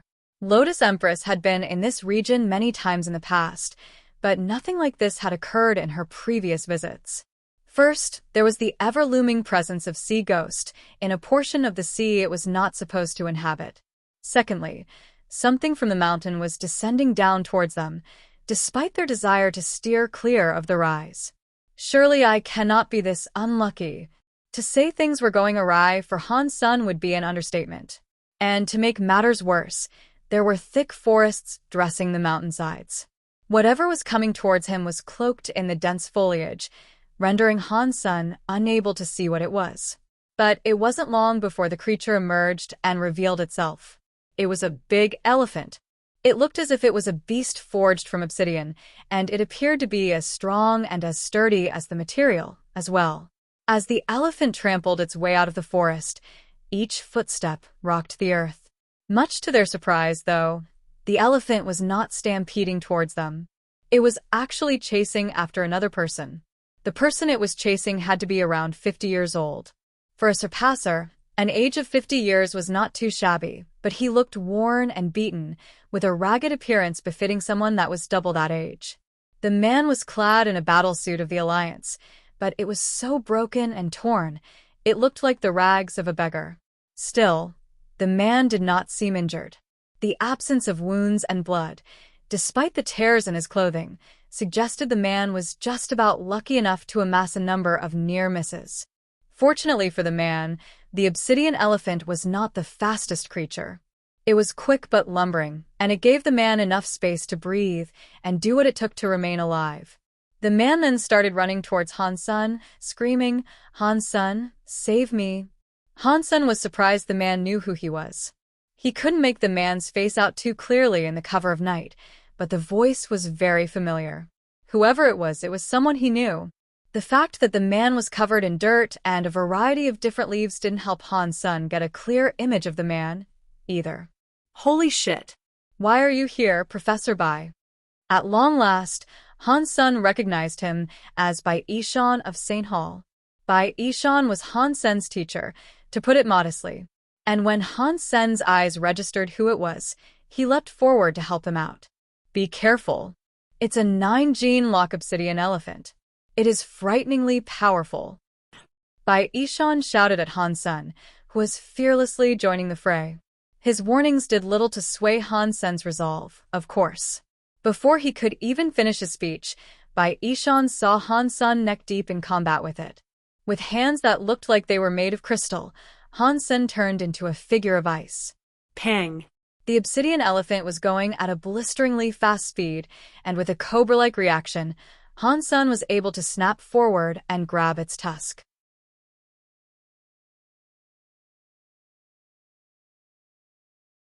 When the two mighty fighters got into it with each other, the landscape was quickly turned into a mess. As if there was a violent earthquake that was causing a landslide, the region was turned upside down in a muddy, dusty haze. The elephant had more than met its match with Han Sen. Bai Yishan's jaw was in the dirt.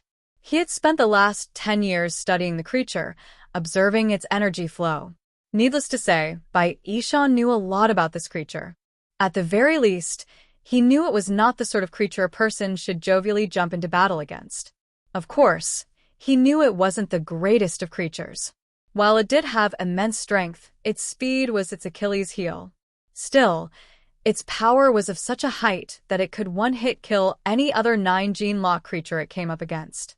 He had seen many creatures unknowingly stumble across it, turn tail, and flee. It was a monster no creature or spirit was willing to mess with. Bai Yishan wanted to study it and create a new hyper-geno art he'd tentatively titled the Elephant Sutra. Fortunately, its slower-than-ideal speed was exactly what enabled Bai Yishan to study and investigate the creature for such a long time. But he had made a mistake this time and disturbed its rest. He had invoked its ire and angered it a great deal. Regardless, Bai Yishan was shocked to see Han Sen do battle with it. I can't believe the power of a surpasser can equal or even exceed that of this elephant, Bai Yishan said out loud. A second later, his eyeballs almost jumped out the comfort of their sockets. Han Sen's muscles quivered, as he picked up the entire elephant in his arms. Then, as if he were throwing logs at some Celtic event, he lobbed it onto the ground a good distance away. Boom. A 50-meter-wide crater was formed in the ground, which Hansen quickly leapt into to re-engage the elephant. Bai Yishan ran forward to catch a glimpse of what would happen next, and he accidentally stumbled into the hole. Hansen wondered why the elephant, despite the height it had been thrown at, did not get pulled into the sea above. Han-san, "What have you been practicing?" Bai Yishan said, standing back up. He had been creating the Elephant Sutra in the hopes of formulating a hyper-geno art of incredibly raw, unbridled strength. After seeing the feat Hansen had just performed, he was starting to think he had wasted his time.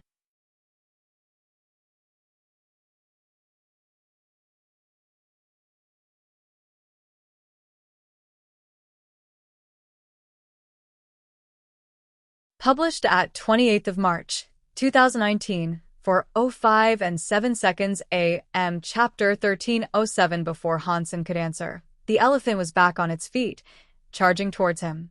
To keep his teacher from getting hurt, Hansen pushed Bai Yishan out of the way. Then, with his fist primed, he launched a punch directly into the elephant's sturdy head. The elephant came to a sudden stop. It didn't fly away or even reel back. Like a car driving head-on into a concrete wall, it hit Hansen's fist and stopped still. Silence returned to the ears of all there for a moment, right before the elephant slumped to the ground. Pang. Another crater was formed as it dropped. The obsidian elephant's body was incredibly strong. It stood up and looked at Hansen with angry eyes that burned with a flame of hatred. Hansen could sense the elephant's power growing, but strangely, its body was growing smaller. The progress of its metamorphosis went with its heartbeat, and after the 10th beat, the elephant's size had reduced to that of a cow. The obsidian body was hardier than ever now, due to its more condensed size. "It has opened 10 gene locks," Lotus Empress called out. Hansen acknowledged this, realizing that it had only opened its last gene lock after he had delivered the brutal hit it had just received. Bai Yishan had long studied this elephant, but it was like a foreign creature now. It was surging with a power unlike anything he had ever seen before, and the terror made it difficult for him to observe the event. Bai Yishan had also forgotten he was standing on what had become the arena for the two titans to fight upon. He was in harm's way, and he knew he had to remove himself from Hansen's side for a time. Fortunately, the elephant was not attuned with a specific element that unleashed widespread damage. The creature was purely physical, and thus, Bai Yishan had not been caught in the crossfire. "Help me out by taking care of Professor Bai." Hansen issued the command to Lotus Empress. Lotus Empress then cast her protective lotuses to shield Bai Yishan. With Jade Skin firing on all cylinders, Hansen was ready to fight the elephant. It was his first 10 versus 10 gene lock battle, and he was hyped. The conditions of this fight would be ideal, as well. The elephant wasn't a tricky being, and it relied purely on physical strength. It was the perfect environment for Hansen to test the extent of his power. But unfortunately for him, the elephant did not come. Instead, it started to retreat, stepping backwards ever so slightly. Or, at least, that's what it seemed like at first. The elephant looked to be as angry as ever, and its intent was to get a better run-up. After walking back a good distance, it was as if a levee had broken. The elephant came racing down towards Hansen with the speed of a bullet train. Before it had opened its 10th gene lock, the elephant's might had been handicapped by its lesser speed. Now, speed was no longer an issue for it. In fact, it was coming towards Hansen at a speed greater than anything he had fought against before. Hansen did not need to rely solely on his fists, though, and he was confident he could still take it on, even at its own game. To test his mettle, he stood where he was, looked down, and put his head forward. He was going to butt heads with the rampaging beast. Pang! The two forces of nature collided. Hansen fell backwards a bit and patted his forehead. He could not feel pain. He could not feel anything, in fact. How little harm he had been dealt was actually quite creepy, despite the relief. He didn't have time to dwell on or admire the extent of his might, however.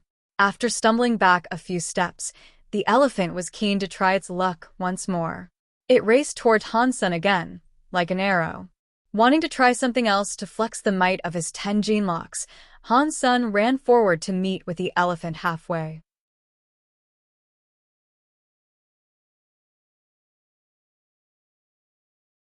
Han-sun and the elephant went at each other like this for a long time. The region around started to look like a ruined and charred hellscape. Rocks were broken, trees were uprooted, and large chunks of land were cast and flung into the air to be dragged into the sea above. It was a mesmerizing sight to watch unfold. The stamping of their feet was enough to ruin and upturn the ground underfoot as well. "You can do it, Dad," Bauer called out, in support of Han-sun. She waved her bottle around as if it were a foam finger. Bai Ishan was frozen in shock. The obsidian elephant possessed a power unlike anything he had ever seen before, and he knew full well it had opened its 10th gene lock. But with that being said, he wouldn't be too surprised if Han-sun overcame such a foe. He was, after all, the person who had taken down an emperor's shelter. It didn't detract from the awe-generating spectacle that was their battle, though. It was incredible to watch him fight, as he was. How in the sanctuaries did he become that strong? He's like a demigod that has cheated his way into the third god's sanctuary. This is amazing. Bai Ishan's mind reveled in admiration for Han-sun. He had researched and worked on his Elephant Sutra for the longest time, and even if he was successful in creating a brilliant hyper-geno art, the technique alone wouldn't make a person as strong as Han-sun was. Pang, pang, pang. Han-sun's forehead was a little red and sore, but the elephant's forehead was starting to bleed. Lotus Empress was in shock, too. Few emperors possessed the strength Han-sun did. The obsidian elephant now sought to return to the mountain it had initially descended from, fearful that it might lose. Han-sun thought about giving chase, but before he could commit to doing so, he saw the sea above become upset. The water was quickly thrown into turmoil as something emerged from the blue and tried to grab the elephant Han-sun had been fighting. The monster was incredibly quick, and in a flash, it was on the elephant's head. When Han-sun saw it, he was shocked. It was a pitch-black bird that had come.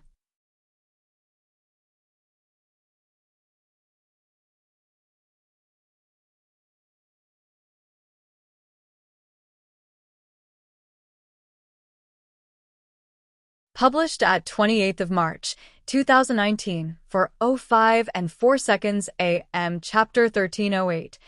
1308. The elephant saw the bird come for it, and so it turned and used its trunk in an attempt to bat it away. The bird was swift with its talons, though, and it grabbed the trunk neatly. Then, with a quick turn, the elephant was pulled upwards into the sea. The elephant struggled the best it could, not wanting to go with it.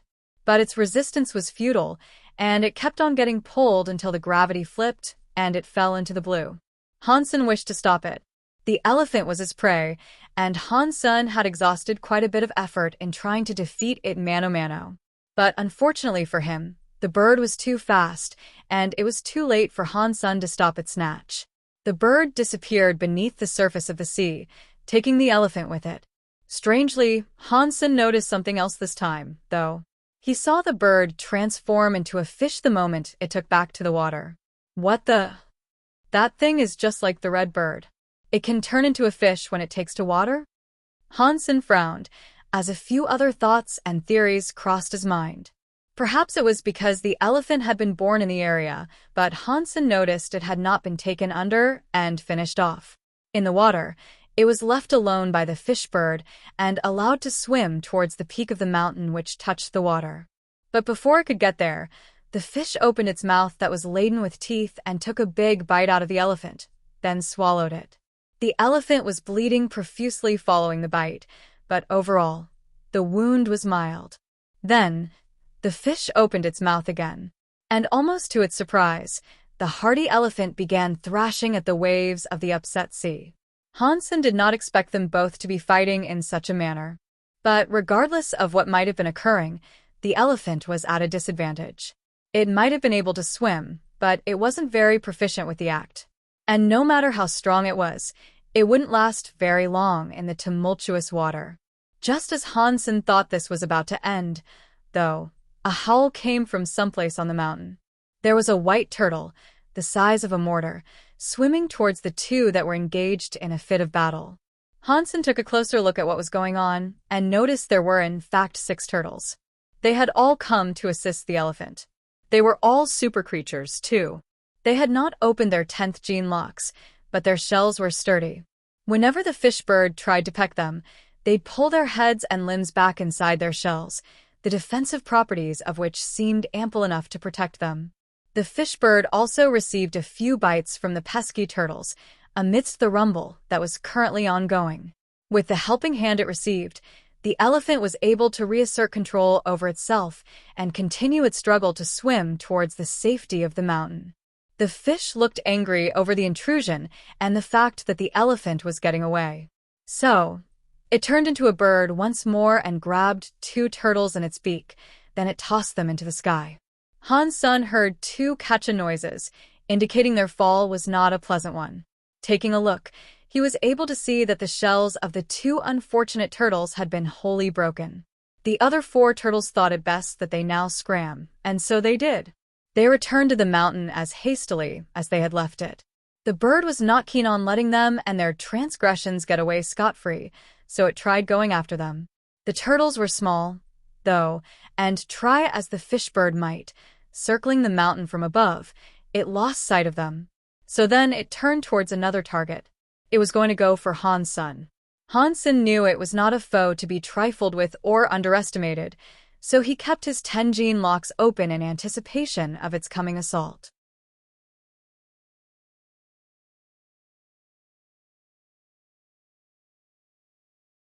Lotus Empress prepared herself to fight, too, while the Fish King readied itself for a departure to the sea above. But then, the strangest thing occurred. Just as Hansen was ready to unleash a barrage of attacks upon the approaching bird, it stopped short of him and dropped 2 dead turtles on the ground before him. The bird let out a brief squawk and returned to the sea, motionless. It appeared just as it used to, when it had been following Hansen and his companions on their journey. Needless to say, everyone was a little taken aback. They were shocked to see the birdfish had delivered 2 of its kills to Hansen. Lotus Empress was very confused in particular. Perhaps I was wrong. Perhaps that wasn't Sea Ghost after all. Lotus frowned, after issuing her best attempt at an explanation. Hansen looked at the red bird next, and thought to himself, they can both shapeshift between bird and fish. Perhaps they're related? Maybe the big birdfish wants to take care of the little red birdie fish. He wasn't going to let the turtles go to waste, so the next thing Hansen did was pick them up. After removing their shells, he received another 2 life geno-essences. After that, he cleaned up the flesh and gutted them, then prepared them as food. If their flesh was edible, that would prove they were 2nd-generation super creatures. Sea Ghost continued trailing Hansen and his fellows after that, but it did not attack. Under its protection, for that was what they now assumed it was, they reached the island in safety and without further incident. Why is Sea Ghost protecting us, I wonder? Lotus Empress asked Hansen. She thought he might have an answer, but the truth was he didn't. And not being sure of what Sea Ghost was thinking, he could not reply. So, instead he decided to ask Bai Ishan something. When he became a surpasser, he was sent to an abandoned shelter near the Endless Sea. The path they traversed was a shortcut he himself had devised and developed. Bai Ishan told Hansen about the Elephant Sutra and the research he had been conducting, and then asked Hansen what he had been practicing. Professor, you cannot abandon your research. There's something really tangible behind all this. There is a meaning to your research. As for what I have learned, it is a skill of the Shui family. It is not suitable for just anyone to learn, however. If your research and development of a new hypergeno art is a success, it will benefit humanity. I know it will. Don't give it up, Hansen said, with a soft and reassuring voice.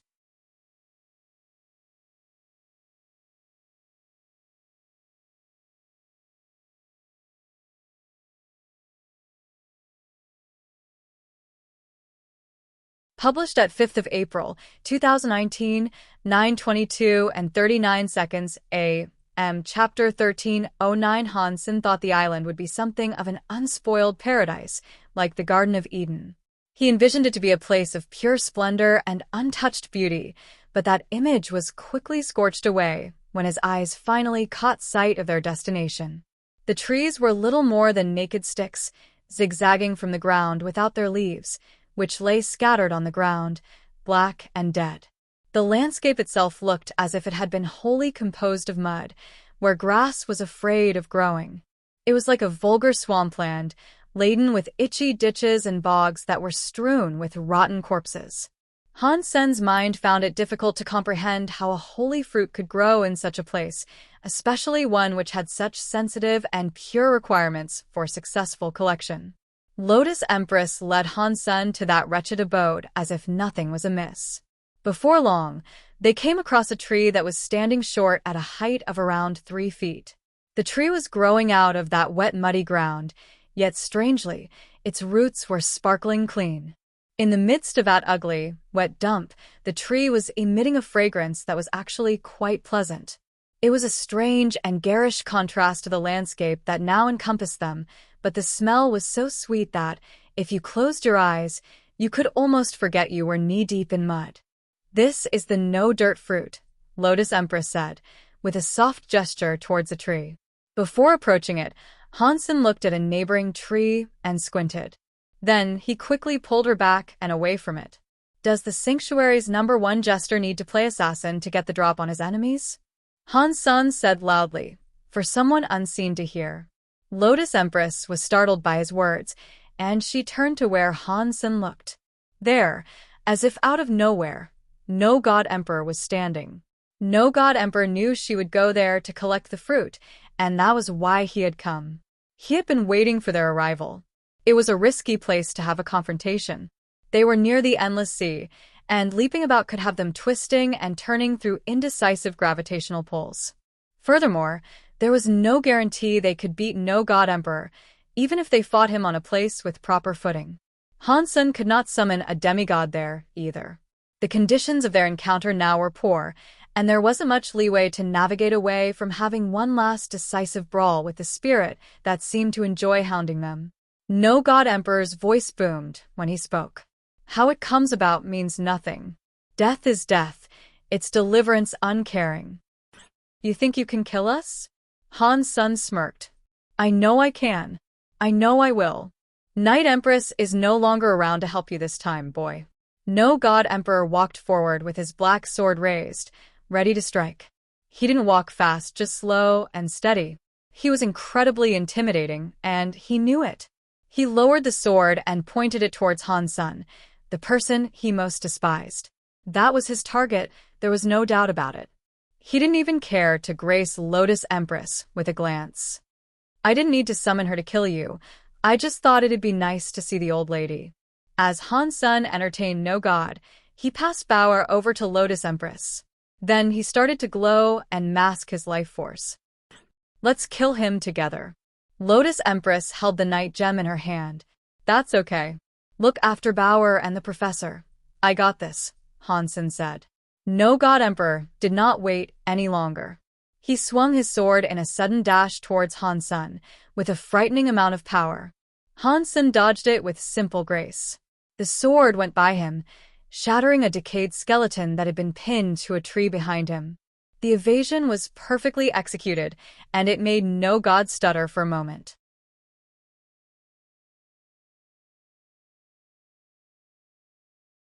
He had expected to kill Hansen then and there, and he wasn't sure if his human nemesis had escaped his wrathful strike through actual talent or dumb luck. The next second, he slashed towards him again. Hansen dodged the attack, only to be greeted by another sudden swing. Successfully, Hansen dodged that, and the next few that came in quick succession. The attacks could hardly even brush his clothes. Lotus Empress was surprised, for dodging No God Emperor's attacks was unheard of. She knew for a fact she'd have been cut down with the first strike. Hansen was actually quite merry now. After he had opened his 10th gene lock, he stood a chance in his battle with the likes of No God Emperor. Of course, no God Emperor did not think highly of his opponent. He brushed Han Sen's newfound power off as weak and simple fuel for cowardice, in that it allowed Han Sen to run away and little more. There were others who could see through no God Emperor's attacks, but his focus was never on the power they held. No God Emperor raised up his sword and began to brew a storm of power, like the rumbling of a volcano nearing eruption. As this was occurring, Han Sen noticed a shadow rise up behind no God Emperor like a demon. Lotus Empress had taken Fish King, Bauer, and Bai Ishan off the island. Now, she stood solemnly, clutching her night gem. "Is he strong?" Bai Ishan asked. Lotus Empress responded by saying, "He is the son of God that ranked first in divinity's bout." Bai Ishan was flabbergasted, exclaiming, "Whoa.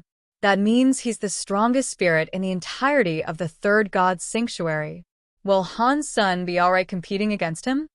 "I'm not sure if he's the strongest," Lotus Empress said, before going on to explain, "and Han Sen has only just opened his 10th gene lock. Honestly, I don't know." Bai Ishan looked nervous, but that was when Bauer interrupted to say something a bit more comforting. She said, "Dad will win." They thought Bauer was just like a naive child, unable to understand the stakes and powers at play.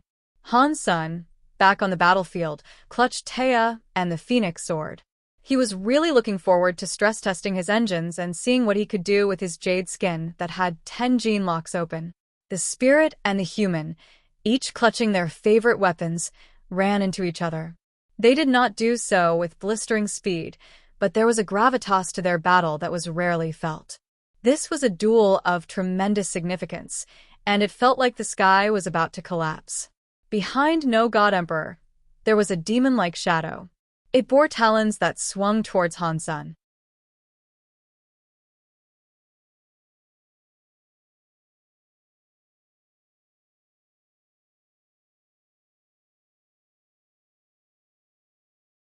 Published at 5th of April, 2019, 9:22 and 38 seconds a.m. Chapter 13:10. The moment no god lunged forward, Han Sen did so too.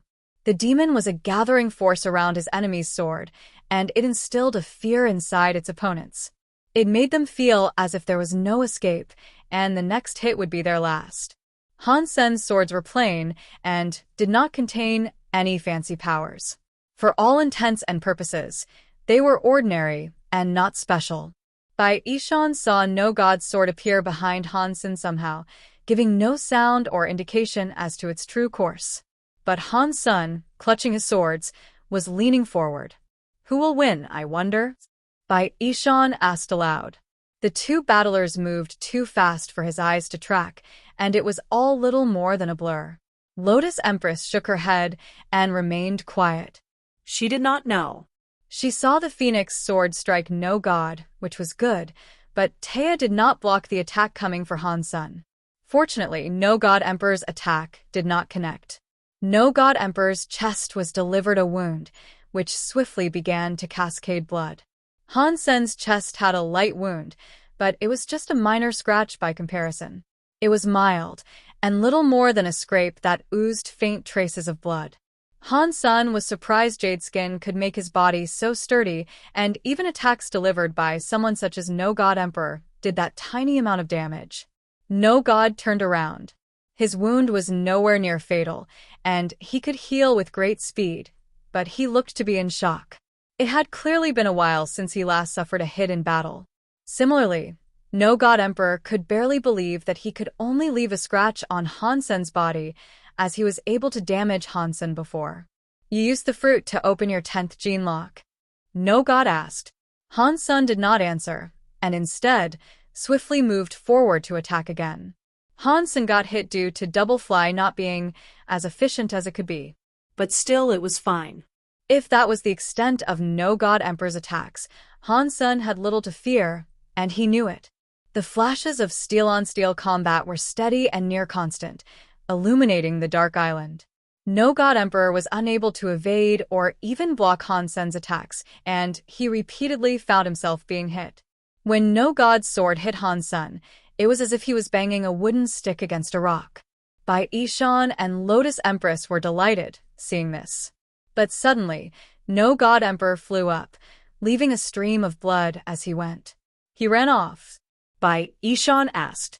Lotus Empress was in absolute shock over what had just transpired, as none had ever convinced no god to flee before. Han's son was not concerned with going after him, though.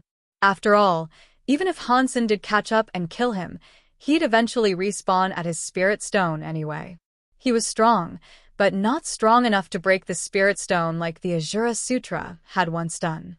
The Azura Sutra could not bolster Hansen's defense as Jadeskin had either. So that was okay. In the third god's sanctuary, Hansen was now almost invincible. He was a true force to be reckoned with. And so, with no god emperor out of the picture, Hansen decided to head back towards the no-dirt fruit. Lotus Empress and Bai Ishan returned to Hansen's side. So, all I need to do now is pinch it off. Hansen casually asked Lotus Empress, as if nothing had happened. Yep. Go ahead, Lotus Empress said. Hansen reached out his hand and grabbed it. Hansen and Lotus Empress were both as nervous as each other, wondering if this would work. They had come a long way to get to this point, and Lotus Empress had spent a long time waiting for the right person to come along and help her collect it. With nothing happening to the fruit as he touched it, Hansen said, "My body really is pure." Lotus Empress said, "Nice. Pull it off and bring it here." Hansen plucked it off the branch, and just like Lotus Empress hoped, it did not rot.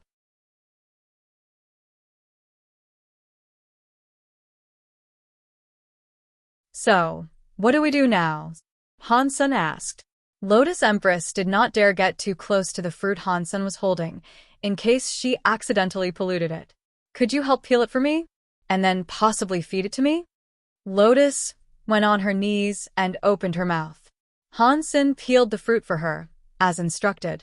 Then he squirted the juice into her open mouth. Lotus Empress looked incredibly surprised when this happened. And as she did, her body began to glow as the pores of her body emitted a white steam. Hansen fed her the last drop of juice, and once he was done, he stepped back to watch the spectacle of her becoming completely enveloped in white steam. Suddenly, his admiration for what was going on came to an end, and his face changed. He had received a call from both Moment Queen and Thorn Queen. "Sister Lotus, something has happened at the shelter. I have to go, at once." Hansen left Fish King with the others. He said goodbye to Bauer and Bai Ishan and then flew back.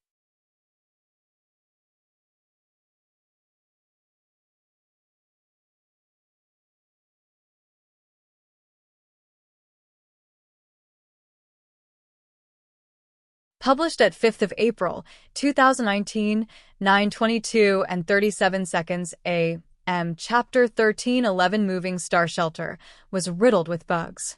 It had been besieged and overwhelmed by a torrent of insects. There were ladybugs on the ground, like tanks to shelter infantry, and giant flying centipedes hovering and clogging the sky. A variety of toxic insects, of varying proportions, dimensions, and powers, were coming from all around. If there was one constant between them all, it was that they were each a mighty creature that could take more than a few hits with a swatter to down. Dry Bone King, Qingjun King, and Blue Dinosaur were engaged in battle with the fiends. They were defending the shelter valiantly. Unfortunately, many of the buildings that filled the grounds of Moving Star Shelter had been toppled and broken into ruin. Moment Queen was currently fighting a knight that rode atop one of the bugs in the sky. And as she fought, so too did a lightning fox with 10 electrified tails. This furry creature was engaged in combat with an Emperor spirit. Purple Emperor battled a blue centipede, and he arced the skies with bloody trails as he swiped the foe. Moment Queen looked up higher from where she was, and she saw an Emperor clad in chitin-forged armor. He looked down on the chaos that unfolded below and smiled in wretched delight. There was a gold, humanoid super creature standing beside him. **mit. Moment Queen sputtered out. Cup Demon Emperor had come to the shelter alongside an entourage of 4 additional Emperor spirits, each with 10 gene locks open. The host of creatures that accompanied them were nothing short of mighty, either.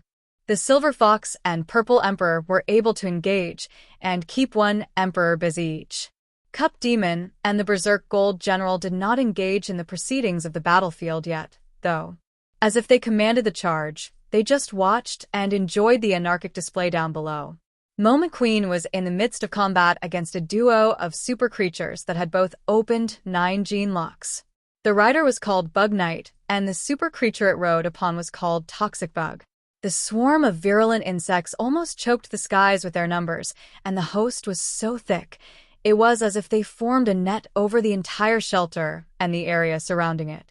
Those who had been occupying the shelter were stuck fighting for their lives, whether they liked it or not. All the occupants aside from the Silver Fox and Purple Emperor, that was. If things turned too awry and they either had to flee or die, only those two would likely be able to make an escape. Moment Queen could only hope Han-sun would heed her call and return soon, but with how fast things were going wrong and how far away her master had traveled, she believed she'd be dead alongside the rest when he finally made it back. Snowball was, of course, hiding as all this transpired. Blue Dinosaur was doing its best to withstand the punishing might of the 3 super creatures that had made it their target. Baby Ghost was still weak, despite the time that had elapsed since his suffering, but he wasn't idle. He was currently being chased around by a snake-like super creature that had 9 gene locks open. Holy Rhino was the one beacon of hope for the tired battlers that did their best to defend the shelter. It repeatedly flashed its heels across the battlescape, doing its best to aid each of its allies. The swarm of enemies and the damage they dealt would eventually catch up with them, but thus far, the only reason they were all still standing was because of the healing the Holy Rhino was able to dish out. Kill that rhino. Cup Demon smiled as he issued the command, knowing the felling of the rhino would be enough to crush their morale and lead to their submitting. Yes. Gold General did as it was bidden, and began its approach to the rhino.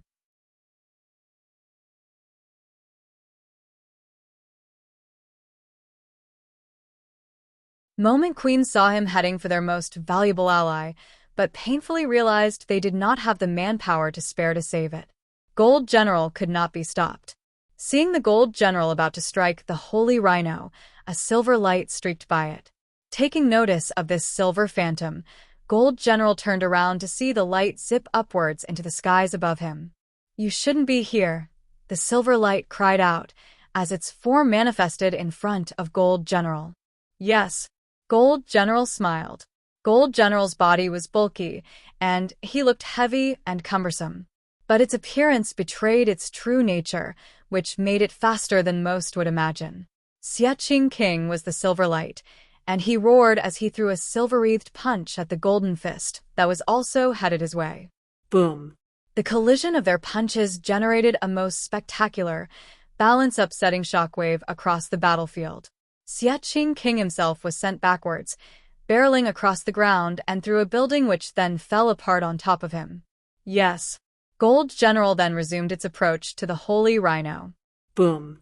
The rubble that composed a destroyed building was sent flying all around like artillery as a bloodied Xiaqing King emerged from the ruins. The silver light that fueled the mad spirit was growing in volume. "Asshole. You better pay for my shirt you just tore." This was a special crafting of the Alliance, 60% cotton, 40% polyester, boy. Xiaqing King leaped into the air with a fist primed to knock Gold General's head clean off its anchoring shoulders. The silver light was so strong, it sent ripples through the fabric of the space they occupied. The Gold General did not feel threatened, though, and he turned to repeat his previous performance. He threw a punch to meet with the new one that was coming. Boom. The silver light was like a super volcano, spitting out a torrent of lava that could melt the hardiest of metals. And so, this silver leaped onto the Gold General in a bid to ravage its body. "This isn't even my final form," Xiaqing King was gasping after unleashing that amount of power, but he did his best to keep his cool and spout a one-liner like his favorite humans from fiction did. But when the silver light faded, it revealed Gold General, who was simply hovering in the air unharmed. Xiaqing King was stunned. The most powerful attack he could unleash was proven ineffective against the foe. This was something that had never happened before. Yes. Gold General's eyes blazed with the fire of murder, and he launched a punch targeting Xiaqing King's head. Alu alu alu. Xiaqing King used his silver light to deflect the incoming fist. In the midst of the collision that ensued, more buildings collapsed. Pillars broke apart and tumbled over. Pang. Xiaqing King was thrown far backwards into a palace, the impact prompting him to spit out more blood.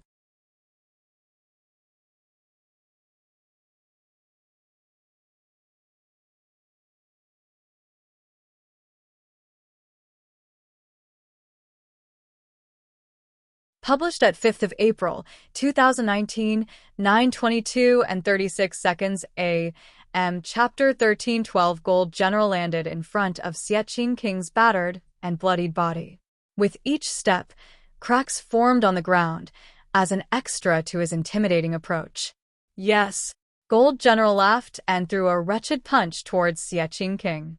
Xiaqing King blazed his silver light as he quickly summoned the fumes of power that resided within him and punched back at the wicked foe that had beaten him. He used every last ounce of power he could muster, going into the strike with the belief it could be his last. With great anger for the misdeed done upon him and what could possibly happen to everyone else in the shelter, he gave it his all. Alu alu alu alu. That complete release of strength led to a most magnificent display, as it leveled the palace and ruined everything around the two spirits that stood before each other. Xiaqing King would never throw in the towel, even if the Reaper had come knocking. Even if he was to stumble and fall, he'd do what he could to get the last laugh. Gold General continued to smile as he broke the silver light that came for him. Then he broke it again, as Xiaqing King punched and punched with lesser strength each time. There was a big difference between 9 and 10 gene locks, and that was the difference that separated the two. It was to be expected, though. After all, Gold General was Cup Demon's most favored subordinate. He was highly cherished and well looked after. Xiaqing King had not opened his 10th gene lock, and despite fully acknowledging the power gap between the two, he did not concede. He wasn't going to, and he never would. Even with his body broken, he wasn't going to stop. "End this pathetic display," Cup Demon shouted as he flew down towards the Silver Fox. Cup Demon had come to realize Little Silver was the strongest out of all the creatures and spirits that populated the shelter. And what's more, the 10-gene lock Emperor that had been going up against the furry Blighta was now on the rails. The Silver Fox, with the repeated heals it kept on receiving, was still as fit as a fiddle. "It's over." Moment Queen sighed, wondering whether or not she should try to escape now before it was too late. Moving Star Shelter had no spirit stone, so there was nothing tying anyone there.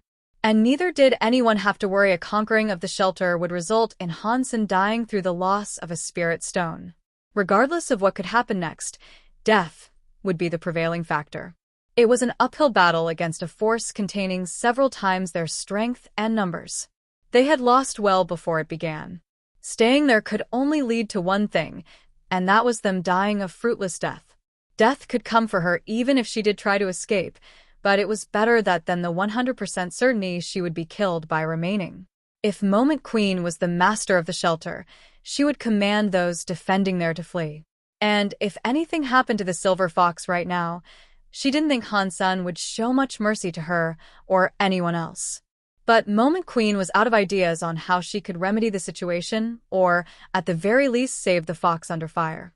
No matter how strong Little Silver was, there was no way he could fight an emperor with 10 gene locks open and the third son of God at the same time. But just as she saw Cup Demon approach the Silver Fox, something else appeared to stop the leading spirit. Moment Queen was unable to fathom who might have come to their aid so suddenly. It was a little girl Moment Queen saw, one with a purple horn, purple hair, and amethyst eyes. In her hands was her signature weapon, the bone dagger. She looked like the human girl that always used to accompany Hansen and rarely spoke. Moment Queen had never seen her like this before, and she couldn't be sure it was Zero, due to her life force being rather different.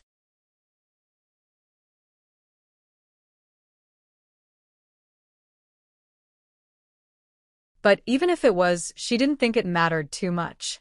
She didn't think Zero was all that powerful, even in this new form she was taking on. There was no way she could hope to stop Cup Demon Emperor's approach, she thought. The little girl must just want to do her part or something like that. If now was the end, it was now or never anyway. As Moment Queen pondered this peculiarity, she saw Cup Demon Emperor frown, commanding a legion of bugs to intercept her.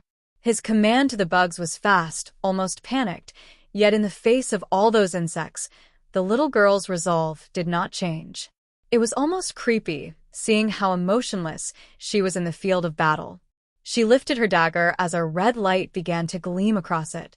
The light pierced through the host of bugs before her, with its ultimate target lying past them, in the region of Cup Demon Emperor's forehead.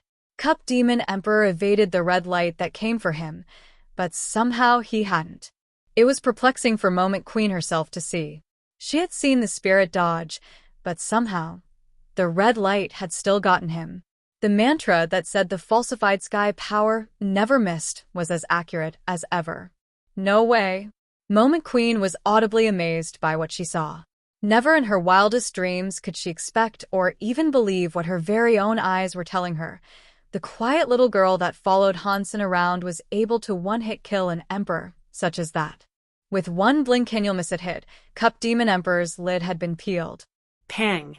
Cup Demon Emperor exploded before everyone, which led to all the bugs vanishing with him. Not long after, though, another crowd of bugs appeared. And out of that crowd came Cup Demon Emperor once more. You are strong, but you cannot kill me. The newborn Cup Demon summoned a host of bugs once more. This time, he watched her dagger closely. He hadn't been sure of what killed him earlier, so now he wanted to see. Zero's expressionless face looked as unconcerned as ever, and so she simply raised the dagger up and lobbed it towards him. Gold General accepted the order and flashed with a gold light, ready to finish off Xia King. Pang. Pang. Pang.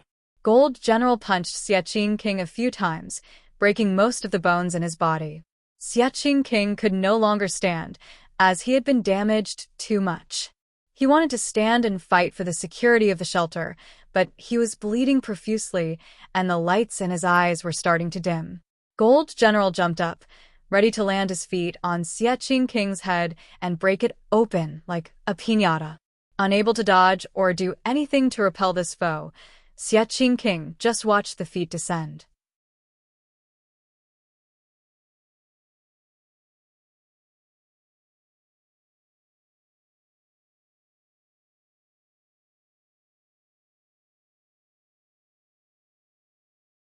Published at 5th of April, 2019, 9:22 and 35 seconds a.m. Chapter 13:13. A big, white sphere appeared before Xia King's eyes. The feet of his nemesis were continuing their descent, but they came into contact with the orb which plushily pushed down on Xia King's face to cushion the blow. He was still alive. Gold General raised his legs once more. Even if a ball-like cushion had come to soften the blow, he thought it curious how it had not been broken by his supercharged curb stomp.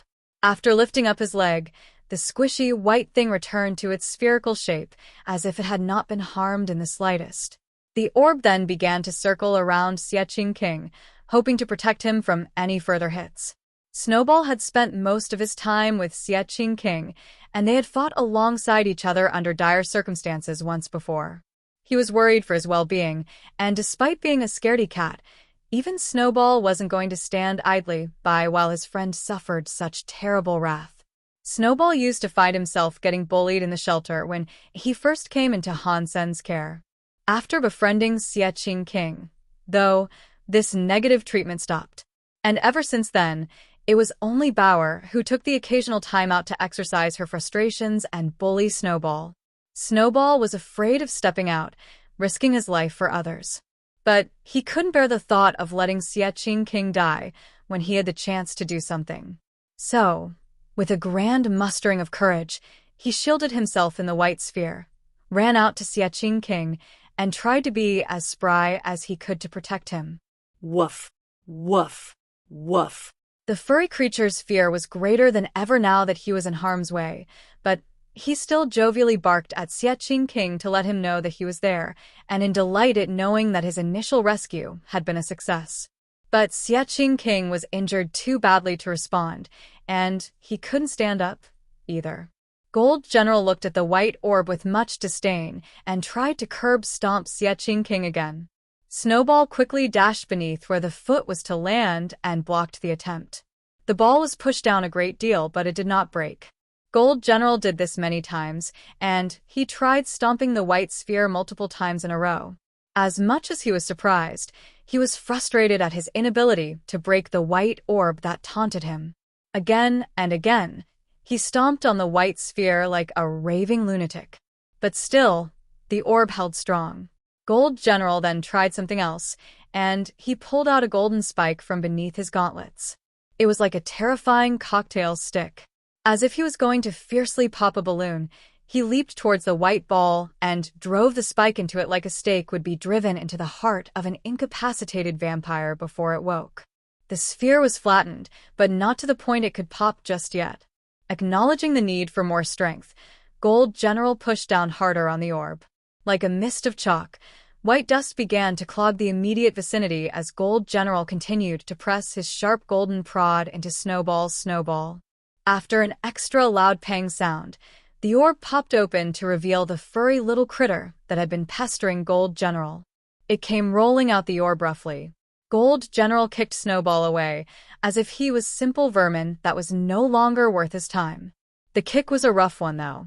Snowball was sent coursing through a number of concrete walls before coming to a stop, shivering on the precipice of death. The Holy Rhino immediately applied a heal on the creature, but it'd take a while for it to get back on its feet. And a restoration of its courage was another matter entirely. Gold General now walked over to the Holy Rhino and tried to kill it, as it had initially sought to do. "Stop!" A voice sounded from directly behind the general.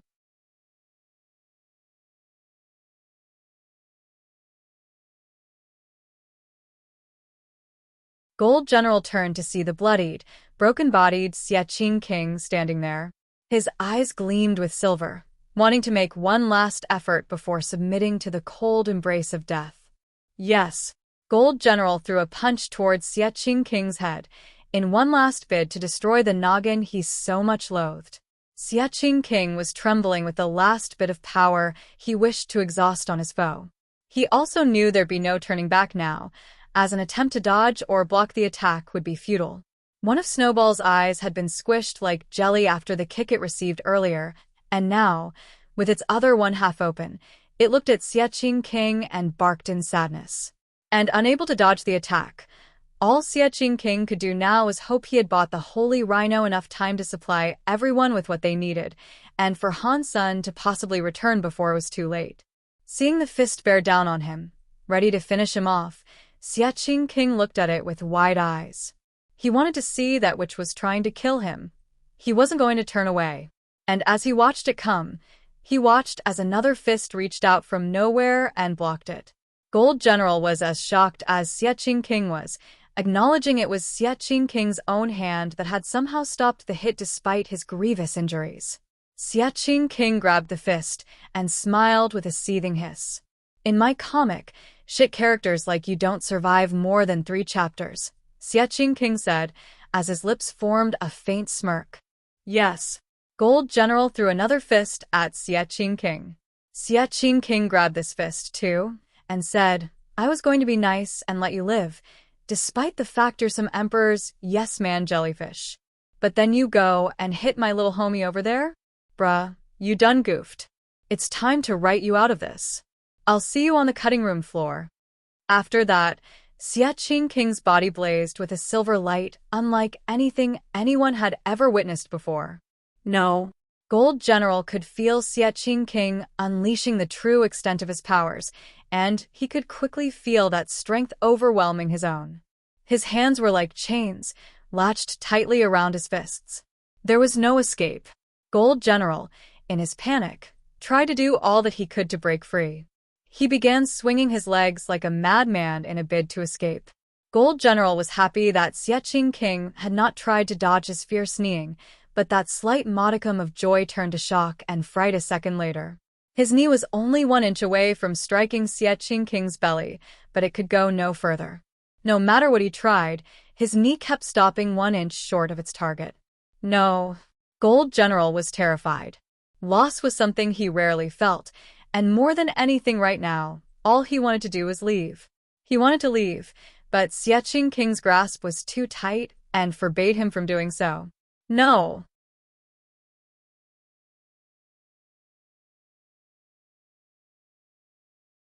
Gold General could not repel the power, and he was dragged closer and closer into the silver sun before him. Boom. Gold General was pulled into the silver star, resulting in a devastating explosion that turned the entire sky silver. Arg. Gold General let out one last scream of agony. A second later, it was cut short. Moment Queen herself was shocked seeing this, and she watched as half the shelter was turned to gravel and dirt by the release of that power. Everyone fell back seeing this. A giant crater was all that remained where that power had been unleashed, and at its center stood Xiaqing King. And that was all. Next, Xiaqing King pulled out a cigar and lit it. With a deep inhale and a puff of outward smoke, he said, "Oh, I know what the ladies like. And to all you who seek to push their luck like the Golden Dong did, listen up because you don't get to fight the author and expect to win, boys and girls." Xiaqing King gave Snowball a thumbs up. Snowball came crawling out of the rubble, wishing to give a reply. But then, he saw Xiaqing King suddenly collapse as a stream of silver blood began to pour out of him.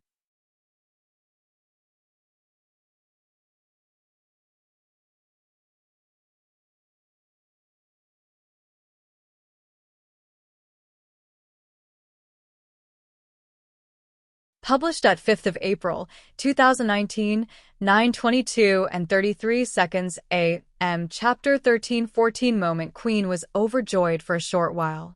She had not expected Xiaqing King would be able to actually open 10 gene locks and defeat Gold General. But whether or not he'd live to see another day had yet to be determined. He had exhausted far too much strength and energy in unleashing that devastating hit, and it had left him on death's door. At the very least, he had helped turn the tides on the enemy and give them a hope of pulling through to emerge victorious. If that little girl can drive the final few nails into Demon Cup Emperor's coffin, we might just pull through this, Moment Queen thought to herself, as she looked on Zero with hopeful eyes. Cup Demon Emperor had been killed by the bone dagger again, but just like last time, he had been brought to life out of another bug. He had been killed 4 times by now, but no matter what Zero did, he kept coming back a few seconds later. It was as if a bug took on his appearance, life force, and everything about him. They behaved like him, and even made use of his powers to the same strength and extent. Moment Queen watched the bugs intently, whenever she could. There had to be something she could learn through observation, a trick or a puzzle she could decipher, which could lead to a solution they could employ in taking out Cup Demon Emperor for good. The bugs that turned into Cup Demon Emperor did not look all that special compared to the several others that were buzzing around. It seemed to her as if any random bug of his could serve as a reanimation host. What is this power he wields? Gah. We need information if we are to solve this conundrum. Moment Queen racked her mind for a possible solution. She watched the proceedings for a while, but she was unable to learn anything. If Serpent Throne was with them, things would be considerably easier, she believed. Moment Queen wondered where it was, and recalled it was currently in Thunder Hell Shelter. Even if it was to come over and aid in the battle, it would take a good long while to arrive. There was a great distance separating this shelter from the others. Cup Demon Emperor frowned, seeing his beloved Gold General be killed. For a berserk super creature like that to be killed by a spirit that had just opened 10 gene locks, he thought it was humiliating. I need to hurry up and end all these vermin, Cup Demon Emperor said to himself, as his eyes flashed with an ominous thunder. Suddenly, countless bugs appeared, each of them turning into a carbon copy of Cup Demon Emperor. They all flew forward in a swarm to put an end to the girl that had caused him so much strife. Moment Queen's face turned grim when she saw this. She thought he could only copy himself once. But all of a sudden, there were now 6 Cup Demon Emperors coming for the girl. With the real one, that made 7. She observed each of them, noting how they were all as powerful as each other, all as powerful as the real Cup Demon Emperor. Moment Queen was worried, thinking the girl might end up getting killed. The girl had defied her expectations, but what she was faced with now was far greater than anything that had come before. But with events concerning Zero, a defiance of expectations was a common occurrence. Moment Queen almost had her socks blown off when she saw Zero slay each and every copy of Cup Demon Emperor with ease. It truly was as if she was swatting a bunch of bothersome flies. Every time she attacked, there'd be one Cup Demon Emperor less to deal with. But when these Cup Demon Emperor copies died, more and more were summoned to take their places. Moment Queen was flabbergasted. Even when she was at her strongest, at peak performance before her fall from grace, not even she had achieved such wild amounts of power. Although the girl could not kill Cup Demon Emperor entirely, she had easily exerted what was necessary to do so many times over.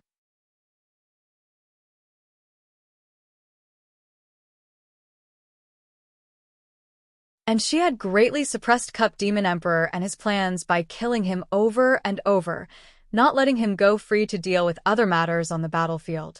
So, how do we kill him once and for all? Moment Queen was still searching for the answer. She noticed 10 was the max number of copies he could create of himself at any given time. I may not know what power he possesses, but there is no way he can keep respawning so easily. Unless his true body is not connected to these or something. Would that mean none of those bodies are real? And if that was so, where does his true self lie? Moment Queen's mind was a tangled brush of questions right now. Moment Queen's eyes then flashed. In her mind, she recorded the precise moment a bug turned into a copy of Cup Demon Emperor. She kept replaying the sight in her mind, over and over again, desperate to learn something new or find the trick to this entire shenanigan. And eventually, she did catch something strange. She smiled, thinking she might have learned something. She said to herself, they really aren't real. They're little more than doppelgangers. Moment Queen was not entirely correct. If it was a doppelganger, Zero would have been able to kill the real one just as easily. The Azura Sutra could destroy the Spirit Stone when killing the spirit itself, after all. The fabricated emperors were like pets of Cup Demon Emperor himself. He placed his power in one bug and turned it into a copy of himself. When that cup was killed, he could make another one just as easily as he had made the first. And because Cup Demon Emperor had opened 10 gene locks, he could create 10 active cups at the same time. Unfortunately, that did not matter much. Moment Queen only wanted to find out where the real Cup Demon Emperor was. Cut off the head of the snake, and the body dies after all. Suddenly, she smiled again, saying, "Aha, I found you."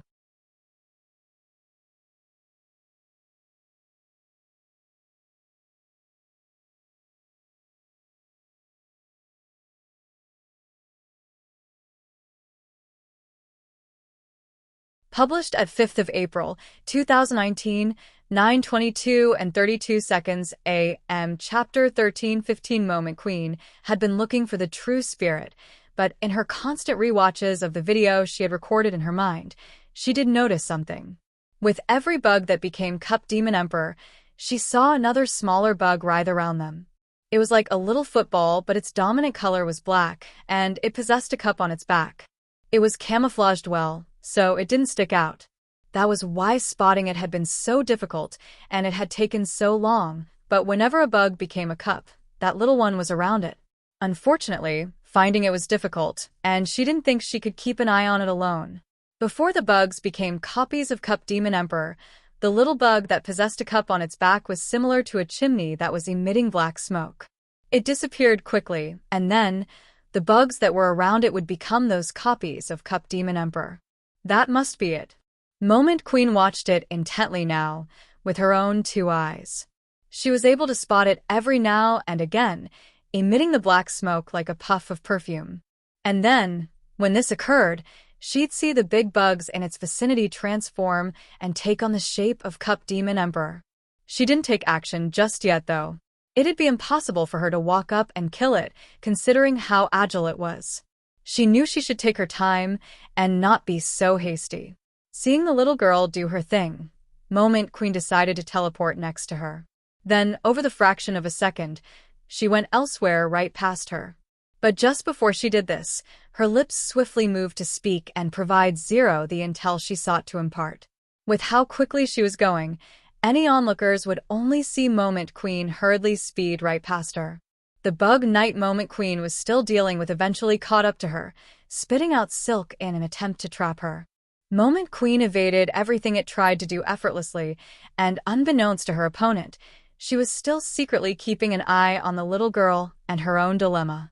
But more importantly, she was keeping track of where the black bug with a cup on its back was scurrying to. Suddenly, Moment Queen teleported to the black bug and used her Genos sword to stab it. Dong. Moment Queen was incredibly fast, and before the eyes of the opponent, it was as if she had vanished into thin air. Unfortunately, her sword was unable to pierce the shell of the little bug. And while that was dismaying, it was enough. That was because she had left an ugly white mark across the carapace, which worked against its black camouflage.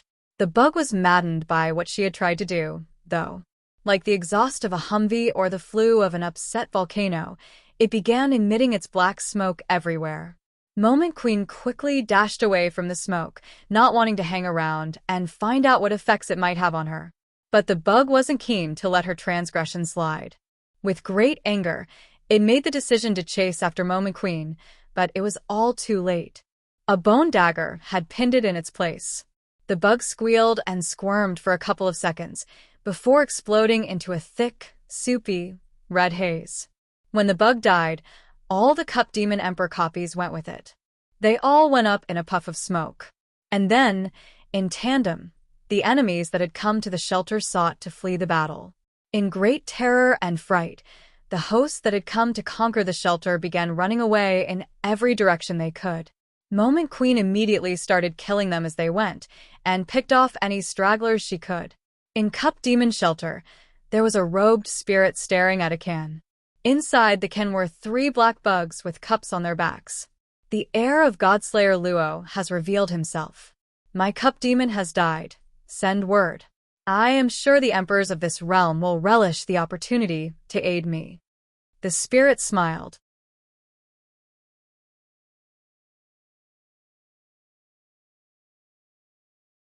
And then, many black bugs began to fly out from underneath his fingers. In Moving Star Shelter, Snowball and Xiaqing King clutched each other tightly as they were electrocuted back to full health. They were the ones who had been injured the most, and the Silver Fox was keen, almost too keen, to help them recover. I'm groovy. I'm fit as a fiddle. Xiaqing King pleaded, beneath the brutality of the electricity he was being forced to endure. Unheeding, the Silver Fox continued shocking them both back to full health. Woof! Snowball said, in a half-squeal. Moment Queen performed a quick head count and noted not many had died, primarily through the healing distributed by the Holy Rhino and the Silver Fox. Unfortunately, the shelter itself was in wild disarray. There was little of it left following the carnage. They had managed to kill 7 creatures all in all, but the strongest of them had been vaporized by Xiaqing King. There was not a trace of its body left to be found. The black-haired Lady Zero was busy preparing food, as everyone regained some happiness in the jovial mood brought on by victory. Moment Queen stared at the girl for a while, thinking about how much she admired her. She knew the girl was the purple-haired lady. Even Dry Bone King looked at her with admiration. They were all shocked by Zero's performance that day, and how after all the time they had spent together, they had not known the full extent of what she could do. She wasn't just the near-mute cook Hansen kept as a companion. There was something special about her, that was for sure. Across the Third God's Sanctuary, black bugs were individually being sent to Emperor shelters. Goo Demon, what are you up to? An Emperor asked, while looking at the bug. The bug then displayed a video of Zero fighting 10 Cup Demon Emperors, all at once. Godslayer Luo, the Emperor said, as he stared at Zero with a sudden feeling of contempt. The heir of Godslayer Luo has come. I would like to see the true extent of his power. The time for revenge has come. Across all the Emperor's shelters, their rulers all looked to be in shock.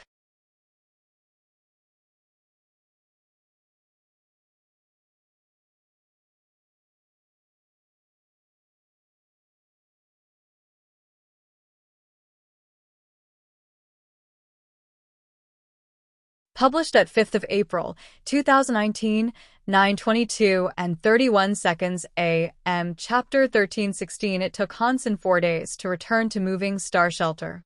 By the time he got back, the fight was already over and the crisis had been averted, or at the very least met head-on during his absence, and resolved in a massive battle he had missed out on. When Hansen returned, though, he wasn't exactly delighted at the results. Before him lay the ruins and remnants of what was once a glorious and immaculately conceived and constructed shelter. And in the midst of the ruins was Xiaqing King, who seemed to be enjoying a nice, cold beer. Still, he was glad the place had been saved and his companions had pulled through. Good job. Hansen gave him a high five.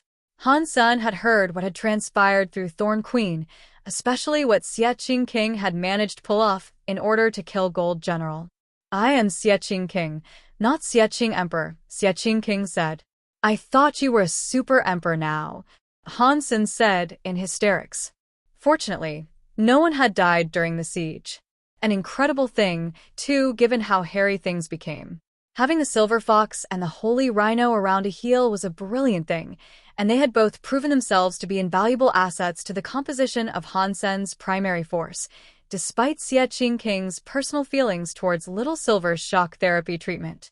The talent of healing was quite rare, overall. Individually, such creatures had a hard time surviving due to their weakness in attacking. And because of that, it was difficult for them to level up. 9 gene-lock creatures like the Holy Rhino were an extremely rare find, and it was no wonder its original owner had gone to such lengths to procure it. Saint Fan himself made sure to use the Holy Rhino a lot, too, and it had proven a great asset for him, before his death. Hansen, Thorn Queen, and Xiaqing King were having a merry chat when Moment Queen exited the Spirit Hall, heading in their direction. Moment Queen didn't seem like her usual self, though. In fact, she was looking quite grim. It prompted the interest and concern of those talking. Can someone tell me who Godslayer Luo is? Moment Queen asked. Moment Queen was in the second God Sanctuary when Godslayer Luo was in the third, so it wasn't too surprising to learn she did not know much about him. A human elite. Why? What's wrong? Hansen thought her asking such a question was strange. Something was amiss. Moment Queen pointed at Zero and said, I just returned from the spirit base. All the spirits there are saying she is the heir of this Godslayer Luo guy, and that they're all planning to kill her as revenge or something. Define the all that is planning to kill her. Hansen knew this was going to happen one way or another. Spirits were quite vengeful creatures, but none had yet learned he was the true heir to Godslayer Luo. He didn't expect this to become an issue this far down the line, though, prompted by a misunderstanding. Still, he wasn't too afraid. Hansen was an incredibly mighty person now, and he'd do whatever it took to protect Zero, provided she even needed protection, the wild and wonderful thing she was. Moment Queen went ahead to say, all the spirits want to kill Zero. They know we are in her company. We're on our own out here. This is bad. Well, what can we do about it? We're not feeding Zero to the dogs, if that's what your poisonous heart is contemplating, Hansen mused. Moment Queen suggested, we go into hiding. We go underground, like literally. We give this dump up for now. Go to the underground shelter, have a nice cold pint, and wait for all this to blow over. And what about the humans we've ensured the security of? Hansen asked. Hansen had asserted control and assured the safety of many shelters by this point. There were many humans, far more than the underground shelter could offer refuge to.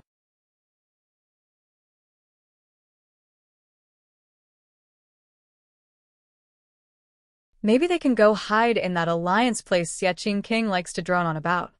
Moment Queen offered. Hansen rejected the idea, saying, no. If we lose the shelters, we might as well off them ourselves. Moment Queen said, I fear you are having difficulty grasping the gravitas of the situation here. There are at least a dozen emperors coming, all looking to plant Zero's head on a pike. She's a remarkable fighter, I'll give her that, but this is a threat that is too much for any one person to even dream of defeating. I'll help her fight, and fine. Tell the humans to return to the Alliance while we sort this out, Hansen conceded. And how do you hope to stop this enemy force? It'll only take one punch off one of them to end our lives. Moment Queen thought Hansen was overestimating his own talent. He was jeopardizing everything by being so cocky and boisterous, she believed. Moment Queen composed herself and then said, "The second, fourth, fifth, and seventh son of gods are on their way. We hide or we die. It's that simple. Let them come. I will kill them all," Hansen said, casually. "Yeah, what are you fussing about? Back in the day, when I had to face a siege, I didn't have any fancy-schmancy super creatures to heal. We had sticks, 2 sticks, and a rock for the whole shelter, and we had to share the rock. Buck up, girl. You are one very lucky spirit," Xieching King said, chucking the remainder of his beer away. It was difficult to tell if he was being serious or not. This is madness. Moment Queen had no clue what was going through their minds anymore. Madness? This is the third god's sanctuary. Have some goddamn faith, Moment Queen. I have a plan. So for now, go and tell humans to return to the Alliance. Things are going to heat up, of course, but we've weathered worse storms than this. They will not crush us, Hansen said. Moment Queen was unable to convince them to change their course of action, so she ended up having no choice but to abide by their decision. She notified the other shelters as she was told to. Hansen then got deep into planning out how he was going to defeat what was coming and turn the tides in his favor. He wanted to take over the entire sanctuary anyway. Hansen had opened 10 gene locks with Jade Skin, and with Little Angel by his side, slaying emperors should prove no problem, he thought. With Zero and the Silver Fox's help, he wagered he'd be able to take on 30 emperors without even breaking a sweat. Thorn Queen came to Hansen in a bit of a rush, and then she presented the snake egg. There were cracks running along the shell, suggesting it was about to hatch. Not long after, it all came apart as a red-scaled dragon emerged, saying, "Oh yeah, I'm back." Hansen smiled and said, "Well, you just remember to keep your end of this bargain. We made a deal, remember?" "Of course. 100 years is nothing. You are too kind." Dragon King was starting to talk more like a human now.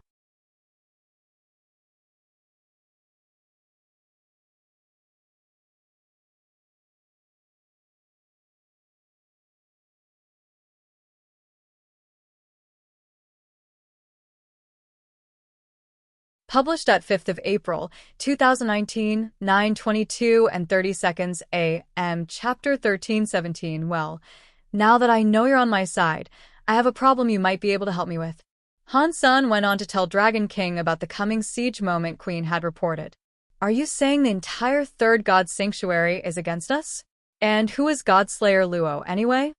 Dragon King asked, with widened eyes. He was a human who slaughtered a bunch of spirits in this place, Hansen explained succinctly. Are you sure?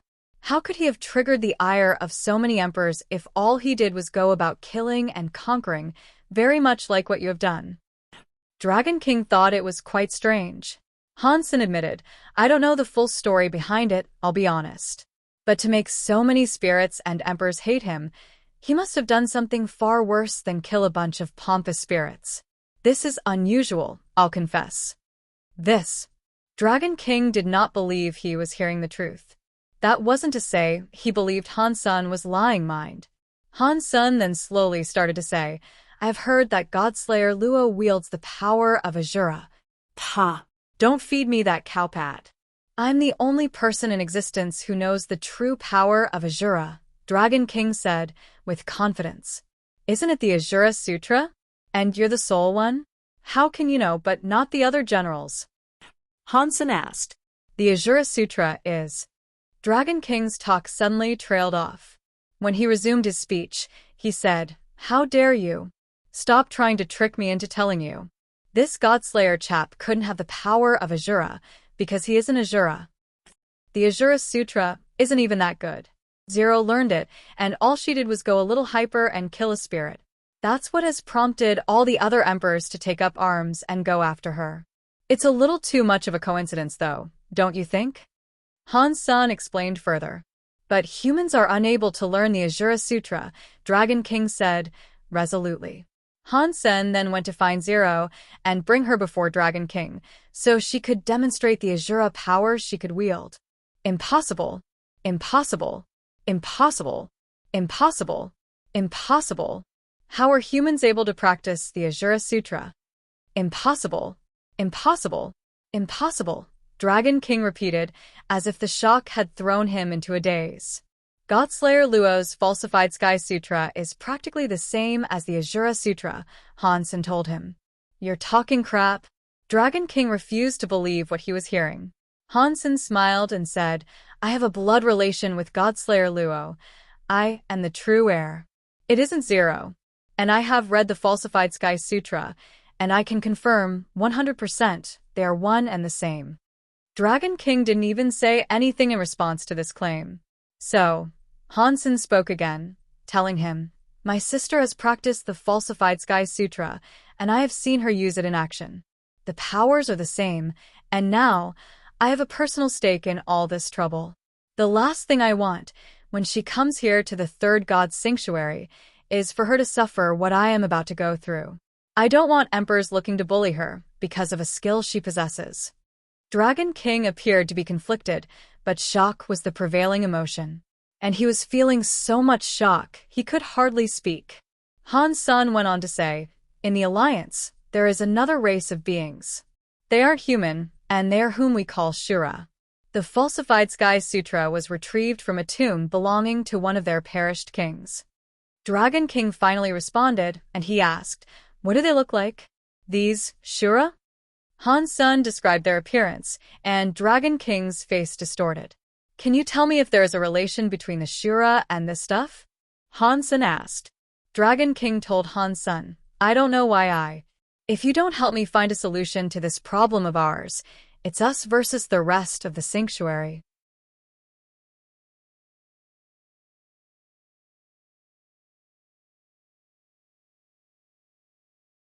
We're both in the same boat here, Han Sen said. Dragon King nibbled his lips before talking again. Okay, tell me what you want to know. Personally, I don't think anything I tell you will be of any service, but if peace of mind is enough, then I am here for your elucidation. Tell me what you can, then, Han Sen said. Dragon King sighed and said, Fine. Even if didn't tell you, the truth would have to come out eventually. Dragon King went quiet for a while, as if he was composing what he was about to say. Then, after a period of silence elapsed, he said, You were right.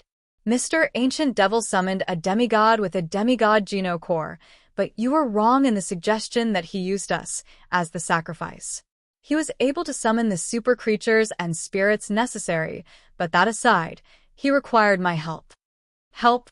Han Sen did not understand what help Dragon King could provide, or if the summoning of a demigod even required help when he was able to do it so simply.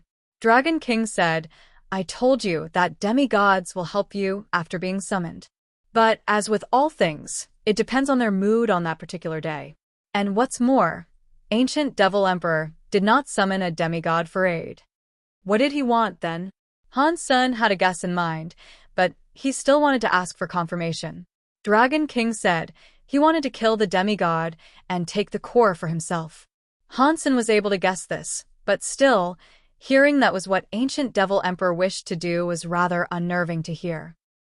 And what happened then? Did he succeed? Han Sen asked.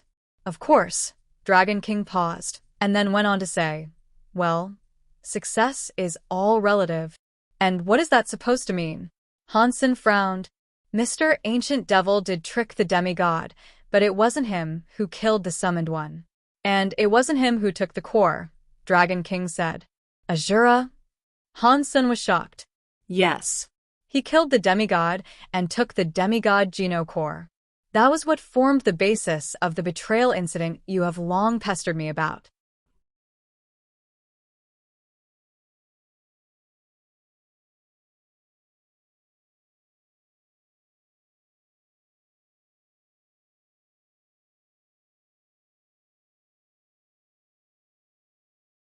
Published at 5th of April, 2019, 9:22 and 29 seconds a.m. Chapter 13:18 Han Sen waited for Dragon King to finish his speech, but he struggled to believe the validity of the tale he had just been told. If ancient devil emperor wanted to fight a demigod, would it even be possible for him to be careless enough to allow a subordinate to not only stealing his kill, but take the demigod Geno core as well?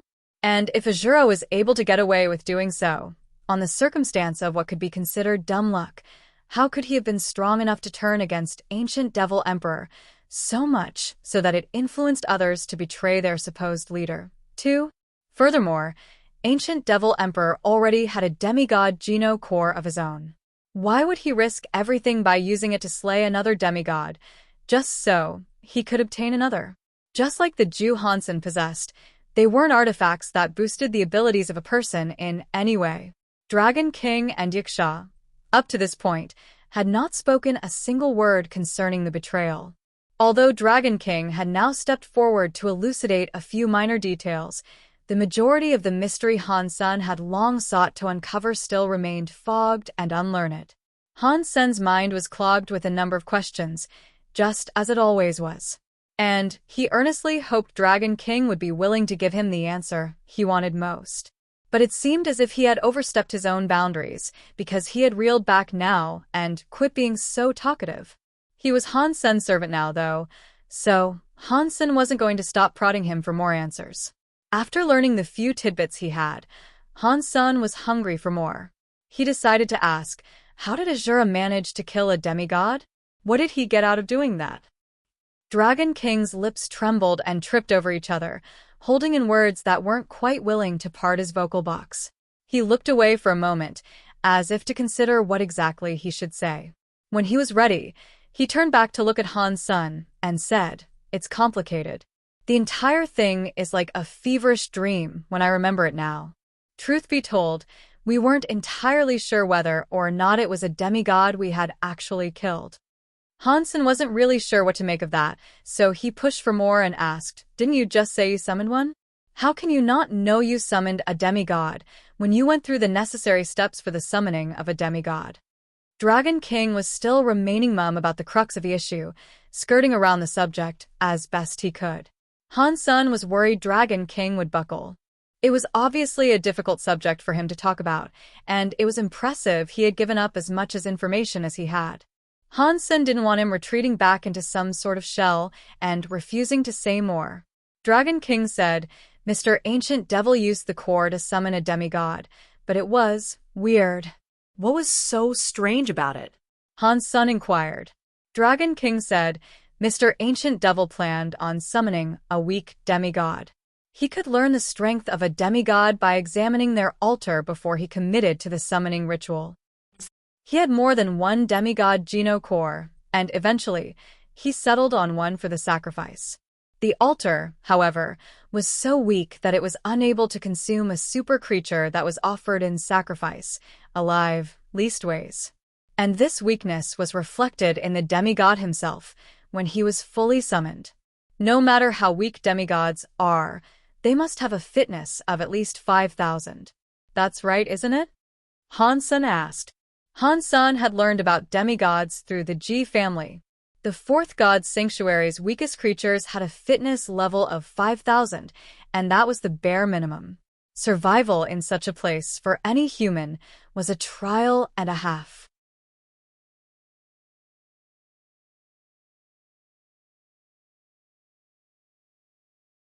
Grandpa Ji told Han Sen that even if he did manage to obtain a greater fitness number than 5,000, he should never underestimate the creatures and spirits of that place. Even if they were weak in the third god's sanctuary, they'd be no laughing matter in the fourth god's sanctuary. He was going to use our collective power and Geno treasures to kill a demigod. Even if we were unable to kill the demigod we summoned, making it bleed and collecting its blood would make the venture worthwhile. After all, it was a being that inhabited the fourth god's sanctuary we were summoning, and it was only natural for us all to be afraid and nervous with the task at hand. But when that demigod appeared before us, it was already on the precipice of death. Killing it would have been an easy job for any one of us. Whoa, you guys were that lucky. Han Sen was surprised to hear they were that fortunate. Lucky? Dragon King gave Han Sen a strange look before proceeding to say, None of his plans were of any worth, so Azura stepped forth and killed it. Then, he took his power. It was like the savage twist of a knife, and suddenly, there was division in the ranks and contention amongst the generals. A fight broke out, and it resulted in the utter ruin of ancient Devil Shelter. It sounds like Azura did a good, old-fashioned kill steal. I don't really see what the big fuss is about. Couldn't you guys have just talked it out? Han Sen was a little underwhelmed. Learning this was the answer to the mystery he had long wished to be revealed. Dragon King looked at Han Sen strangely once more, and he told him, "I said the demigod looked weird, didn't I?" "Yeah, weird. As in, it's weird this emperor we summoned is dying weird, right?" Han Sen said. It would have been lucky if that had actually happened. Dragon King paused and sighed for a brief moment before explaining. Before the demigod died, he said something that chilled our very bones. "Okay, and what did he say?" Han Sen asked. He wished Dragon King spoke a little faster, as it aggravated Han Sen when every word and syllable was delivered so slowly. He said he was God. Dragon King's voice trembled to speak that final word. God. Han Sen had heard a lot about some figure proclaiming itself to be God, and he didn't think Dragon King was preaching about the big cheese of Christianity when saying this. It sounded just like the god figure Han Jinji was said to have met. You're tuning in to the Li Mei's Wuxia Whispers YouTube channel. We're so grateful for your support, and don't forget to subscribe to join us on this incredible journey through captivating stories. Your generosity through donations truly makes a world of difference, as it's the primary source of revenue that allows me to expand and enhance this channel for you. Thank you from the bottom of my heart for being a part of this adventure.